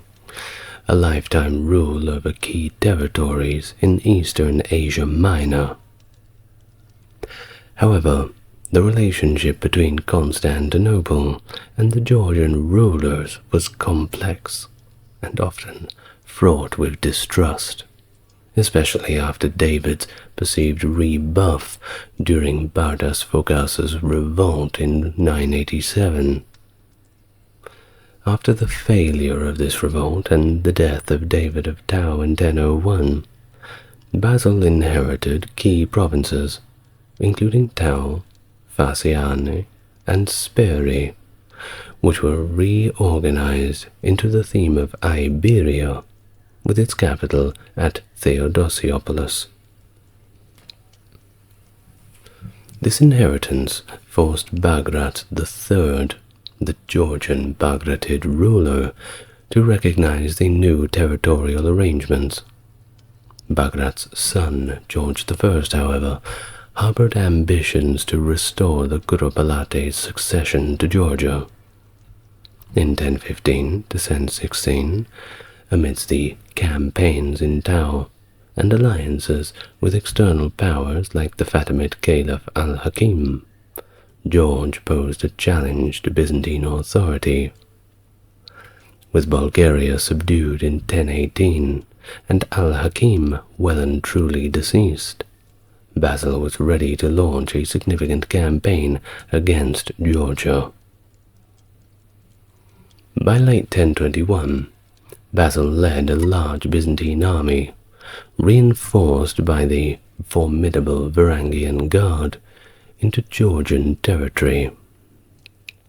The Byzantines advanced, recovering Phasiane and pushing beyond Tau into the heart of Georgia. George I responded by burning Oltisi to deny its use to the enemy and retreating to Kola. A significant confrontation occurred near the village of Shirimni at Lake Palacazio on September the 11th, where Basil achieved a victory, yet a costly one, but it did prompt George to retreat even further. Basil then plundered the region and withdrew to Trebizond for the winter. Despite several attempts at negotiation, the conflict continued on. George received reinforcements and even allied with Byzantine commanders Nikephoros Phokas and Nikephoros Siphias, and it's a different Nikephoros Phokas, by the way, during their short-lived insurrection against Basil. In December, amidst all of this chaos, the Armenian king Senekerim of Vaspurakan, facing pressures from the Seljuk Turks, surrendered his kingdom to Basil. In early 1022, Basil launched a final offensive and decisively defeated the Georgians at the Battle of Svindax. Facing threats from both land and sea, George was compelled to agree to a treaty that ceded significant territories back to the Byzantines. As part of the treaty terms, George's infant son, Bagrat, was also taken hostage by Basil. Little harsh, isn't it? Well, he's young. I'm sure he'll forget about it. Well, Basil was greatly admired by his army, because he actually spent most of his reign right there with them, rather than merely sending orders from Constantinople like other people, many of his predecessors. This direct leadership fostered a strong loyalty within the ranks, enhancing his influence over both political and church matters. He also adopted the lifestyle of a soldier, one of the boys, even eating the same daily rations as his troops, which was probably the bravest thing he could have done. Basil also took under his protection the children of deceased army officers, providing them with shelter, food, and education. Many of these children grew up to become soldiers and officers themselves, effectively replacing their fathers in the ranks.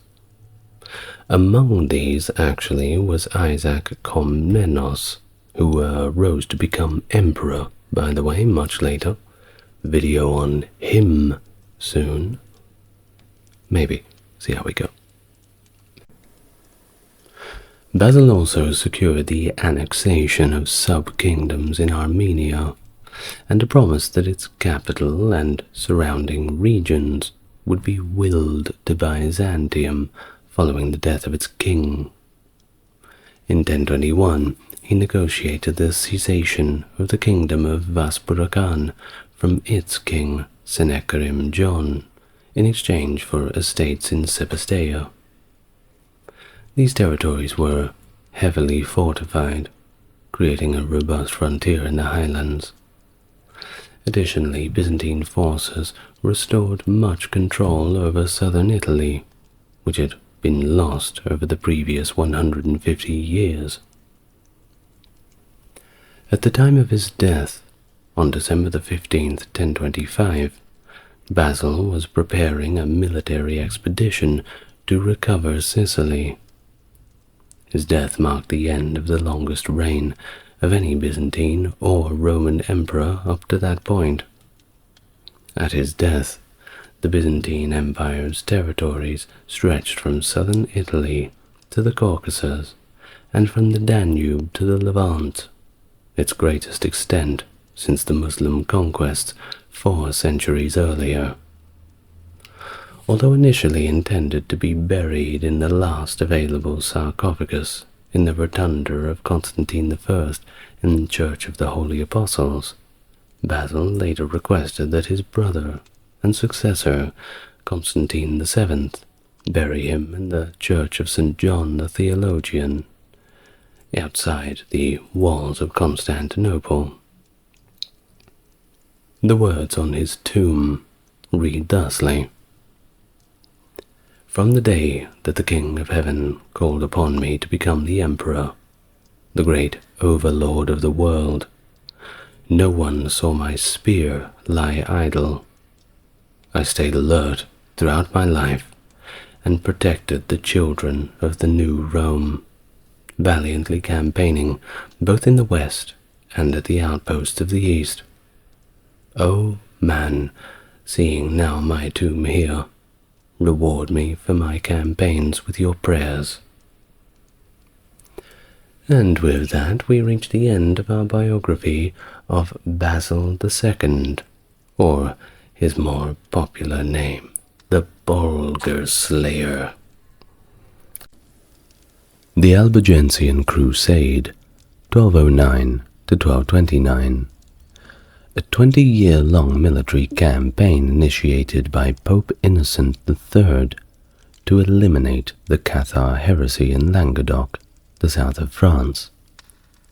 But it wasn't just a religious conflict against the Cathars, but also a political maneuver to extend the influence of the French crown over the wealthy and semi-autonomous southern regions.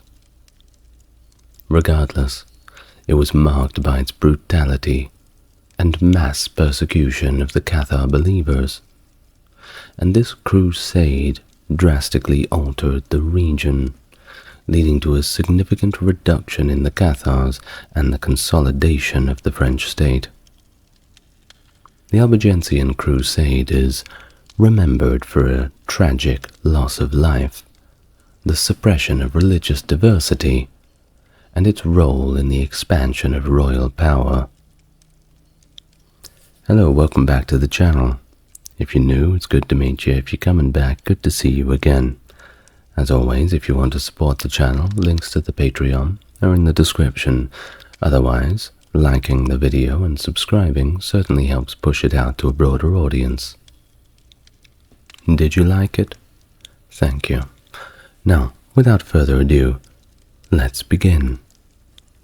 Please, make yourself relaxed. First, let's talk about the Cathars. Originating from the Greek term katharos, for pure, the Cathars' beliefs were deeply influenced by the very early Gnostic thinkers, embodying a dualistic worldview. They suggested the existence of two opposing transcendental forces, a benevolent god of spirituality and an evil demiurge, termed Rex Mundi, or in our tongue, the king of the world. Well, this was responsible for creating the flawed physical realm. For the Cathars, the divine was entirely spiritual, embodying love and peace, and Jesus was not seen as a man, but a spiritual being, with his biblical depictions meant rather allegorically. Now, Cathar ideology suggested that human beings were initially soulless, with souls either being a malevolent gift from the demiurge or a beneficial gift from God. This belief underpinned their stringent views against procreation and the material world, viewing it as perpetuating the cycle of souls trapped in corrupt bodies. They denied the legitimacy of secular authority and abstained from military duties and oath-taking, aligning once again with their rejection of the material world's politics. Moreover, their ethical teachings included prohibitions against animal slaughter and meat consumption. The Cathar critique extended all the way to the Catholic Church, denouncing its priesthood as corrupt and asserting that any individual, regardless of who they were, could perform the sacred rites, challenging the traditional Catholic sacraments. They specifically developed the consolamentum, a spiritual baptism through hand-laying, seen as a purification from sin, particularly administered to those who were near death, leading to the status of perfectus. These perfectus individuals adhered strictly to Cathar moral directives, including abstaining from sex and meat, with some undergoing the endura, a fast to death, to ensure their spiritual purity. This practice was contentious, with allegations of enforced euthanasia to secure heavenly admission. The community's structure included bishops selected from the perfect, with stipulations on reapplications of consolamentum upon the commission of sin by either the recipient or the administering bishop, highlighting more of the rigidity and depth of the Cathar spiritual discipline. Can you see why the Catholic Church did not like them very much? Well, especially the whole refusing military service. Now that ought to annoy those in charge. So, Catharism found a fertile ground in the Languedoc, later known as Occitania, a region characterized by its distinct cultural identity and linguistics, separate from the northern territories, recognizing themselves by this time as part of the United Kingdom of France. Unlike the north, where political unity under the French crown was more pronounced, the Languedoc was more of a patchwork of local lordships, and had a history of relative peace, before the onset of the Crusade against the Cathars at least. Their dominant language, Occitan, markedly different from the northern French dialects, aligning more closely with Catalan, is just another unique aspect of the region. Now, the county of Toulouse stood as a significant political force in Languedoc, owing fealty to the Angevin Empire rather than to the French crown. Its influence was contested by the neighboring Crown of Aragon and Principality of Catalonia, which exerted greater sway over the eastern territories adjacent to Toulouse. This political fragmentation was mirrored in the burgeoning power of towns throughout the region, with Toulouse emerging as the major urban center, boasting considerable size, wealth, and autonomy by 1209. Now, the architecture of the Languedoc, characterized by fortified towns, or castra, underscored a societal inclination towards defense, contrasting with the rural expanses of northern France. This urbanization facilitated a milieu of relative religious tolerance, where the Jews encountered comparatively minimal discrimination, and religious dissenters could find their refuge. well, Muslims did not enjoy the same level of tolerance, but their intellectual contributions were nonetheless respected. Still a lot better than being in other parts of Europe. The sharp cultural and social dichotomy between the north and south territories of what is now France was very profound, with mutual distrust and stereotypes coloring somewhat strange perceptions on both sides, as strange as they were ill-informed. Northerners viewed the Southerners as decadent and overly concerned with social proprieties, influenced negatively by what they consider lower professions and minority groups.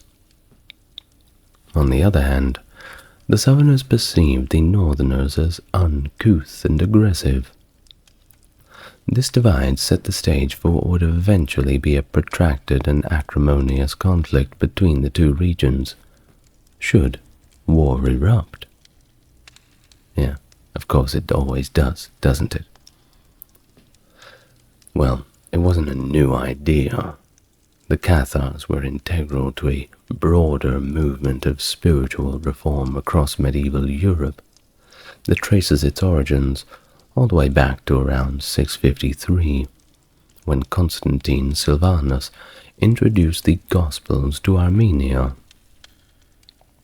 Over the ensuing centuries, several dissenting factions emerged, rallying around dynamic preachers who challenged the Catholic Church's authority, advocating for a faith practice anchored in the Gospels and apostolic tradition, rather than simply church dogma.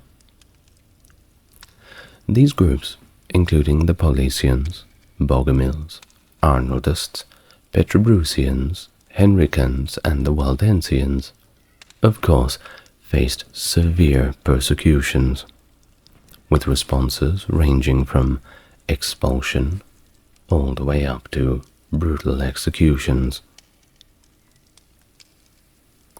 The call for individual spiritual responsibility and church reform was echoed by 12th century figures such as Henry of Lausanne, who criticized the priesthood without aligning with Cathar dualism, and Arnold of Brescia, who was executed for his beliefs.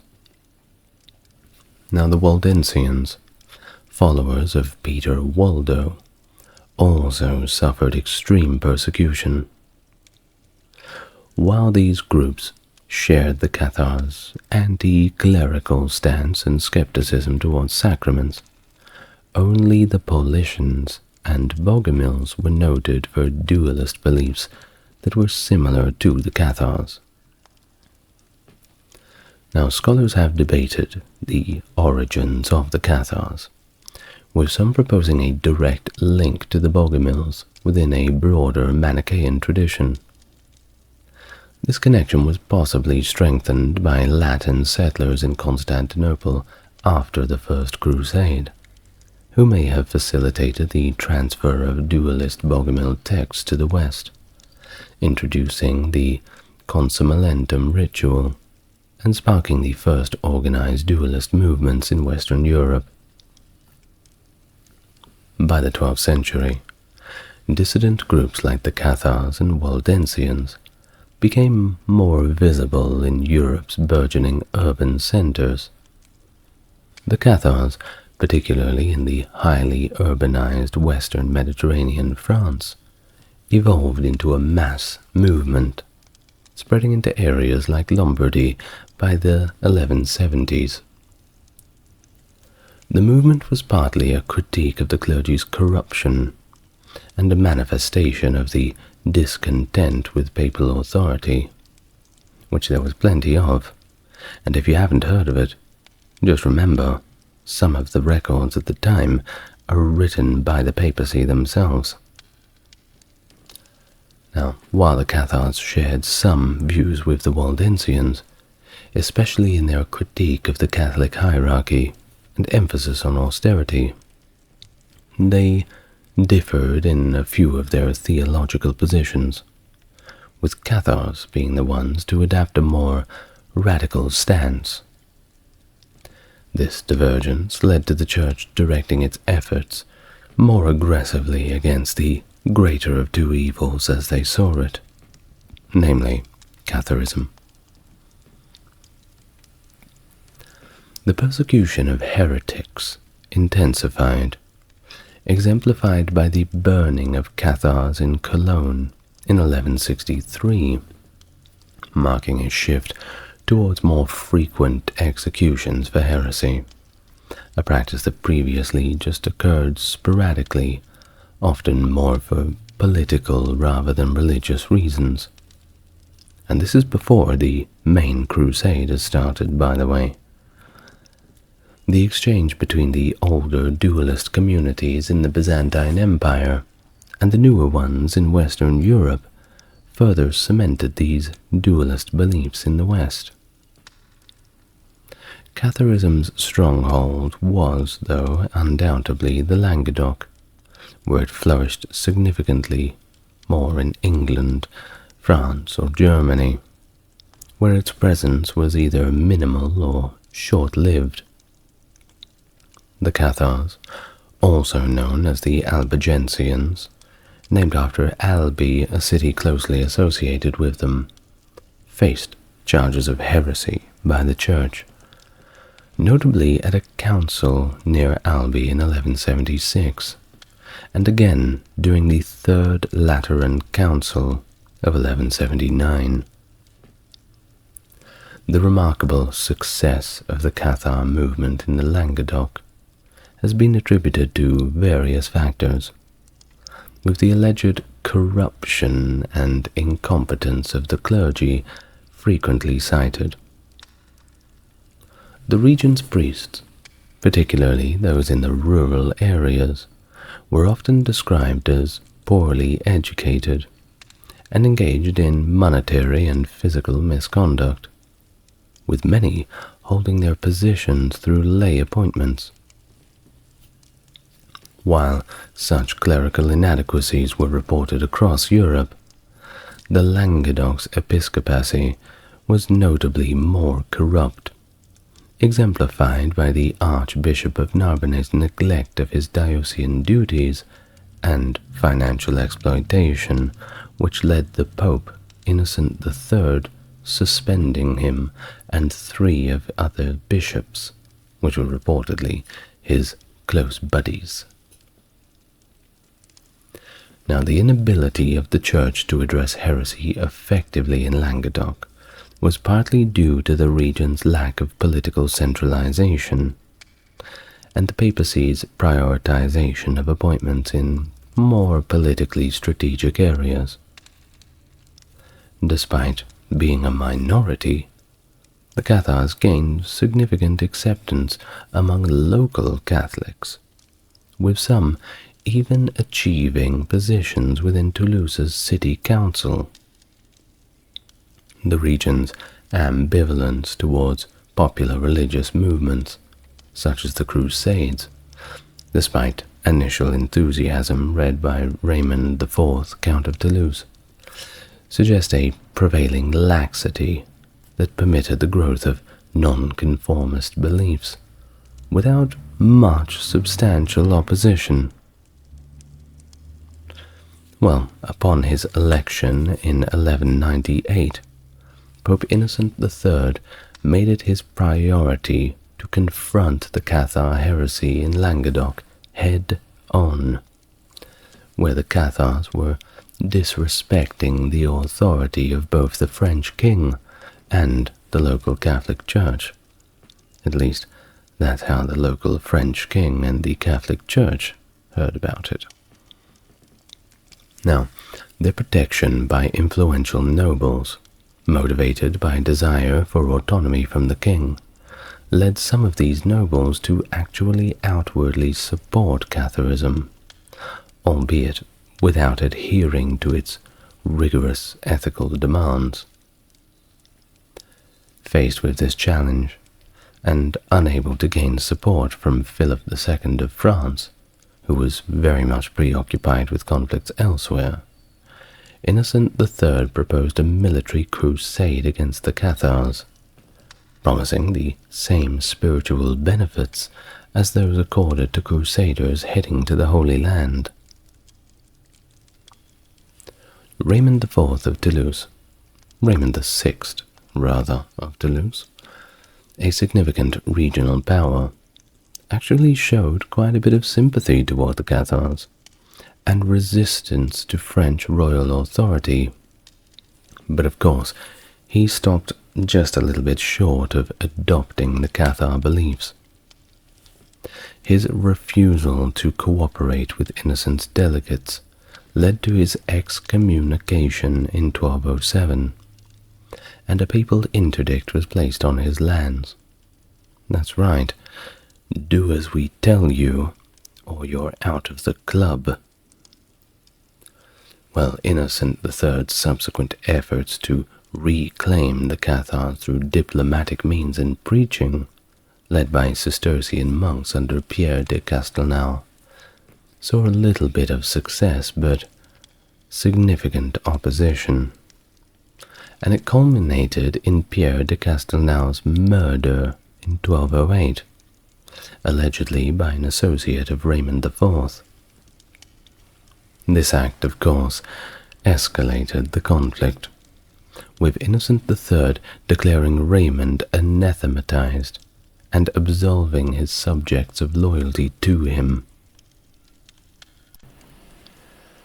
Raymond's eventual attempt at reconciliation with the Church briefly lifted the excommunication, but his ultimate failure to meet the Church's conditions led to his re-excommunication at the Council of Avignon in 1209. This set the stage for Innocent III to formally call for a crusade against the Albigensians, framing it as part of a broader effort to rid Europe of heresy, and of course strengthen its defenses against Muslim invasions, aligning this initiative with the ongoing Fifth and Sixth Crusades in the Holy Land. By 1209, approximately 10,000 crusaders had met in Lyon, preparing to head south into Languedoc. Their ranks, replenished every 40 days, included many from northern France and volunteers from England and Austria. Leadership of the crusade was uncertain after Philip II of France opted out due to emerging anti-French allies, yet promised troops support to maintain influence over the outcome. Papal legate Arnaud Amalric took command of the expedition. Efforts by Raymond VI of Toulouse to unify defenses with his nephew Raymond Roger Trencavel failed, leading him to negotiate with the Crusaders. Despite opposition from Amalric, Pope Innocent III's newly appointed legate, Milo, was directed to follow Amalric's lead. Raymond's public repentance and acceptance back into the Church shifted the Crusaders' focus to Raymond Roger's territories, known for their Cathar populations. Thusly, the Crusaders left Lyon on the 24th of June, reaching Montpellier by July 20th, with their sights set on areas around Albi and Carcassonne. Raymond Roger, while not a Cathar himself, was seen as a protector of the sect, guilty by association somewhat. Despite his attempts to assert loyalty to the Church and disclaim responsibility for heresy due to his youth, the Crusaders rejected peace talks and advanced on Béziers, a city known for its large Cathar community. Raymond Roger's withdrawal to Carcassonne left Béziers extremely vulnerable. The Crusaders' assault on Béziers on July 21st resulted in the city's fall and massacre of its inhabitants, including both Cathars and Catholics. The reported command by Amalric to "kill them all, God will know his own," whether accurate or not, reflects the ruthlessness of the attack, with claims of nearly 20,000 casualties. The aftermath saw many settlements surrendering or evacuating without resistance as the Crusaders advanced unopposed to Carcassonne. Don't know if you can hear, but it's raining rather heavily outside. I love days like this.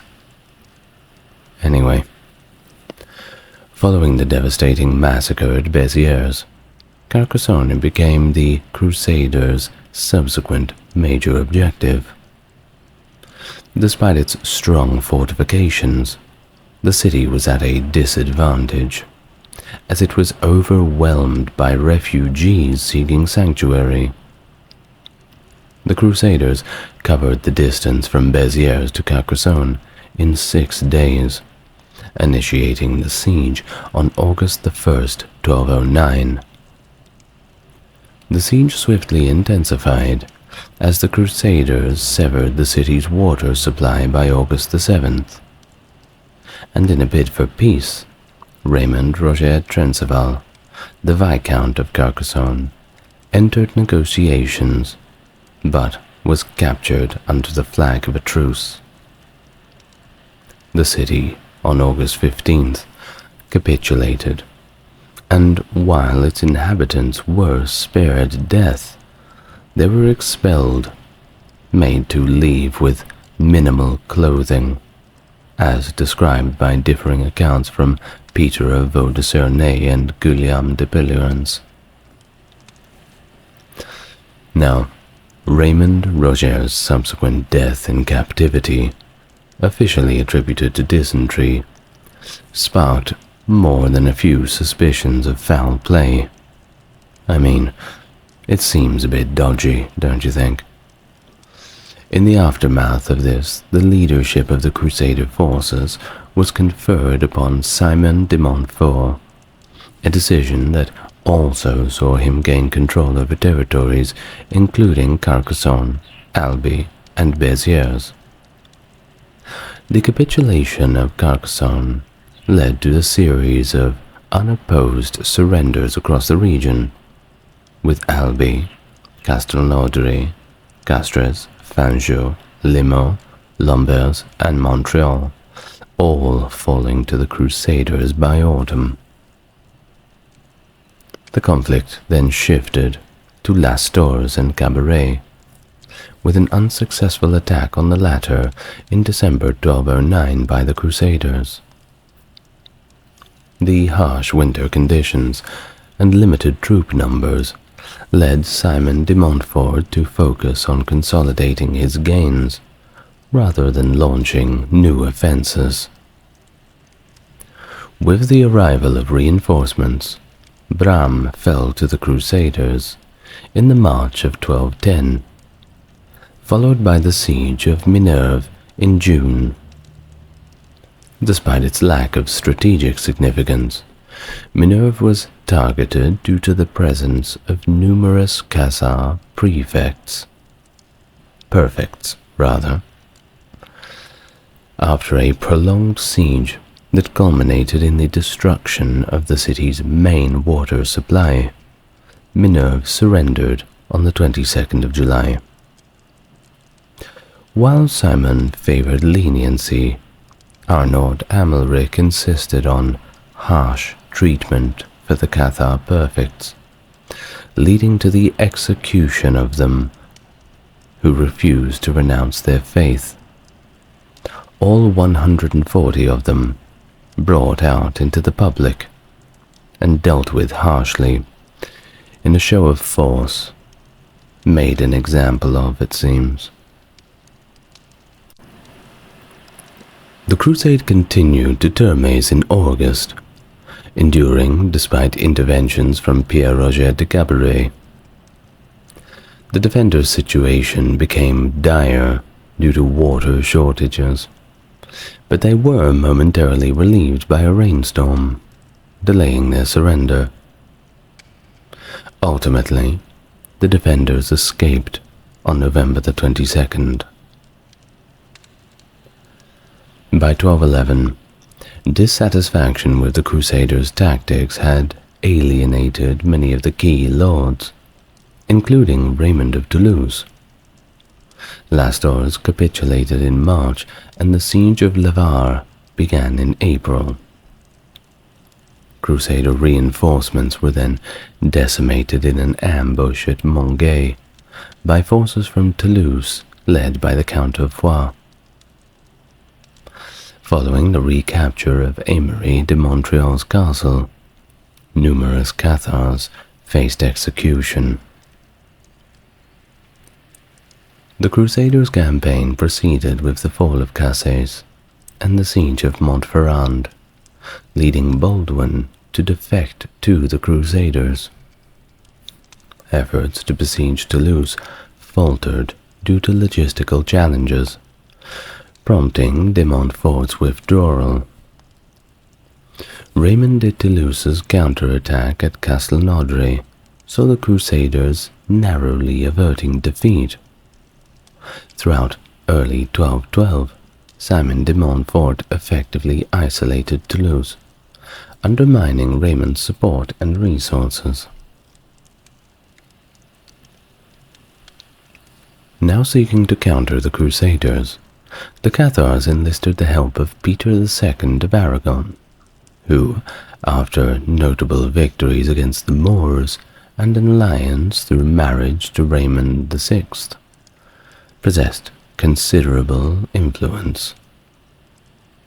Utilizing his victories and diplomatic efforts in Rome, Peter persuaded Pope Innocent III to attempt halting the Albigensian Crusade.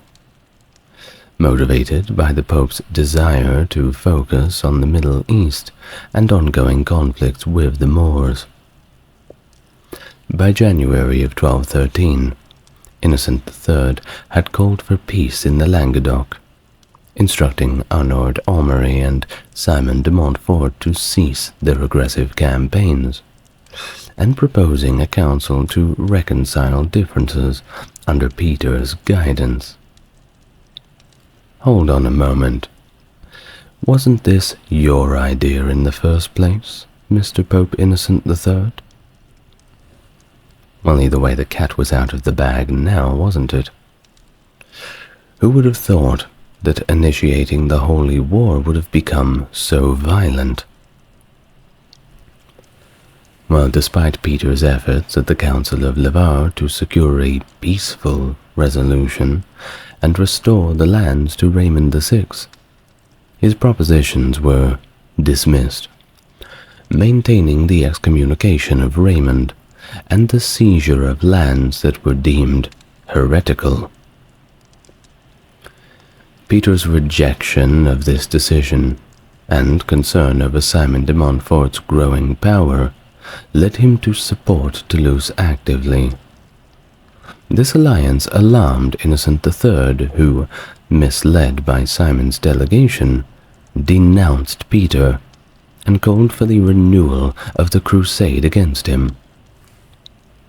The conflict culminated in the Battle of Muret in the September of 1213, where, despite numerical disadvantages, Simon's tactical maneuvers led to Peter II's death and a retreat of the coalition forces.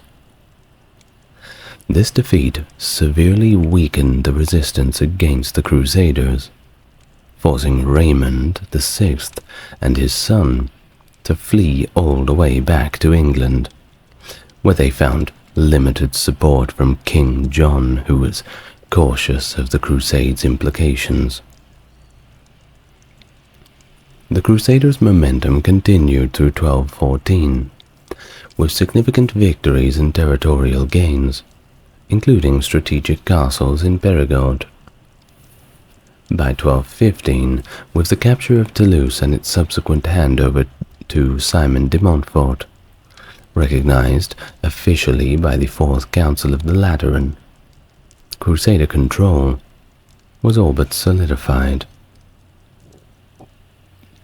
The Council's decisions not only cemented Simon's authority over conquered lands, but also aimed to secure the Church's influence over yet unconquered territories.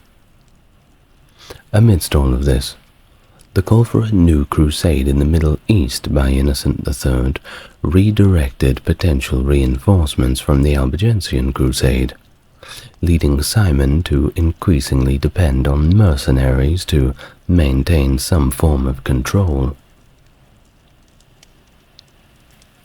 In the April of 1216, Raymond VI and his son Raymond VII rallied a considerable force from towns who were disillusioned with the Crusaders, and by May they had laid siege to Bulgar, successfully negotiating its surrender after 3 months due to their dwindling supplies.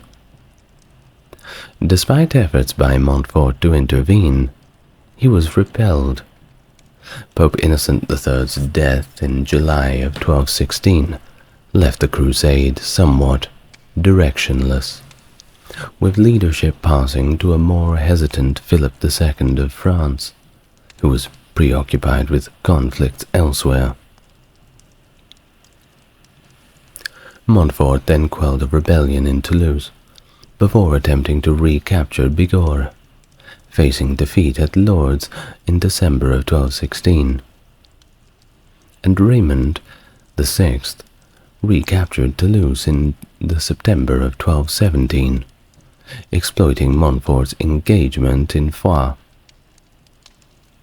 Now, despite Montfort's return, he couldn't retake the city, and operations ground to a halt, at least for a little while. In 1218, at Pope Honorius III's urging, Montfort resumed the siege of Toulouse, but in June, Montfort died from a stone that was thrown from the city's defenses, marking a significant setback for the Crusaders. But what a throw! Honorius III's subsequent call for renewed action failed to regain momentum, with Prince Louis's 1219 campaign to retake Jerusalem faltering after a mere 6 weeks. Now, Raymond VI and Raymond VII regained significant territories by 1222, with the 6th passing and the 7th succeeding him. Philip II's death in 1223 saw Louis VIII inherit the throne, leading a large force against the Cathars in 1226, capturing key towns with minimal resistance. Avignon's siege ended in September after agreeing to pay a fine and dismantle its defenses. Louis VIII died in 1226, and it led to a continuation of the crusade under the Queen Regent Blanche of Castile and Humbert I of Beaujeu, capturing more territories. And by 1228 a besieged Toulouse succumbed to the Crusaders' systematic devastation of the surrounding area.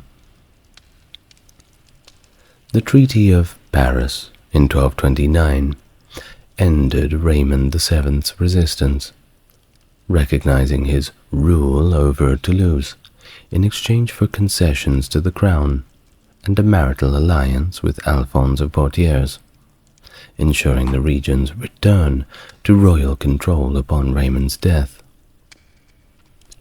Following the conclusion to the military campaigns against the Cathars, the Inquisition was initiated by Pope Gregory IX in 1234 to eradicate heretical movements, including the remnants of Catharism from the Languedoc region. Operating throughout Toulouse, Albi, Carcassonne, and other towns into the 14th century, the Inquisition effectively suppressed Catharism as a widespread movement, pushing its adherents into secrecy. Punishments for those identified as Cathars ranged from wearing yellow crosses for penance to imprisonment and the forfeiture of property, with the most unrepentant being executed by burning. Nonetheless, this was very, very rare, and the majority simply faced lesser penalties. Dominican friars were pivotal in the Inquisition's efforts, preaching Orthodox Church doctrines and participating in the identification and prosecution of Cathars.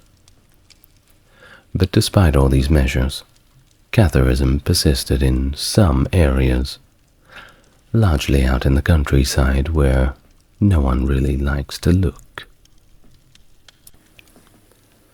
Now, Raymond VII of Toulouse, allied now with England's King Henry III, mounted a failed revolt against French authority between 1242 and 43, which included the assassination of 2 inquisitors. The subsequent siege of Massacre from 1243 to 44 culminated in the execution of over 200 Cathar perfects in the March of 1244, a direct response to the earlier killings of inquisitors. And it was this event that marked a significant blow to the Cathar community, though notably, it did not extinguish the practice entirely. The Inquisition's relentless pursuit of Cathars continued, employing various methods including torture to extract confessions, though capturing only a fraction of those practicing in secret. Following Raymond's death in 1249 and Alphonse's in 1271, the county of Toulouse was absorbed into the French kingdom, with the Inquisition thereafter benefiting from French royal support. King Philip IV curtailed his support in the 1290s among his dispute with Pope Boniface VIII, but reversed these limitations some 13 years later in 1303, after witnessing anti-monarchical attitudes in southern France, particularly in Carcassonne, thus revitalizing the Inquisition's efforts. Now, Pope Clement V later implemented reforms to safeguard the accused rights.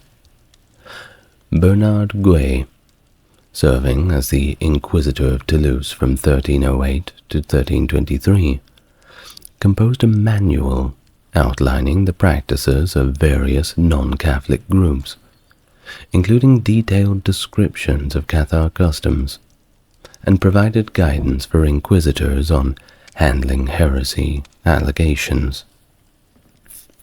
His policies included the posthumous condemnation of unrepentant heretics, either by burning their exhumed remains or simply unearthing them based on their confessional status at death.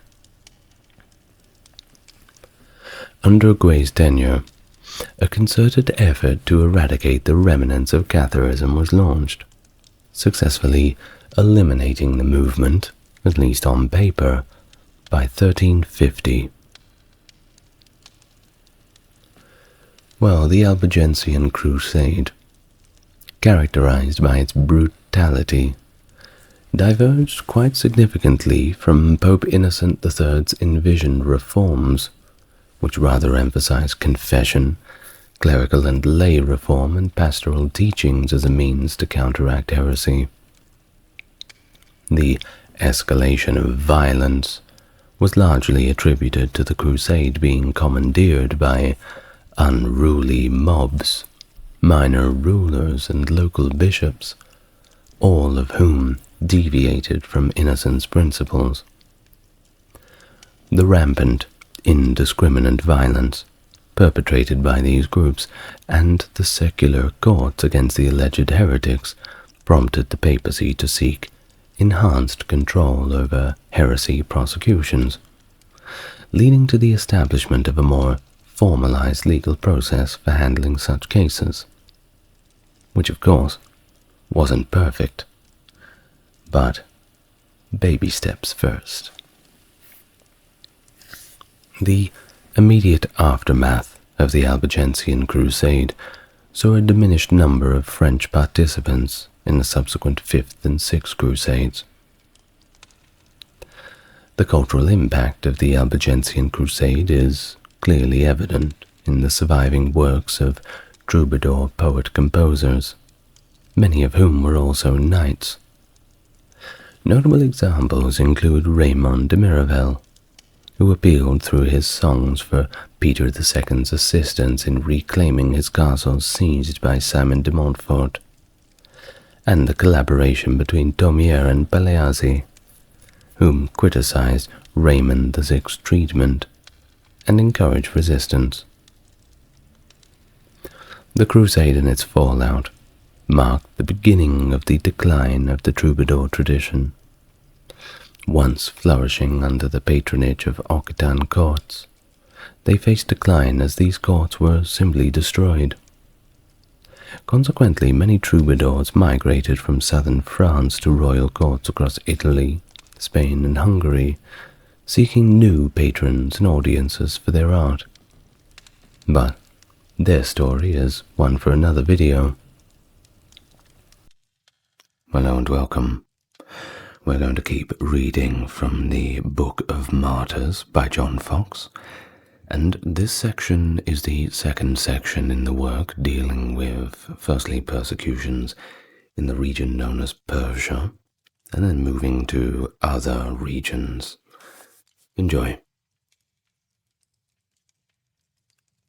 The Gospel, having spread itself into Persia, the pagan priests who worshipped the sun were greatly alarmed and dreaded the loss of that influence they had hitherto maintained over the people's minds and properties. Hence, they thought it expedient to complain to the emperor that the Christians were enemies of the state and held a treasonable correspondence with the Romans, those great enemies of Persia. The emperor, Sapores, being naturally averse to Christianity, easily believed what was said against the Christians, and gave orders to persecute them in all parts of the empire. On account of this mandate, many eminent persons in the church and state fell martyrs to the ignorance and ferocity of the pagans.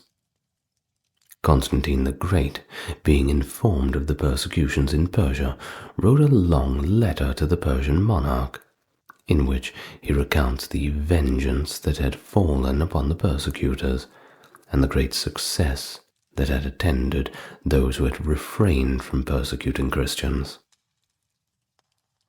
The persecution, by this means, ended during the life of Sapores, but it was again renewed under the lives of his successors. Persecutions under the Arian heretics. The author of the Arian heresy was Arius, a native of Libya, and a priest of Alexandria, who, in AD 318, began to publish his errors.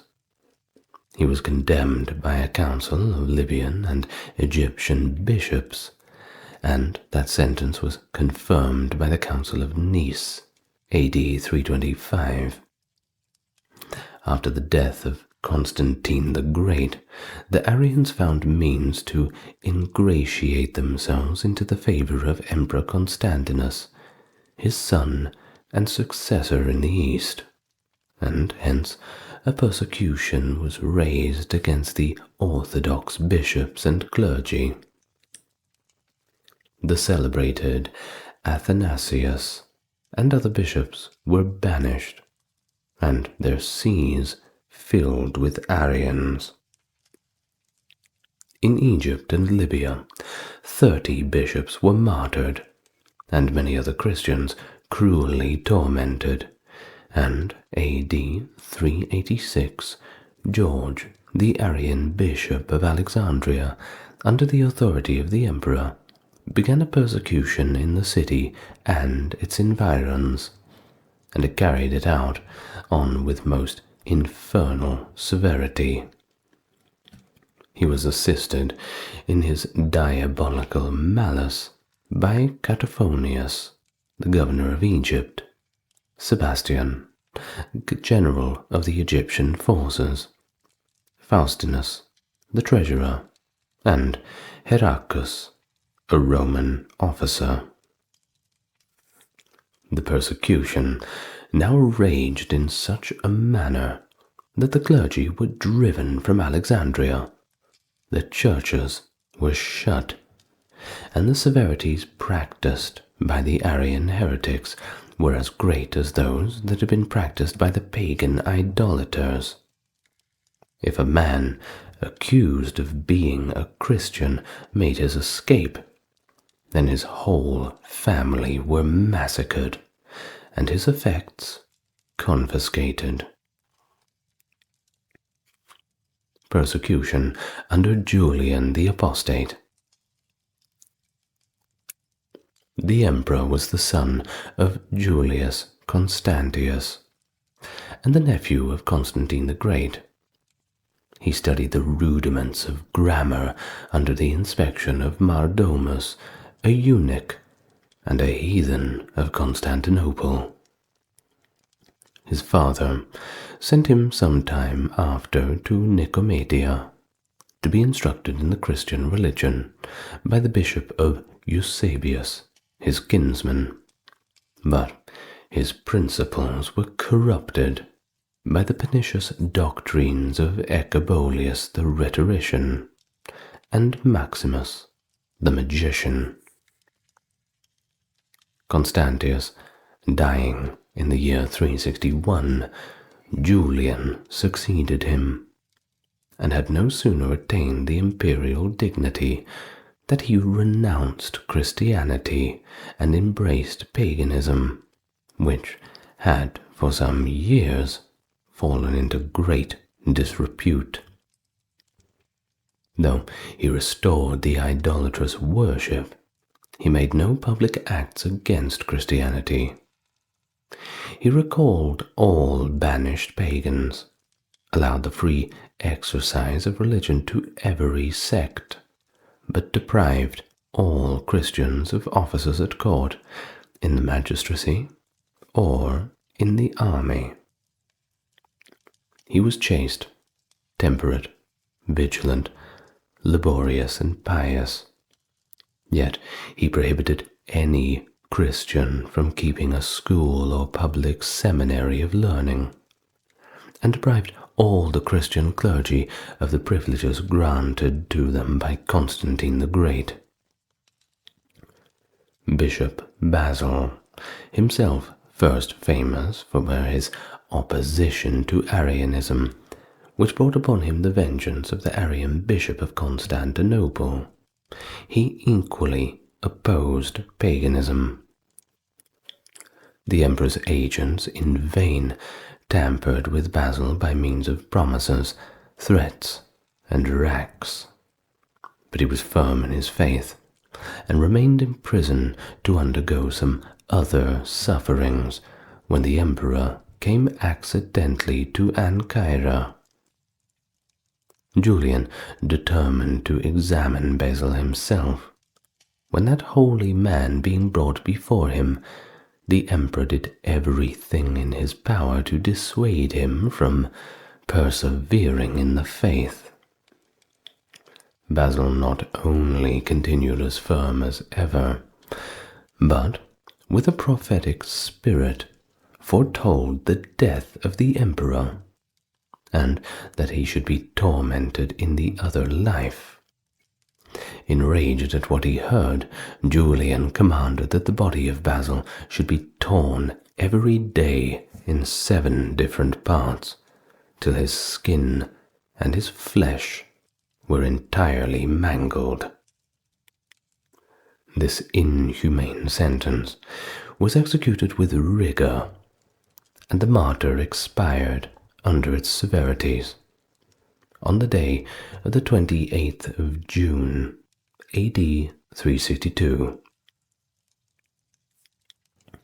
Donatus, bishop of Arezzo, and Hilarinus, a hermit, suffered about the same time. Also Gordian, a Roman magistrate. Artemius, commander-in-chief of the Roman forces in Egypt, being a Christian, was deprived of his commission, then of his estate, and lastly of his head.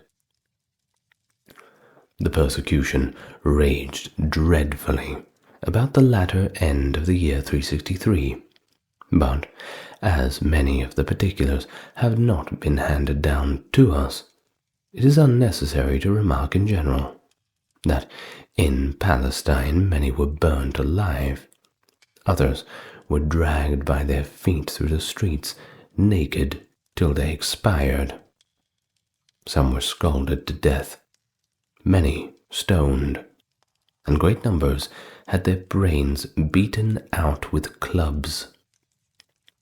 In Alexandria, innumerable were the martyrs who suffered by the sword, burning, crucifixion, or the stones. In Arethusa, several were ripped open, and corn being put into their bellies, swine were brought to feed therein, which, in devouring the grain, likewise devoured the entrails of the martyrs. And in Thrace, Aemilianus was burned at the stake, and Domitius was murdered in a cave, whither he had fled for refuge. The emperor, Julian the Apostate, died of a wound which he received in his Persian expedition, AD 363, and even while expiring, uttered the most horrid blasphemies. He was succeeded by Jovian, who restored peace to the church. After the decease of Jovian, Valentinian succeeded to the empire, and associated to himself Valens, who had command in the east, and was an Arian, of an unrelenting and persecuting disposition. Persecution of the Christians by the Goths and the Vandals. Many Scythian Goths, having embraced Christianity about the time of Constantine the Great, the light of the gospel spread itself considerably in Scythia, though the two kings who ruled that country and the majority of the people continued pagans. Fritigern, the king of the West Goths, was an ally to the Romans, but Athanaric, the king of the East Goths, was at war with them. The Christians, in the dominions of the former, lived unmolested, but the latter, having been defeated by the Romans, wreaked his vengeance on his Christian subjects, commencing his pagan injunctions in the year 370. Eusebius, bishop of Samosata, makes a most distinguished figure in the ecclesiastical history, and was one of the most eminent champions of Christ against the Arian heresy.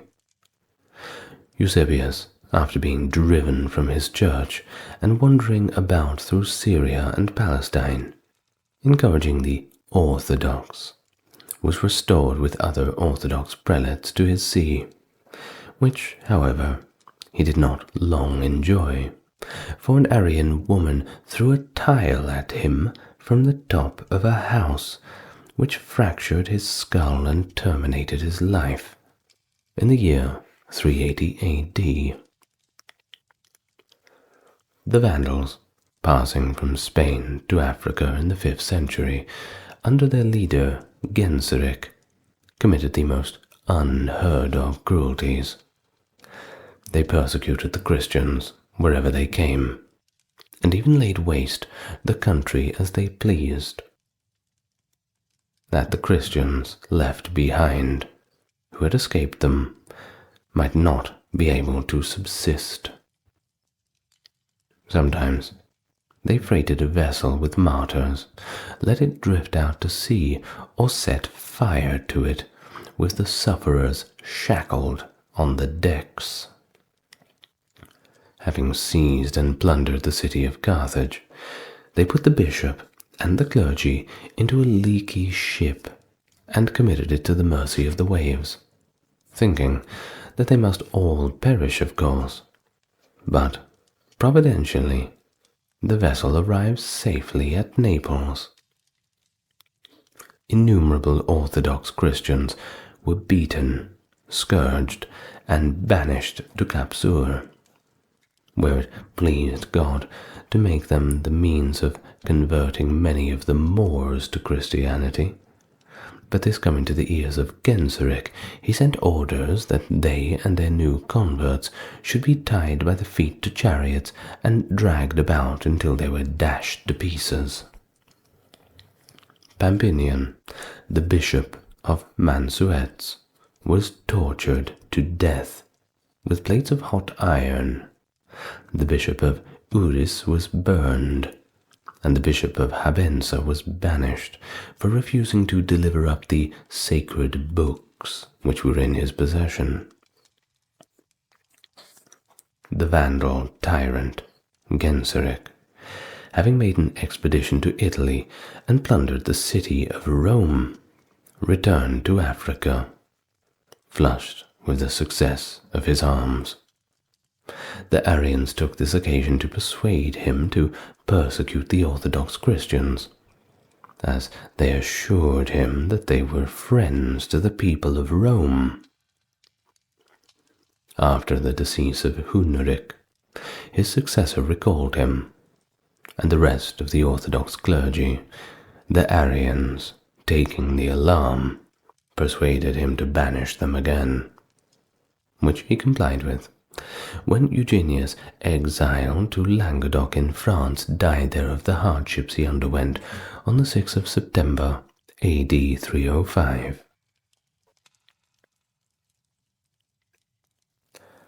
Persecutions from about the middle of the 5th to the conclusion of the 7th century AD. Proterius was made a priest by Cyril, the bishop of Alexandria, who was well acquainted with his virtues before he appointed him to preach. On the death of Cyril, the see of Alexandria was filled by Dioscorus, the inveterate enemy to the memory and family of his predecessor. Being condemned by the Council of Chalcedon for having embraced the errors of Eutyches, he was deposed, and Proterius chosen to fill the vacant see, who was approved of by the emperor. This occasioned a dangerous insurrection, for the city of Alexandria was divided into two factions, the one to espouse the cause of the old, and the other of the new prelate. In one of the commotions, the Eutychians determined to wreak their vengeance on Proterius, who fled to the church for sanctuary, but on Good Friday, AD 457, a large body of them rushed into the church and barbarously murdered the prelate, after which they dragged the body through the streets, insulted it, cut it to pieces, burned it, and scattered the ashes in the air. Hermenegildas, a Gothic prince, was the eldest son of Leovigildas, a king of the Goths in Spain. This prince, who was originally an Arian, became a convert to the Orthodox faith by means of his wife Ingonda. When the king heard that his son had changed his religious sentiments, he stripped him of the command in Seville, where he was governor, and threatened to put him to death unless he renounced the faith that he had newly embraced. The prince, in order to prevent the execution of his father's menaces, began to put himself into a posture of defense, and many of the Orthodox persuasion in Spain declared for him. The king, exasperated at this act of rebellion, began to punish all the Orthodox Christians who could be seized by his troops, and thus a very severe persecution commenced. He likewise marched against his son at the head of a very powerful army. The prince took refuge in Seville, from which he fled, and was at length besieged and taken to Acieta. Loaded with chains, he was sent to Seville, and at the feast of Easter, refusing to receive the Eucharist from an Arian bishop, the enraged king ordered his guards to cut the prince to pieces, which they promptly performed, April the 13th, AD 586. Martin, Bishop of Rome, was born in Todi, Italy. He was naturally inclined to virtue, and his parents bestowed on him an admirable education. He opposed the heretics called Monotheletides, who were patronized by the Emperor Heraclius. Martin was condemned at Constantinople, where he was exposed in the most public places to the ridicule of the people, divested of all episcopal marks of distinction, and treated with the greatest scorn and severity. After lying some months in prison, Martin was sent to an island of some distance, and there he was cut to pieces, AD 655. John, Bishop of Bergamo in Lombardy, was a learned man and a good Christian. He did his utmost endeavors to clear the Church from the errors of Arianism, and joining in this holy work with John, Bishop of Milan, he was very successful against heretics, on which account he was assassinated on the 11th of July, 683 rather. Kilian was born in Ireland, and received from his parents a pious and Christian education. He obtained the Roman pontiff's license to preach to the pagans in Franconia in Germany. At Würzburg, he converted Gosbert, the governor, whose example was followed by the greater part of the people in 2 years after. Persuading Gosbert that his marriage with his brother's widow was sinful, the latter had him beheaded, AD 689. Persecutions from the early part of the 8th to near the conclusion of the 10th century. Boniface, Archbishop of Mentz, and the father of the German Church, was an Englishman, and is, in ecclesiastical history, looked upon as one of the brightest ornaments of this nation. Originally, his name was Winfrid, or Winfrith, and he was born at Kirton in Devonshire, then part of the West Saxon kingdom. When he was only about 6 years of age, he began to discover a propensity to reflection, and seemed solicitous to gain information on religious subjects. Wolfrad, the abbot, finding that he possessed a bright genius as well as a strong inclination to study, had him removed to Nutzel, a seminary of learning in the diocese of Winchester, where he would have a much greater opportunity at attaining improvement than at Exeter.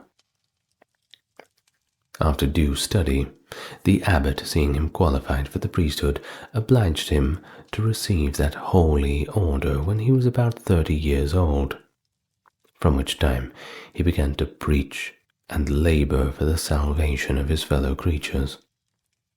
He was released to attend a synod of bishops in the kingdom of the West Saxons. He afterwards, in 719, went to Rome, where Gregory II, who then sat in Peter's chair, received him with great friendship, and finding him full of all the virtues that compose the character of an apostolic missionary, dismissed him with commission at large to preach the gospel to the pagans wherever he found them. Passing through Lombardy and Bavaria, he came to Thuringia, which country had not before received the light of the gospel. He next visited Utrecht and proceeded to Saxony, where he converted some thousands to Christianity. During the ministry of this meek prelate, Pepin, who was declared King of France, it was the prince's ambition to be crowned by the most holy prelate he could find, and Boniface was pitched on to perform that ceremony, which he did at Soissons in 752. That next year, his great age and many infirmities lay so heavy upon him that, with the consent of the new king, the bishops, and of his diocese, he consecrated Lullus, his countryman and faithful disciple, and placed him on the see of Mentz. When he had thus eased himself of his charge, he recommended the church of Mentz to care of his new bishop in very strong terms, desired he would finish the church at Fulda, and see him buried in it, for his end was near. Having left these orders, he took the boat to the Rhine, and went to Friesland, where he converted and baptized several thousands of barbarous natives, demolished the temples, and raised churches on the ruins of those superstitious structures. A day being appointed for confirming a great number of new converts, he ordered them to assemble in the new open plain near the river Bourd. Thither he repaired the day before, and pitching a tent, determined to remain on the spot all night, in order to be ready early in the morning. Some pagans, who were his inveterate enemies, having intelligence of this, poured down upon him and the companions of his mission in the night, and killed him and 52 of his companions and attendants, June 5th, A.D. 755. Thus fell the great father of the Germanic Church, the honor of England, and the glory of the age in which he lived. 42 persons of Armorian in Upper Phrygia were martyred in the year 845 by the Saracens, the circumstances of which transaction are as follows. In the reign of Theophilus, the Saracens ravaged many parts of the Eastern Empire, gained several considerable advantages over the Christians, took the city of Amorian, and numbers suffered martyrdom. Flora and Mary, 2 ladies of distinction, suffered martyrdom at the same time. Perfectus was born in Cordoba, in Spain, and brought up in the Christian faith. Having a quick genius, he made himself master of all the useful and polite literature of that age, and at the same time was not more celebrated for his abilities than admired for his piety. At length he took the priest's orders, and performed the duties of his office with great assiduity and punctuality. publicly declaring Muhammad as an impostor. He was sentenced to be beheaded and was accordingly executed AD 850, after which his body was honorably interred by the Christians. Adalbert, the Bishop of Prague, a Bohemian by birth, after being involved in many troubles, began to direct his thoughts to the conversion of infidels, to which end he repaired to Danzig, where he convened and baptized many, which so enraged the pagan priests that they fell upon him and dispatched him with darts on the 23rd of April, AD 997. Persecutions in the 11th century. Alphege, Archbishop of Canterbury, was descended from a considerable family in Gloucestershire and received an education suitable to his illustrious birth. His parents were worthy Christians, and Alphege seemed to inherit their values. The see of Winchester being vacant by the death of Aethelbald Dunstan, Archbishop of Canterbury, as primate of all England, consecrated Alphege to the vacant bishopric, to the general satisfaction of all concerned.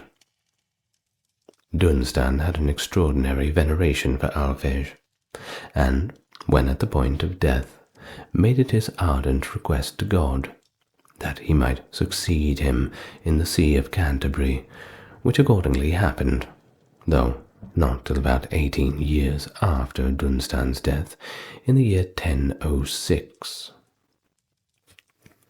After Alphege had governed the see of Canterbury about 4 years, with great reputation to himself and benefit to his people, the Danes made an incursion into England and laid siege to Canterbury.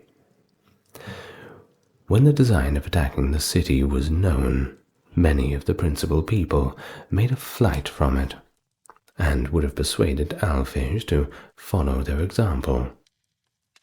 But he, like a good pastor, would not listen to such a proposal. When he was employed in insisting and encouraging the people, Canterbury was taken by storm. The enemy poured into the town and destroyed all that came into their way by fire and by sword. He had the courage to address the enemy and offer himself to their swords as a more worthy of their rage than the people. He begged that they might be saved, and that they would discharge their whole fury upon him.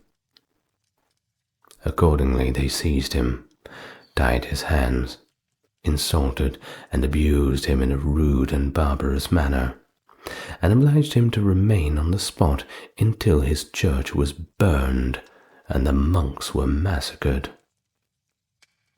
They then decimated all the inhabitants, both ecclesiastics and laymen, leaving only every 10th person alive, so that they put 7,236 persons to death, and left only 4 monks and 800 laymen alive, after which they confined the archbishop in a dungeon, where they kept him close prisoner for several months. During his confinement, they proposed to him to redeem his liberty with the sum of £3,000, and to persuade the king's purchase with their departure out of his kingdom with a further sum of £10,000. As Alphege's circumstances would not allow him to satisfy this exorbitant demand, they bound him and put him to severe torments to oblige him to discover the treasure of the church, upon which they assured him of his life and liberty. But the prelate piously persisted in refusing to give the pagans any account of it. They remanded him to prison again, confined him 6 days longer, and then, taking him prisoner with them to Greenwich, brought him to trial there. Still, he remained inflexible with respect to the church treasure, but exhorted them to forsake their idolatry and embrace Christianity. This so greatly incensed the Danes that the soldiers dragged him out of the camp and beat him mercilessly. One of the soldiers, who had been converted by him, knowing that his pains would be lingering as his death was determined on, actuated a kind of barbarous compassion, cut off his head, and thus put the finishing stroke to his martyrdom, April 19th, AD 1012. This transaction happened on the very spot where the church at Greenwich, which is dedicated to him, now stands. After his death, his body was thrown into the Thames River, but being found the next day, it was buried in the Cathedral of St. Paul's by the bishops of London and Lincoln, from whence it was, in 1023, removed to Canterbury by Ethelmoth, the archbishop of that province. Gerard, a Venetian, devoted himself to the service of God from his tender years, entered into a religious house for some time, and then determined to visit the Holy Land. Going into Hungary, he became acquainted with Stephen, the king of that country, who made him bishop of Chonad. Ovo and Peter, successors of Stephen, being deposed, Andrew, son of Ladislaus, cousin german to Stephen, had then a tender of the crown made upon him on the condition that he would employ his authority in extirpating the Christian religion out of Hungary.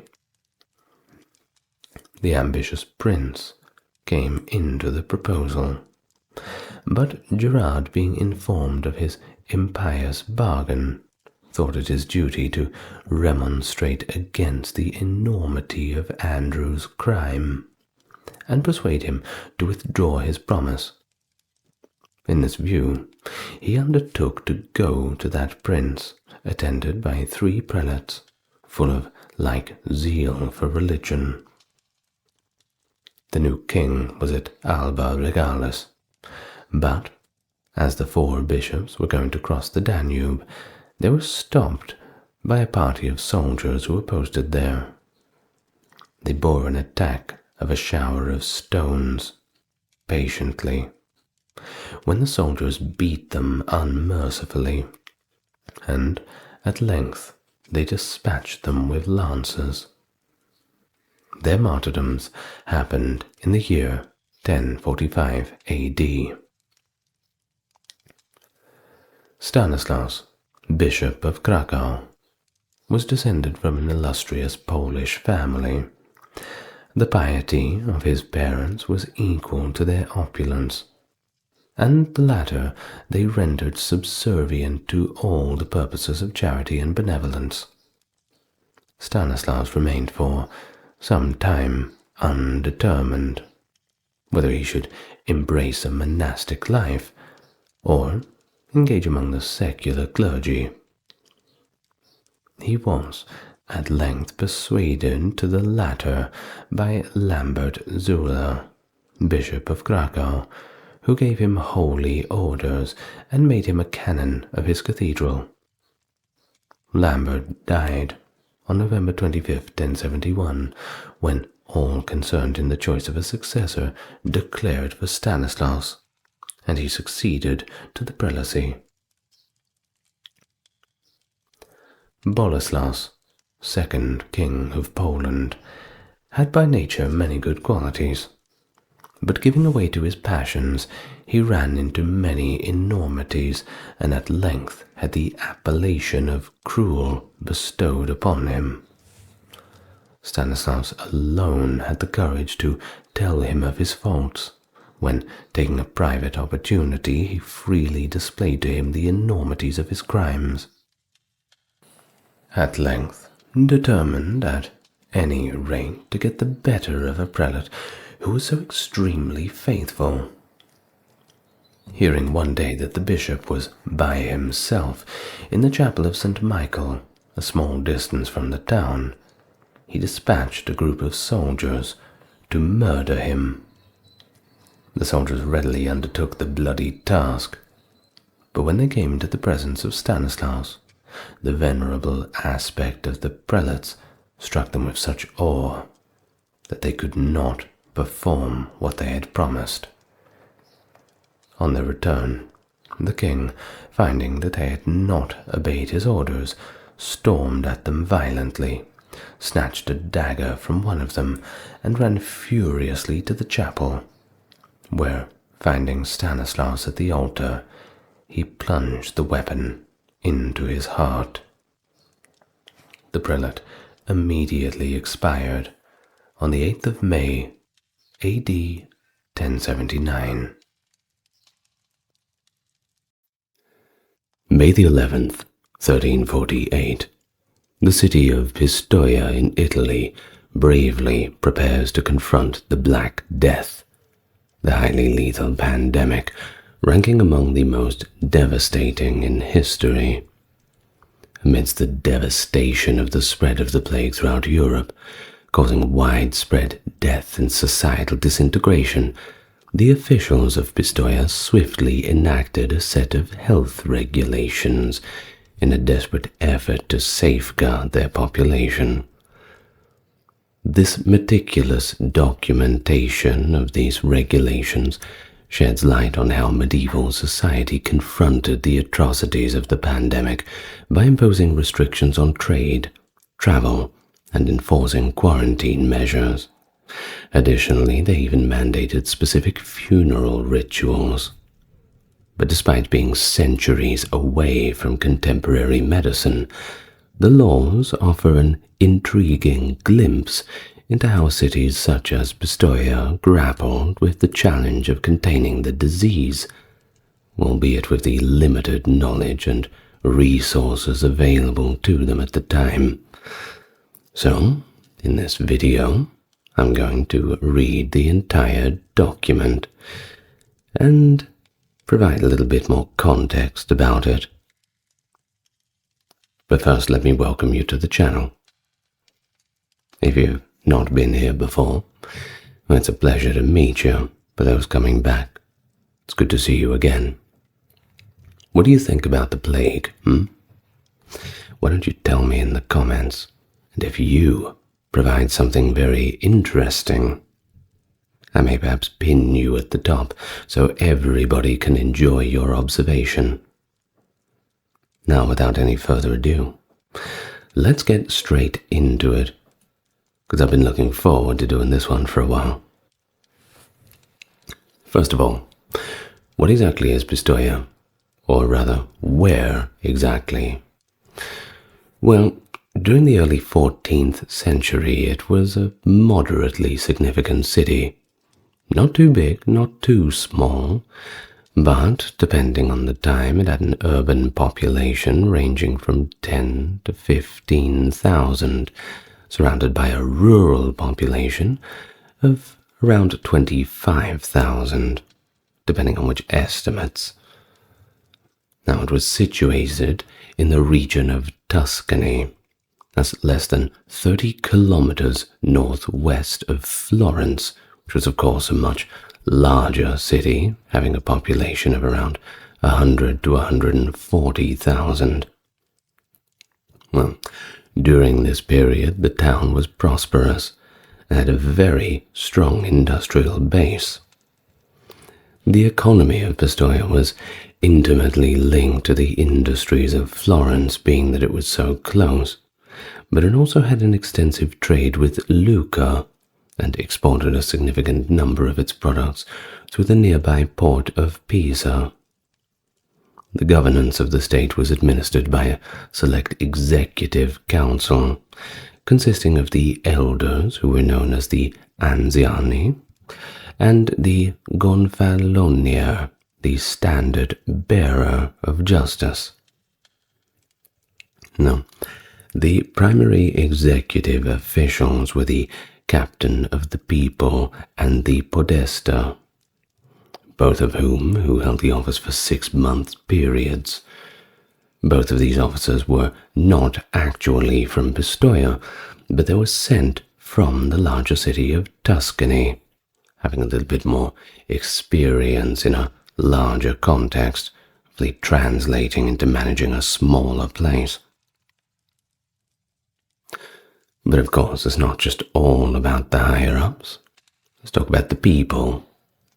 In fact, the inhabitants had granted these rulers restricted social interaction, and their conduct was heavily scrutinized, or even syndicated, even upon the completion of their terms of duty.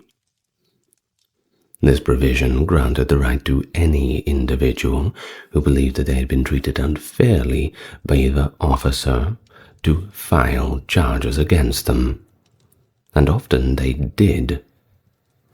Well, the 8 elders and the standard-bearer of justice were chosen by a random selection process from among the city's eligible people, who met specific criteria related to age, occupation, and property ownership. They served 2-month periods in their respective positions. The small council engaged in discussions on many matters and provided suggestions to a larger city council known as the Council of the People. Now, this Council of the People had the responsibility to either accept or reject proposals without making any changes to them. It's evident from the ordinances that there were hardly any matters that the government could not discuss that had impact on municipal life.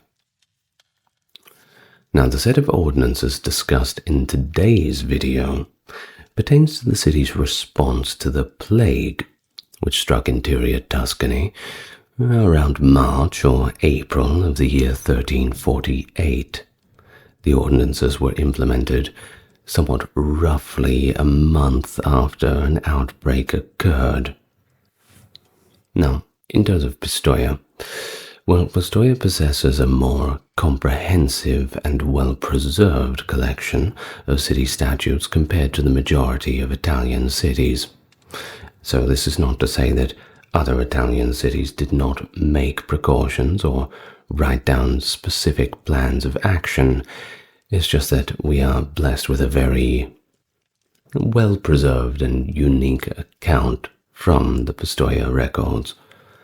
Consequently, we can observe that numerous regulations in Pistoia reiterate the hygienic and general health measures that the city had consistently implemented since earlier times, in fact from the late 12th century.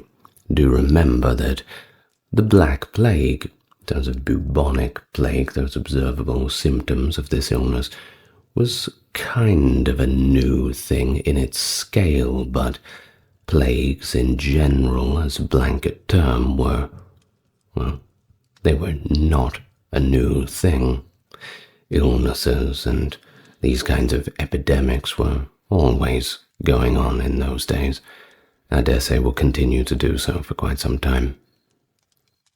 Now, the records that we have from Pistoia and from this period in general are actually quite reliable, and it allows us to estimate that Pistoia's urban population had actually decreased by over 50% by 1404, compared to its peak in the late 13th century. Similarly, the rural population had plummeted by more than 70%, just to give you some idea of the devastating consequences. Now, this data should not solely be interpreted as indicating a higher rural mortality rate compared to the metropolitan areas in relation to the plague, but it is probable that after the plague there was a significant increase in migration from rural areas to urban areas, which had already been happening consistently anyway during the medieval period. Now, this pattern of migration likely contributed to the relative decline of the countryside. However, it's pretty much impossible to determine whether mortality rates were different in the countryside compared to the city. We just don't have the records for the countryside. And it is important to note that most rural residents lived in villages rather than isolated homes. So overcrowding and sanitary issues were likely similar, not as bad, but similar indeed to what you would see in the urban areas, just in a smaller confined space. Now, with that being said, and all of the lovely context added in, let's begin with the actual document. We're going to read it front to back in all of its detail. The document is dated May the 2nd, 1348. In the name of Christ, Amen. Herein are written certain ordinances and regulations made and composed by certain wise people, elected and appointed by the elders and the standard-bearers of justice in order to conserve the health of the human body and restrain and resist various and diverse pestilences which can otherwise befall the human body, and written by me, Simon Buonarcosi, notary, and now notary and scribe of the same wise men deputized through the same Lord's elder, and standard bearer to this writing in the year from the nativity of the Lord 1348 first indiction. These wise men ordered and ordained, first, so that none of the contaminated matter which presently encroaches on the areas surrounding the city of Pistoia can enter the bodies of the citizens of Pistoia. No person, whether citizen or inhabitant of Pistoia or its territory, whether dwelling in said city or environs or territory, wherever they may be, of whatever status, condition, or authority, shall presume to dare to go to Pisa or Lucca by any means, or to their environs or territory or nearby. And no one should or can come from either of them or their environs to said city of Pistoia or its environs or territory, on penalty of 500 pence, accounted in gold, and that the gatekeepers of the city of Pistoia, guarding the gates of the said city, shall not permit those coming or returning to the said city of Pistoia from the said city of Pisa or Lucca, their environs or territory, to enter the said gates on penalty of 10 pence from each of the guards responsible for the gate through which such an entry has been made. It is permitted, however, for citizens now living in Pistoia to go to Pisa and Lucca, their environs or territories, if they first obtain permission from the Common Council, who will vote on the merits of the case presented to them. The license is to be drawn up by the notary of the elders and standard-bearer of the city, and this ordinance is to be upheld and observed from the day of its adoption until the 1st of October, or longer, if the Council sees fit. Note: cancelled on the 23rd of May. Second item. The said wise men ordered that no person, whether citizen, inhabitant, or foreigner, shall dare in any way to bring any used cloth, whether linen or woolen, to the city of Pistoia, its environs or territory, for use as men's or women's clothing or for bedcloths, on penalty of 200 pence. and the cloth is to be burnt in the public piazza of Pistoia by the officials who discovered it. Citizens of Pistoia will be allowed to take linen or woolen cloths with them for their own use or wear, provided that they are in a pack or bundle weighing 30 pounds or less. And this rule shall be observed from the day of its adoption until next January 1st. And if any quantity of cloth of said type or quality has been carried into said city, territory, or environs, the carrier must remove and export it from the said city within 3 days of the adoption of the present ordinance. Same penalty for each carrier or carriers and for each violation. Item 3. They ordered that the bodies of the dead, after they have died, neither should or shall be removed from the place in which they are found unless first such a body has been enclosed in a wooden casket covered by a lid secured with nails, so that no stench can issue forth, nor can it be covered by more than one canopy, blankets, or drape, under a penalty of 50 pence, paid by the heirs of the deceased, or, if there are no heirs, by the nearest kinsman in the male line. The goods of the deceased are to stand as surety for the payment of the penalty. Also, such dead bodies of the dead must be carried to the grave only in said casket, same penalty. And so that the aforesaid shall be noted by the rectors and officials of the city of Pistoia, present and future rectors of the parishes of the city of Pistoia, in whose parish there is any dead person, must themselves announce the death and the neighborhood in which the dead person lived to the podesta and the captain or others of the government of said city.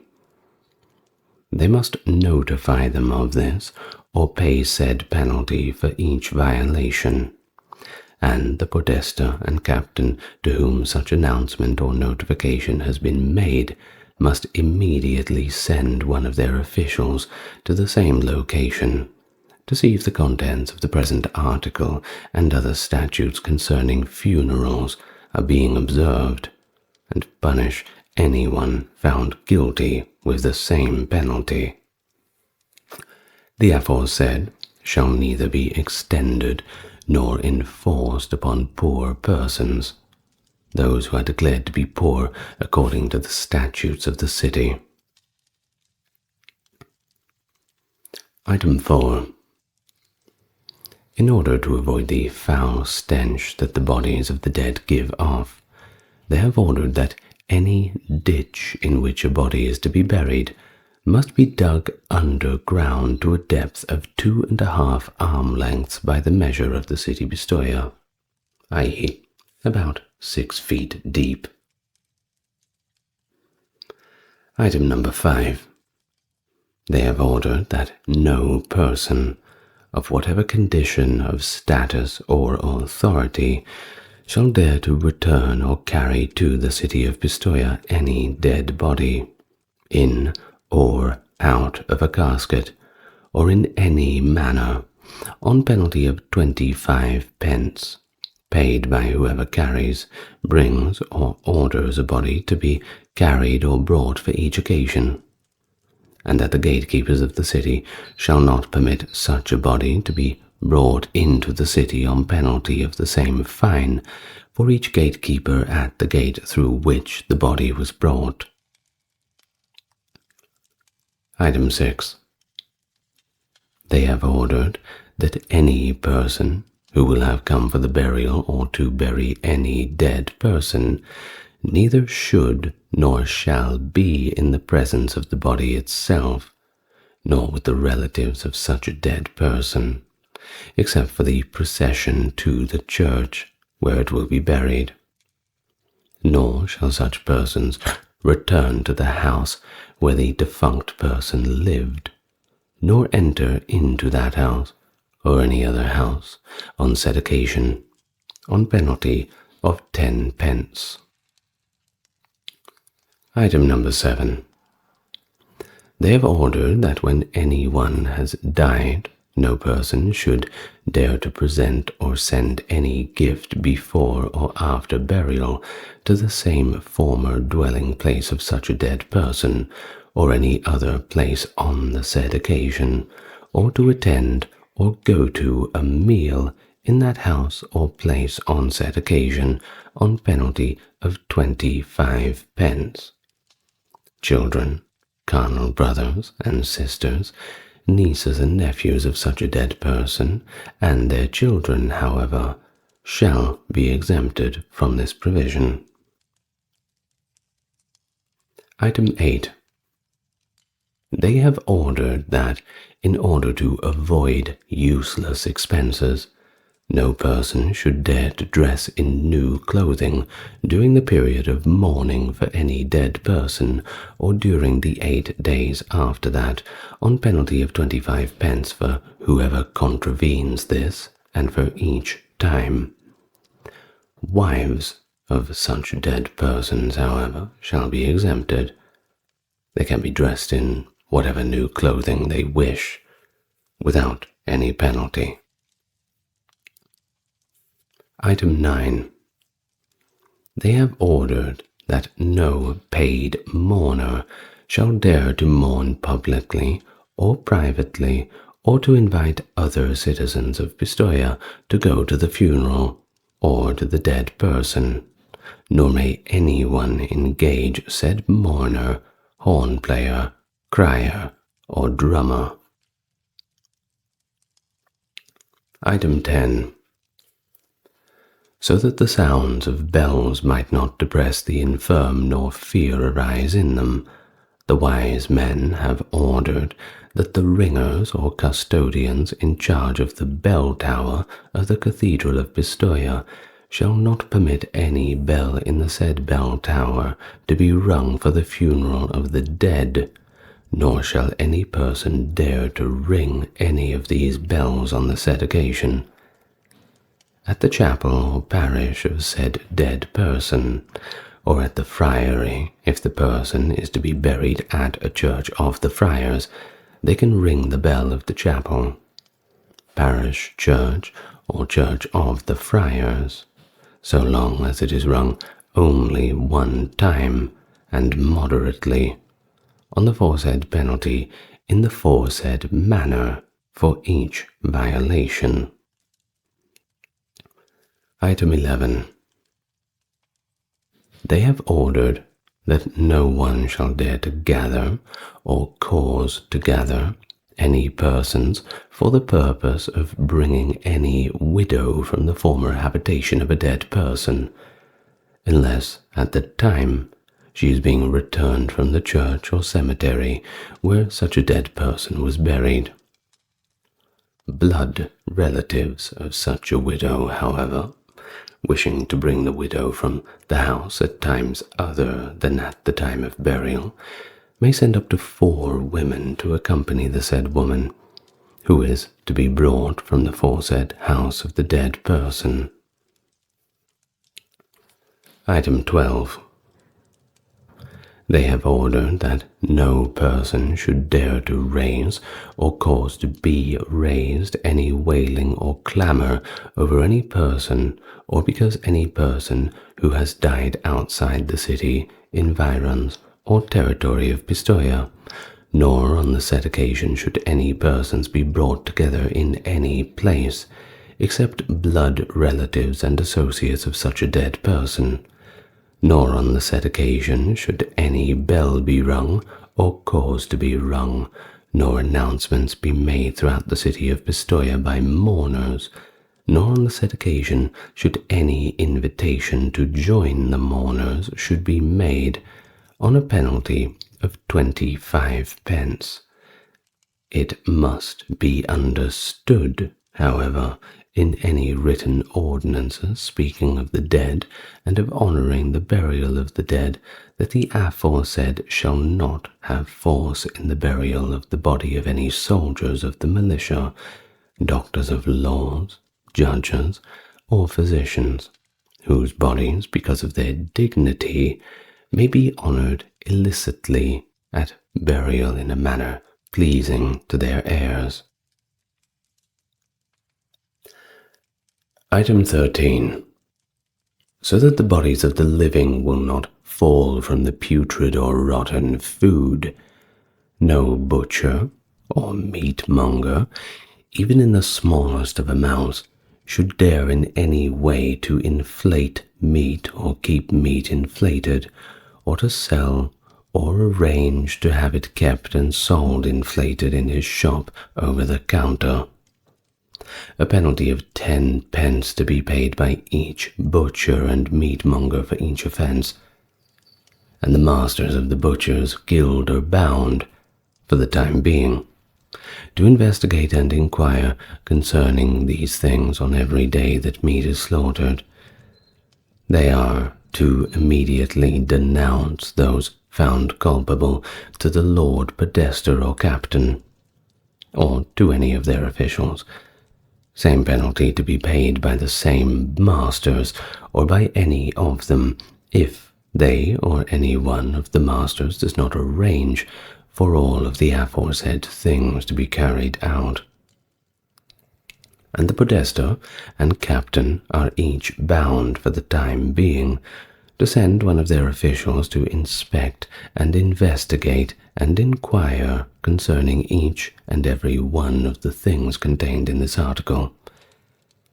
And they are to fine and punish with the same penalty those found guilty, and those masters, or any one of them, who does not at once denounce whoever committed these same offences, and the word or report of any official who finds any transgression against this statute is to stand and be believed without any other proof being necessary. Item 14. They have ordered that butchers and retail vendors of meat, individually and in common, neither should nor shall hold or maintain near a tavern or any other place where they sell meats, or near a shop, or besides or behind a shop any stable, pen, or any other thing which will give off a putrid smell. Nor can they slaughter meat animals, nor hang them after slaughter in any stable or other place in which there is any stench, on a penalty of 10 pence. Now the following are short ones. It is items 15 to 21. No butcher or meatmonger may display meat at his counter for more than a single ox, calf, or cow at any one time. Between May and August each year, butchers and meatmongers must slaughter and sell meat on each licit day, for its consumption of those who wish to eat it. No butcher or meatmonger may slaughter animals without a designated official's approval, who shall confirm its healthy and witness its immediate slaughtering. Between the 1st of March and 1st of December each year, no butcher or meatmonger may slaughter any breeding, mature, or juvenile sow. Between the 1st of December and 1st of March each year, butchers and meatmongers must flay any breeding, mature, or juvenile sow before selling its meat. The official in charge of the correct sale and price of the meat is to be elected by and from among the city's workers and the chapel of San Giacompo in the cathedral of the low-ranking officials of the city's treasury. For the better preservation of health, no one may export poultry, calves, and other fatty food products from the city, so that stench and putrefaction shall not be harm to men. Henceforth, tanning of hides neither should be done within the city walls of Pistoia, on a penalty of 25 pence. Item 24.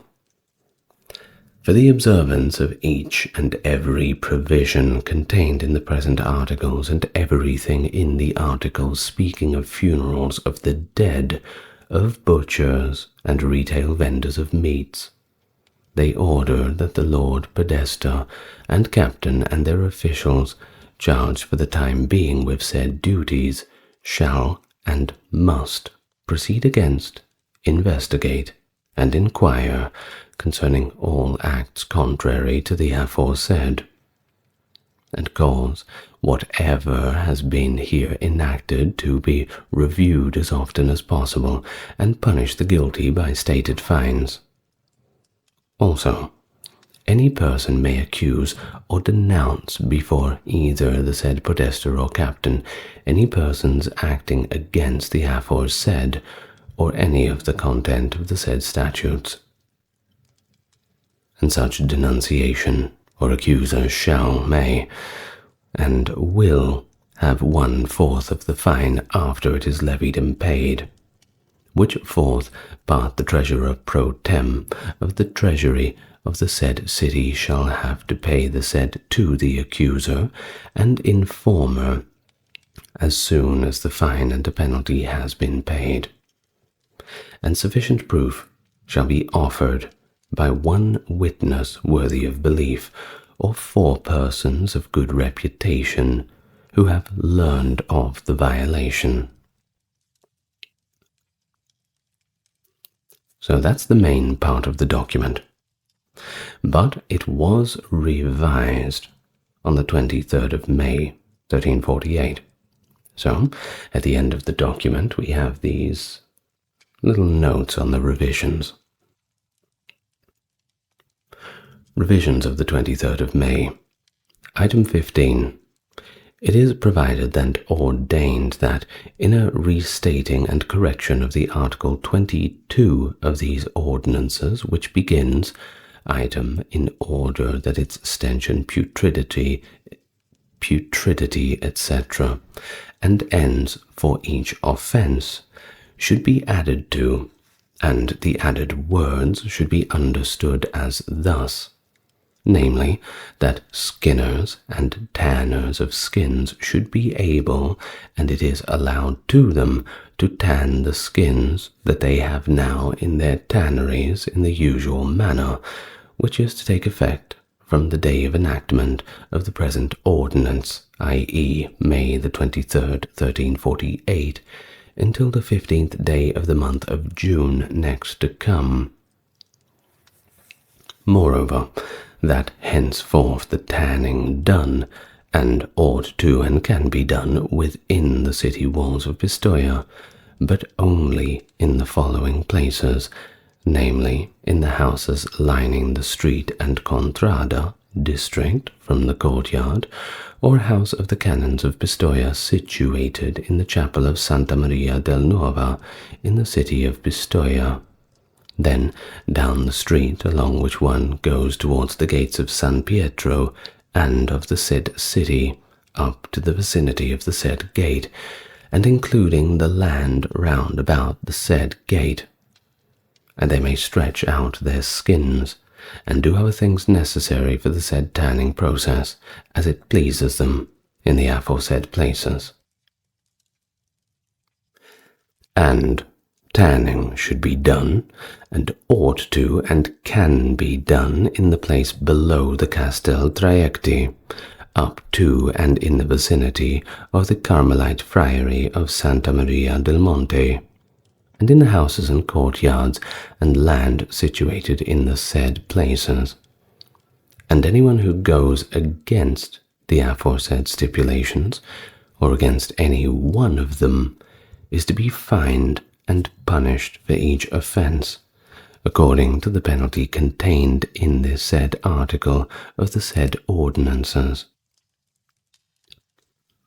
It is providing and ordained, in order that no putridity and stench can harm human bodies, that the rendering down of dripping or suet be done, or ought to be done, in a house or houses at least 25 arm lengths, i.e. 50 to 60 feet, from other houses in the city of Pistoia, and not elsewhere. Penalty of 25 pence from each offender, and for each offence. It is provided and ordained that the tanning of gut from which strings are made is to be done and ought to be done outside the city of Pistoia, and not within the city itself, and the offender is to be fined and punished 25 pence for each offence. End of the document. Interesting, that last little part talking about the gut strings. Now, I'm a guitar player myself. You might have seen that the nails on my right hand are longer than the left. Well, that's for classical guitar. Of course, it's very hard to get gut strings these days, but you can still get them. Sort of have to buy them off the internet, though. Not many guitar shops have them as the standard stock. I believe you can get the frets as well. Same for violin strings and all the rest. Well, that is the end of the document. I'm sure there's plenty of people around who are thinking, well, thankfully that's all over, no more plague for us. Well, I have some bad news for you. I'm afraid you're mistaken. The plague isn't just a thing of the past. It's very much still with us today. Now, that being said, we don't have to look over our shoulders too much. We're quite lucky to be blessed with the modern medicine and hygienic luxury, at least in most parts of the world. But the plague goes where it goes, and it finds a way in. Now, Madagascar, for instance, that's that little island off the coast of Africa, they had their own bout of plague in 2017, in which out of 2,417 cases, there were actually 209 people who actually died from it. You imagine dying from the bubonic plague in 2017. What a way to go. But of course, that's all the way in Madagascar. Far, far away from you, right? No need to worry. Well, once again, not so fast. I did do a little bit of digging around, and it didn't take me too long to find that actually on the 13th of February, just this year, 2024, some 6 or 7 months ago, there was a news article that was published by The Guardian. I know, right? The Guardian. About a man in the state of Oregon, USA, who came down with the plague. And back in 2012, an unfortunate man also caught the plague in Oregon when he was pulling a dead rat out of his choking cat's mouth. What on earth is going on in Oregon? Well, there was another teenager from Colorado who also came down with it. In fact, last year in Colorado, that state of the USA, officials recorded 2 official deaths from the Black Plague. You didn't hear about that one on the news, didn't you? Of course, they probably don't want to panic people. Now, out of curiosity, too, if you go onto the CDC website, they actually have a page there that is dedicated on ways to protect yourself from the bubonic plague. It all sounds a little ridiculous, but like I said, it's still with us, but just in this diminished capacity. So, I am going to do you the favor and tell you exactly what the CDC wants you to hear, the Center for Disease Control, about how you can avoid getting the plague, because I do not want to lose any subscribers, especially to something like that. So, the first tip: reduce rodent habitat around your home, workplace, and recreational areas. Remove brush, rock piles, junk, cluttered firewood, and possible food supplies for rodents, such as pet and wild animal food. Make your home and outbuildings rodent-proof. Well, that's a pretty good tip. Next one. Wear gloves if you are handling or skinning potentially infected animals to prevent contact between your skin and the plague bacteria. Contact your local health department if you have questions about the disposal of dead animals. Next tip. Use repellent if you think you could be exposed to fleas during activities such as camping, hiking, or working outdoors. Products containing DEET can be applied to the skin as well as clothing, and products containing the permethrin can be applied to clothing too. Also follow the instructions on the label always. Keep fleas off of your pets by applying flea control products. Animals that roam freely are more likely to come into contact with plague-infected animals or fleas and could bring them into homes. If your pet becomes sick, seek care from a veterinarian as soon as possible. Do not allow dogs or cats that roam free in endemic areas to sleep on or in your bed. Note: a plague vaccine is no longer available in the United States. New plague vaccines are in development, but are not expected to be commercially available in the near future. And that's the end of the advice from the disease control website. Oh, seems pretty simple, right? Well, those who are dog owners and cat owners, perhaps make sure you're keeping all those flea medications up. Well, if you are so unlucky to get it, what do you do? Well, these days, we just use antibiotics. It's pretty easy. If you are in a country that has extra antibiotics to go around, hopefully you are. Well, with that being said, a little bit of a scary way to finish the video. I don't want anybody getting plague, so I had to let you all know how to avoid that. Published in Germany in 1487 by Heinrich Kramer, a Dominican monk and inquisitor, the Malleus Maleficarum, or in the English tongue, Hammer of the Witches, stands as one of the most infamous and influential treatises on witchcraft in the annals of European history. Crafted during the Renaissance and coinciding with the advent of the printing press, this book profoundly shaped the witch hunts of the 16th and 17th centuries. It methodically outlines the existence, practices, and prosecution methods of witchcraft, predominantly targeting women, whom it claims are particularly susceptible to diabolical influences. Despite its eventual condemnation by the Church, the widespread distribution and enduring impact of the Malleus Maleficarum fueled centuries of witch hunts, resulting in the torture and execution of thousands. Today, the work remains a crucial point of study for those seeking to understand the cultural and intellectual underpinnings of one of the darkest chapters in our history. Hello everyone and welcome.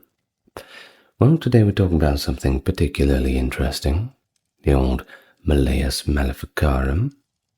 As always, leave something insightful in the comments. If I find it particularly interesting, I will pin it up the top and everybody can see. And also check us out on Facebook. We're building a community up there, slowly but surely. Well, let's get on with the topic for today. Nice and relaxed, as usual. The opposition from the Church to witchcraft and heresy has deep historical roots, as reflected in the Canon Episcopi, which was issued around 900 AD, declaring that witchcraft and magic were nothing more than diabolical illusions. Those who believed in such practices were seen as being misled by the devil through their dreams and strange visions. Despite this official condemnation, belief in the supernatural interventions persisted on, particularly through ordeals, which were later adapted for use in witch trials. Official church doctrine acknowledged that devils could be expelled through sacramental exorcisms, which of course continue even to our modern day, which recognized, of course, the Malleus Maleficarum as one of the 5 methods to counter the attacks.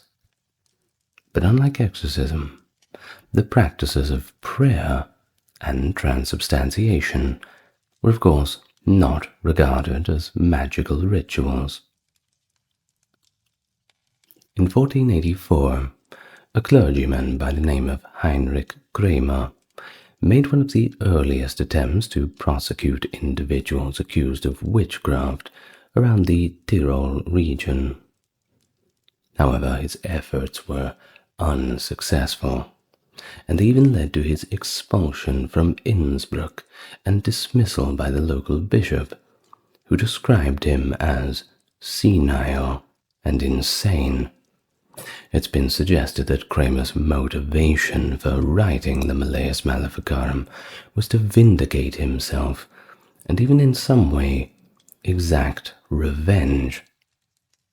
Other scholars argue that Kramer's primary goal in writing the book was to articulate his views on witchcraft, systematically refute those who denied its existence, discredit the skeptics, and emphasize that witchcraft was mainly practiced by women. He also had the aim of persuading magistrates to adopt his methods for identifying and, of course, prosecuting witches. I will get to the specifics of that later on. Well, after the rough time in Tyrol, all of his failed attempts, some scholars suggest that Kramer sought direct papal approval to continue his prosecutions against witches. This led to the issuance of the papal bull Summis Desiderantes Affectibus by Pope Innocent VIII in 1484. This papal bull empowered the Inquisition to prosecute cases of witchcraft and specifically authorized Kramer, along with the Dominican friar Jacob Sprenger. Now, on to Sprenger.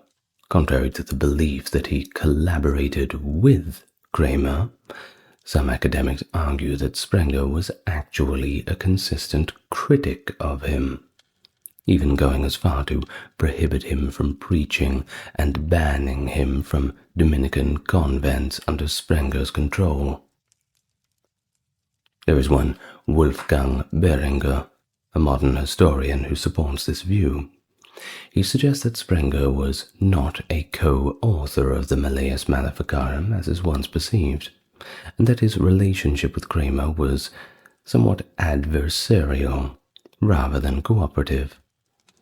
As stated by Wolfgang Behringer, and I quote, Sprenger had tried to suppress Kramer's activities in every possible way. He forbade the convents of his province to host him. He forbade Kramer to preach, and he even tried to interfere directly in the affairs of Kramer's Celestat convent. The same day, Sprenger became successor to Jacob Strubach as provincial superior.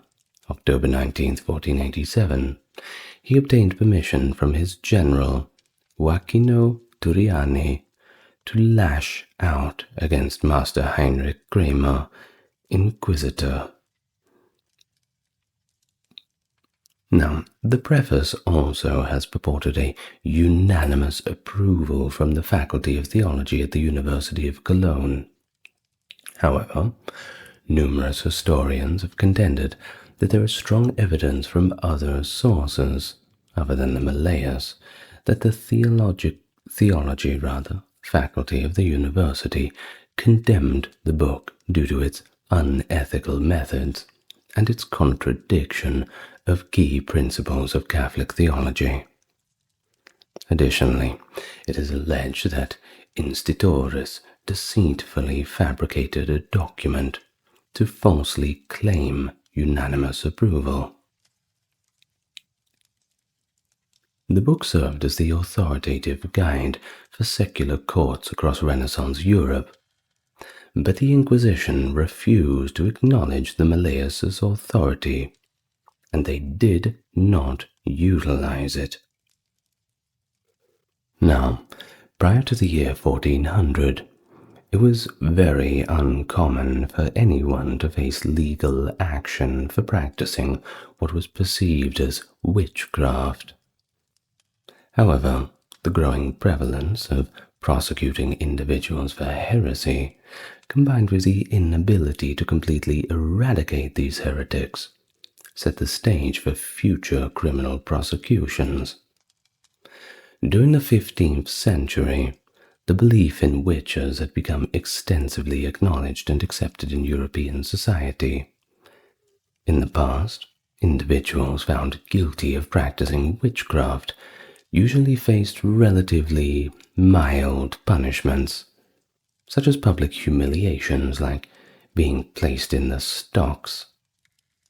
However, their prosecution became increasingly severe after the Maleficarum was published, as belief in witchcraft became widely acknowledged as a genuine and a perilous occurrence, a threat to everyone.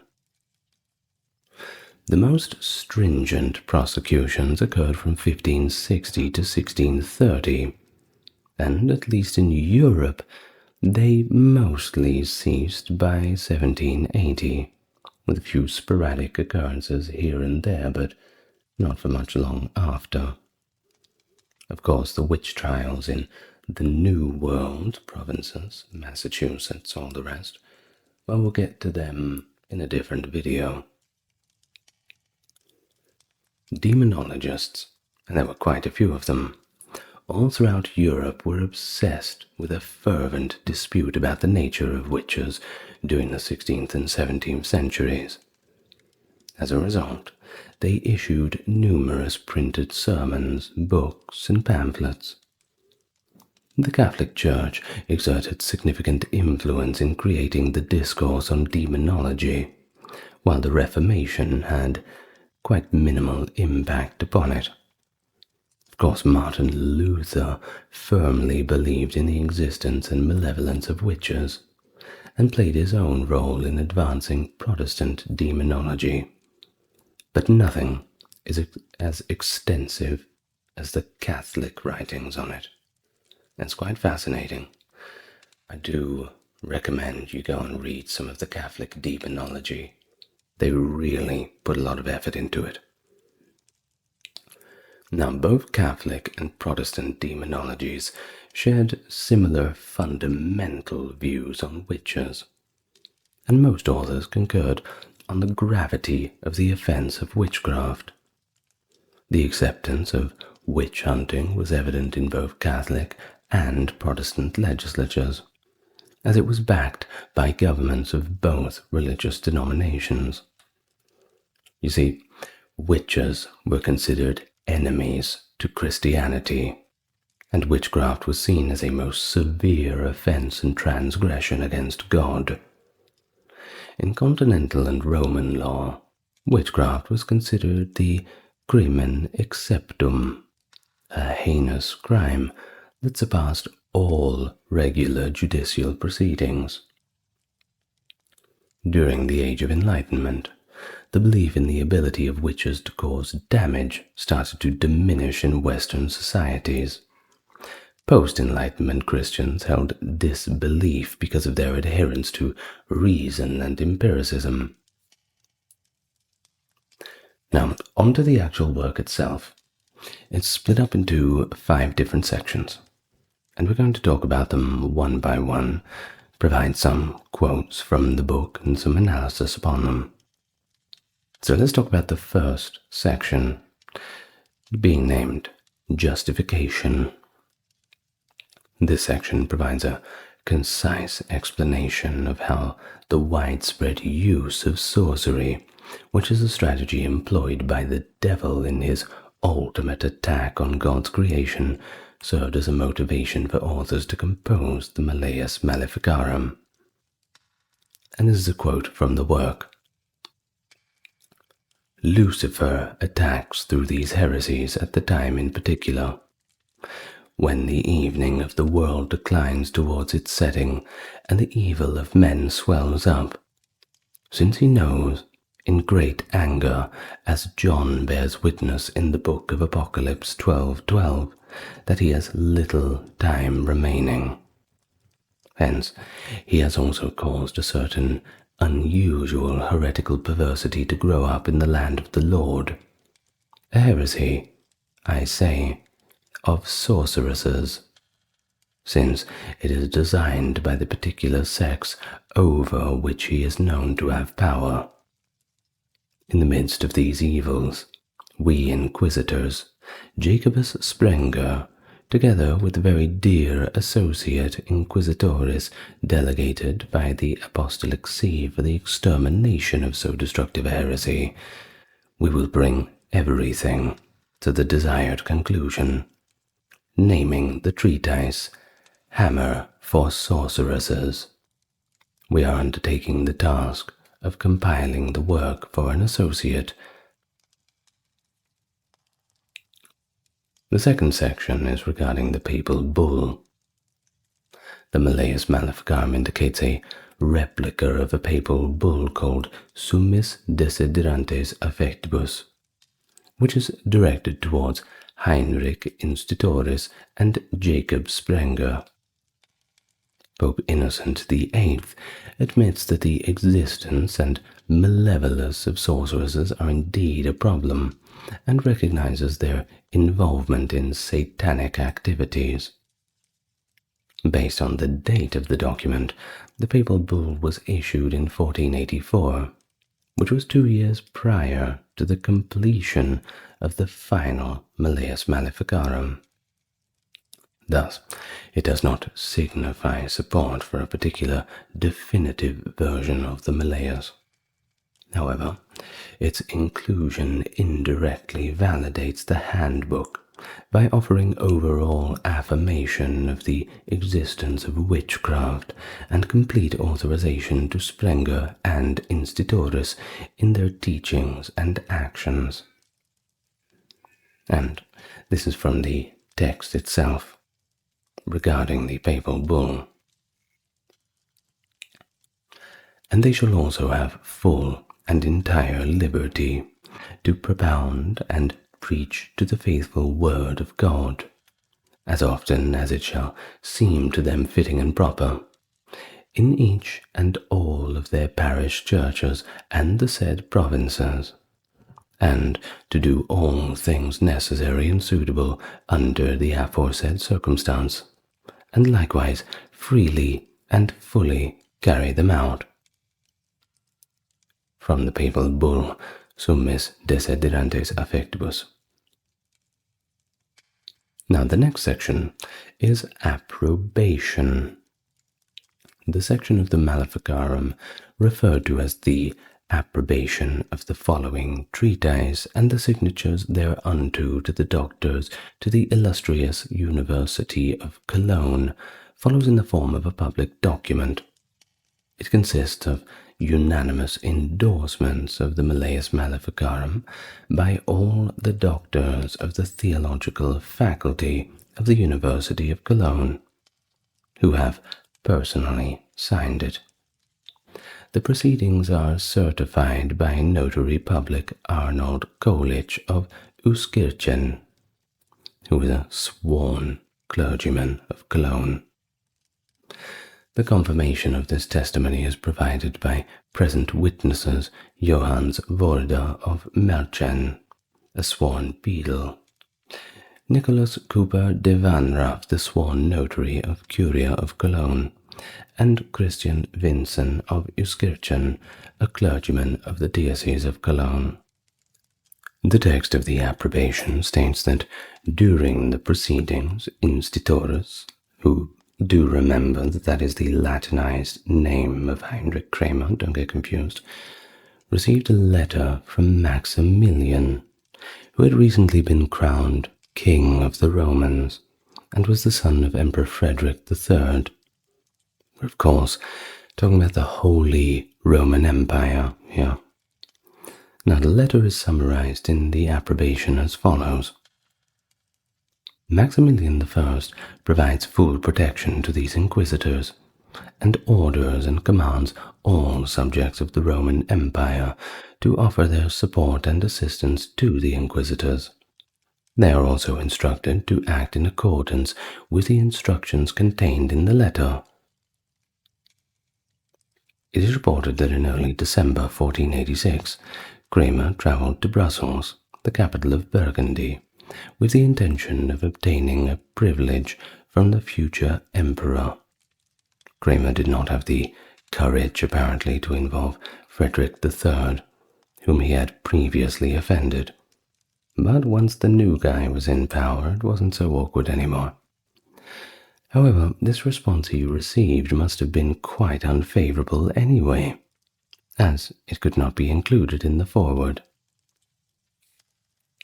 Now, the approbation has a preamble and is subsequently accompanied by a decision divided into two sections. So let's first do the first part of the preamble. The text commences with a broad assertion of the prevailing conditions, which is written like this. In the name of our Lord Jesus Christ, Amen. Let all those who will read, see, or hear the present public document know that in the year since the birth of our Lord, 1487, in the 5th indiction, on Saturday, the 19th day of May, at 5 in the afternoon or thereabouts, in the 3rd year of the pontificate of our Lord, the most holy Father in Christ, Lord Innocent the Eighth, by divine providence Pope, in the presence of my notary public, and a witness written below, had been specifically summoned and asked for this purpose. The venerable and religious brother Heinricus Institutoris, professor of holy theology, and member of the order of preachers, who was appointed as inquisitor into heretical depravity by the Holy See along with his colleague, the venerable and religious brother Jacobus Sprenger, and also a professor of holy theology and prior of the convent of preachers in Cologne.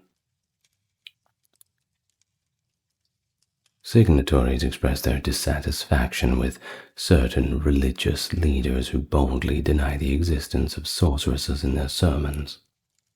They point out that the authors of the Malleus Maleficarum are not primarily focused on dispelling this ignorance, but rather on providing detailed instructions for sentencing and punishing sorceresses in accordance with religious texts and regulations.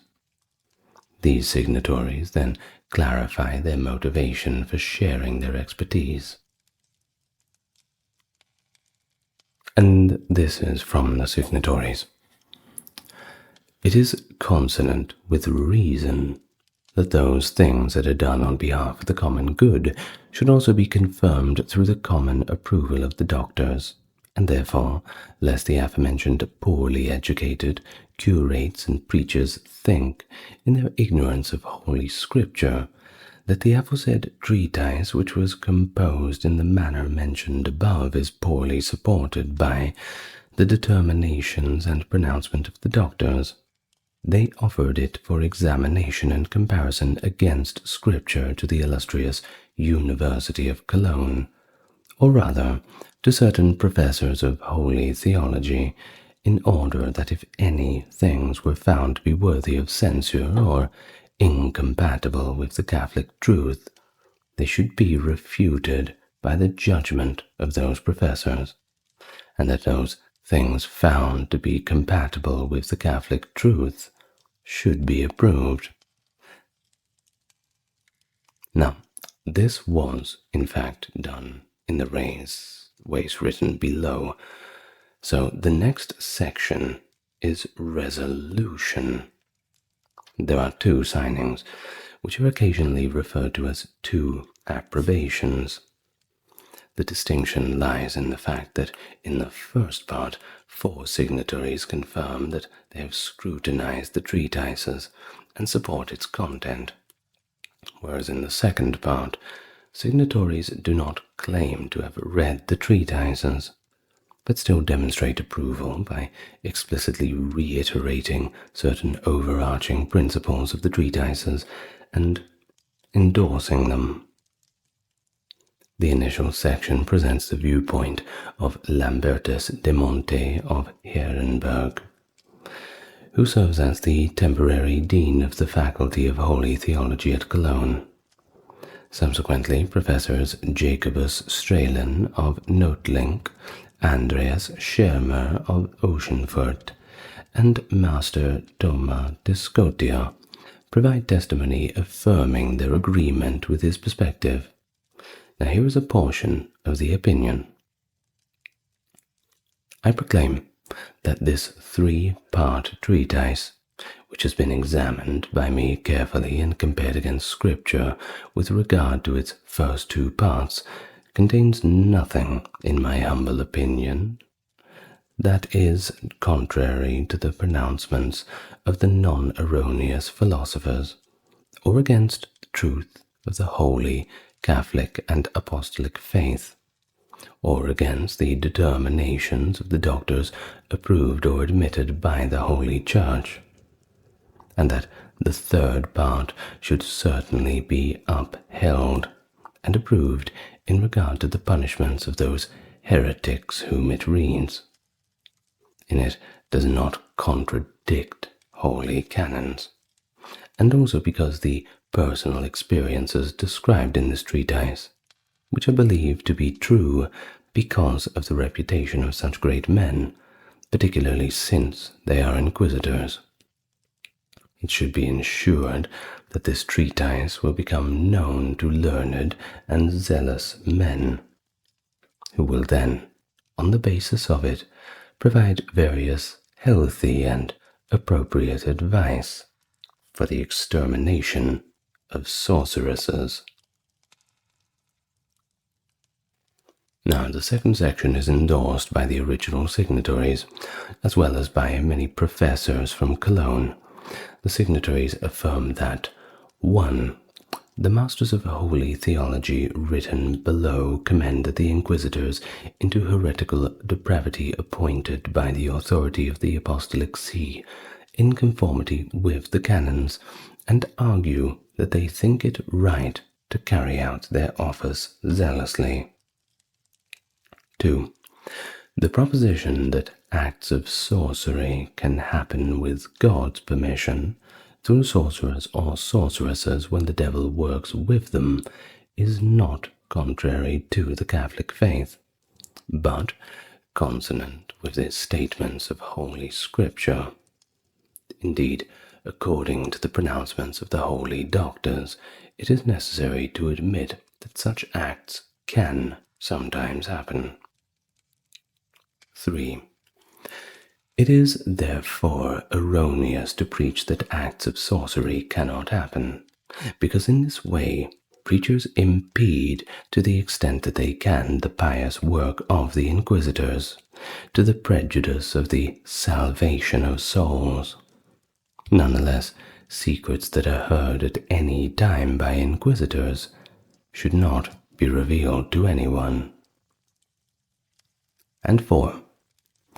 All princes and Catholics should be urged to think it right to insist such pious vows on the part of the inquisitors in defense of the holy Catholic faith. End of the affirmations of the signatories of the College of Cologne. Now, what about witchcraft itself? How is it actually defined by the Malleus Maleficarum? Well, according to the text, it requires 3 essential components: the malevolent intents of the witch, the assistance of the devil, and the consent of God. The treatise is organized into 3 distinct portions. The initial segment is targeted towards clergy and endeavors to counter arguments made by detractors who reject the existence of witchcraft in all its forms, thereby, of course, impeding its legal pursuit. I mean, you can't charge someone for something that isn't real, right? Well, the second section delineates the tangible manifestations of witchcraft and the corresponding methods of counteraction.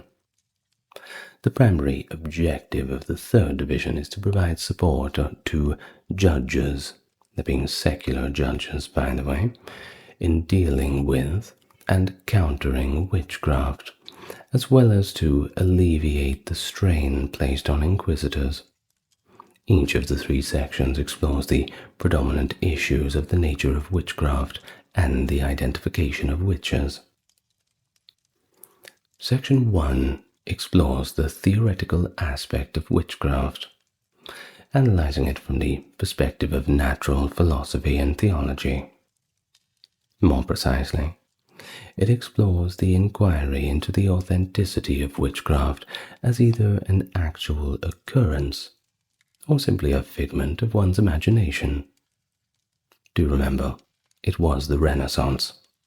People were certainly becoming a little bit more enlightened, albeit slowly, but, give them time. Well, it potentially describes this as deceptive apparitions created by the devil, or merely the products of excessive, agitated human thoughts. Too much time on their hands, that kind of thing.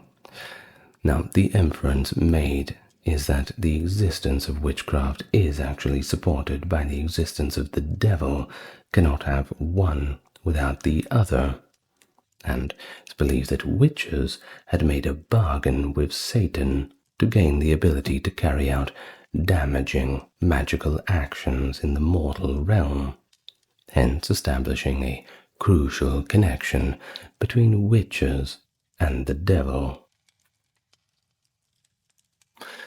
The discussion in general within the text revolves around practical matters and real-life cases, as well as the abilities of witches and their methods of recruiting.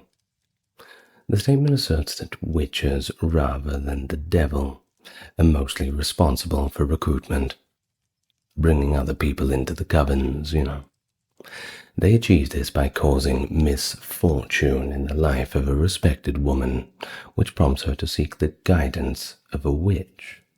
Alternatively, they may introduce young girls to alluring young devils.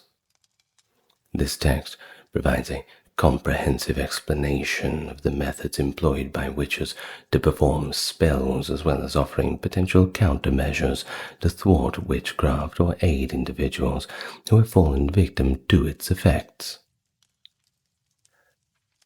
But who gives them the authority to speak on such things? Well, they seem to have been quite versed in the theology of the day. They weren't just a random layman writing a book. In fact, Jacob Sprenger, he held the position of an appointed inquisitor for the Rhineland, serving as theology professor, and was a dean at the University of Cologne in Germany, while Heinrich Kramer, or once again his Latin name Institutoris, held the position of an appointed inquisitor in South Germany. He was also a professor of theology at the University of Salzburg, and was widely recognized as the foremost expert in demonology and witch hunting during the late medieval period in Germany. In the papal bull Summis Desiderantes Affectibus, Pope Innocent VIII addresses them, being Sprenger and Kramer, as beloved sons and professors of theology. Additionally, he grants them the authority to do as they will to eradicate witchcraft. Now, Kramer and Sprenger were the first to raise harmful sorcery to the criminal status of heresy. In fact, a lot of this was justified by the principles outlined in Exodus 22:18. That being, you must not allow a sorceress to live, depending on the translation. Well, that seems pretty clear, doesn't it? Back it up, boys. No arguments there.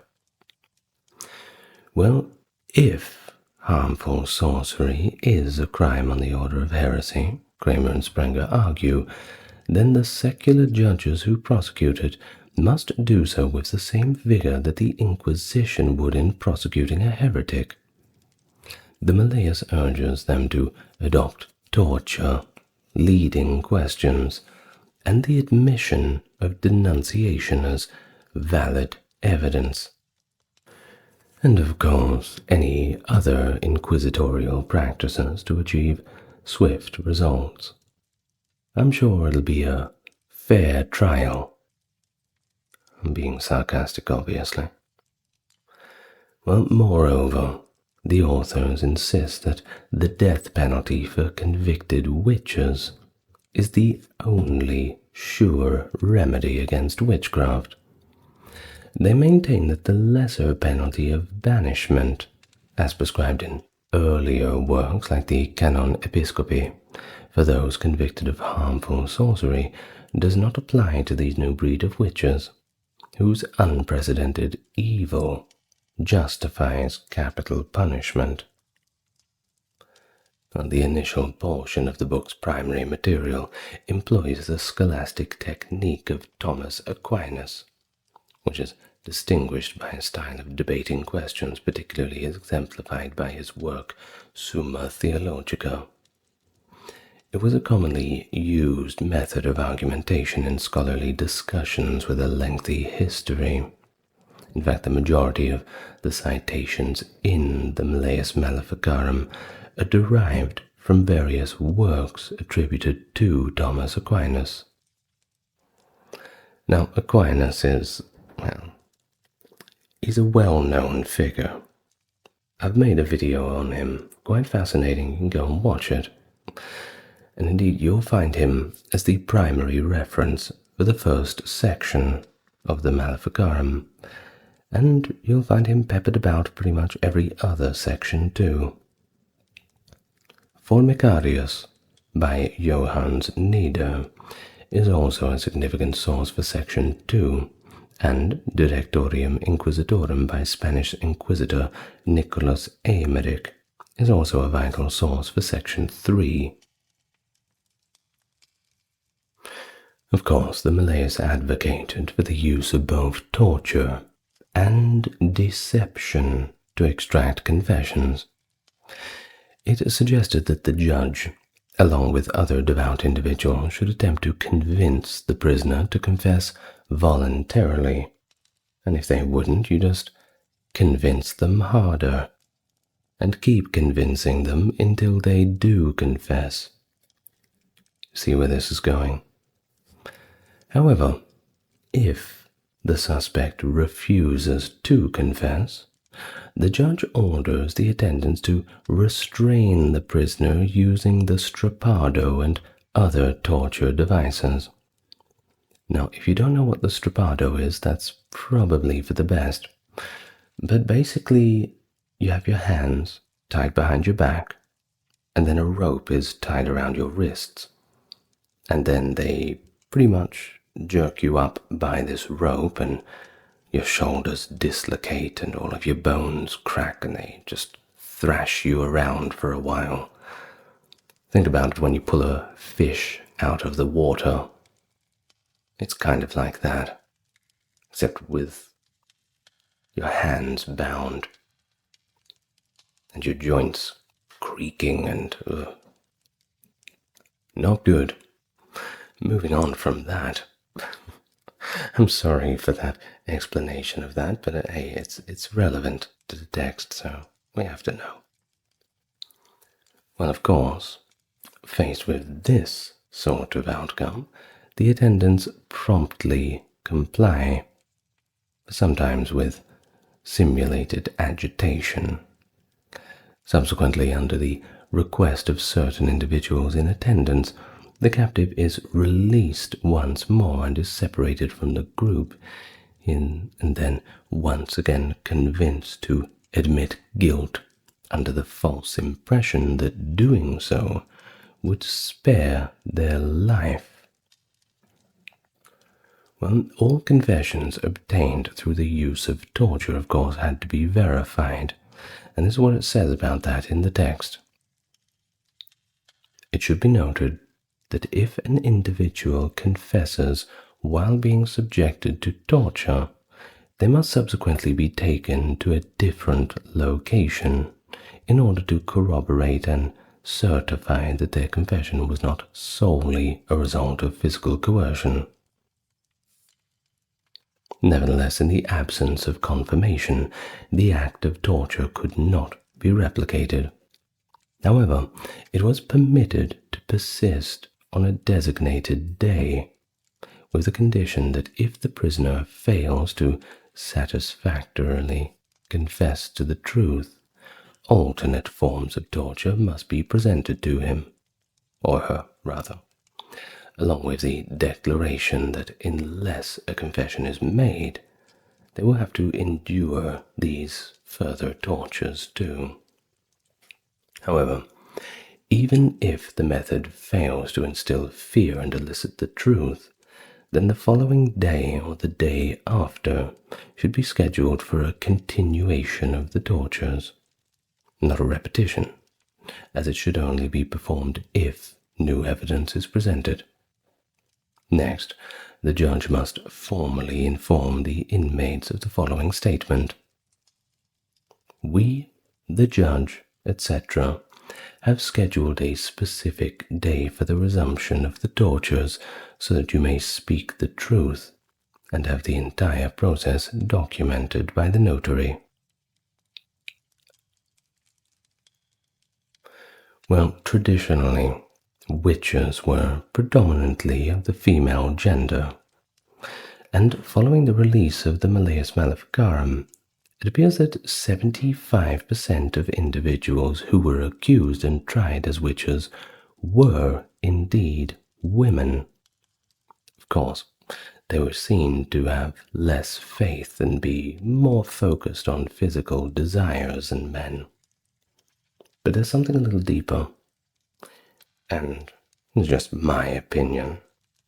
I'm not sure if it's one of the reasons, but I think that the prevailing theory behind this goes back to that in the original Garden of Eden story, that Adam was not tempted by the serpent, but Eve was the one who ate the apple, getting that eternal knowledge and all that. So, I think that's where most of it comes from.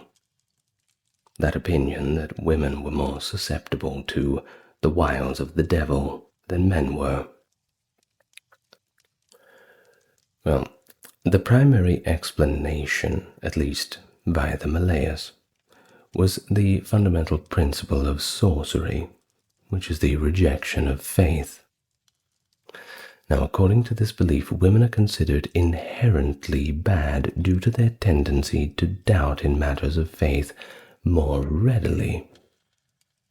So basically, they're talking about critical thinking. While it was possible for men to be witches or sorcerers, whatever we're going to use as a terminology, they were generally regarded to be less common, and the underlying factors contributing to their classification as witches were distinct as well. You see, the prominent type of male witch described in the book is the sorcerer archer. The book is somewhat ambiguous about this, but it does suggest that the motivation behind male witches is mostly driven by a thirst for power, rather than an unbelief or lust, which is claimed to be the case with most female witches. Now, undoubtedly, the title of the Malleus Maleficarum itself is feminine, suggesting that it was the women who were portrayed as the wrongdoers. Ultimately, it might take the form of Malleus Maleficorum, which is the masculine version of the Latin noun maleficus or malefica, meaning witch. In Latin, the term maleficarum is exclusively used for women, although the title maleficorum can be used for males alone, or as a kind of gender-neutral group pronoun when they are all together. The Maleficarum alleges that witches also engaged in infanticide, cannibalism, and the casting of malevolent spells to damage their adversaries, while also possessing the ability to emasculate men. Perhaps that's where all this comes from. Subsequently, it provides narratives of witches engaging in these illegal activities. Kramer and Sprenger develop a powerful, sex-specific theory of witchcraft based on a hierarchical and dualistic view of the world. You see, everything exists in pairs of opposites. God and Satan, Adam and Eve, or men and women. You see, each positive principle in a pair is delineated by its negative polar opposite. Perfection is defined not as the integration or preservation of opposites, but rather the extermination of the negative element in a polar pair. Because women are the negative counterpart to men as seen by the theology written within the Maleficarum, they corrupt male perfection through witchcraft, and therefore the women who engage in such activities are indeed witches and must be dealt with as soon as possible, and by the most horrible means. So, according to the Malleus, the only way a woman can avoid succumbing to her passions and becoming a witch is to embrace a life of devout chastity in a religious retreat. Go off and become a nun somewhere, basically. But the monastic life is actually quite reserved to the spiritually gifted few. You can just show up out of nowhere. People often think this is how you get into a Shaolin monastery or something like that. Just show up and become the thing. Unfortunately, it's not that simple. Therefore, most women are doomed to become witches who cannot be redeemed, and the only recourse open to the authorities is to ferret out and exterminate as many of them as they can. Bad luck for them, I suppose. Well, the Malleus Maleficarum presents a distinct understanding of witches, known as the new category, Strixology, which significantly deviates from previously held beliefs. Kind of like a version 2.0 for studying witches. Of course, we had witches before then, but this time They had narrowed everything down into what they actually were and how to deal with them. Now, the term malefica possesses a distinct denunciation that is not present in other terms used to describe women with supernatural abilities. The perception of witches and magic, by extension, is inherently associated with malevolence, evil. It deviates from these previous notions of witchcraft that were more broad and encompassing, and just slaps a big label on everyone.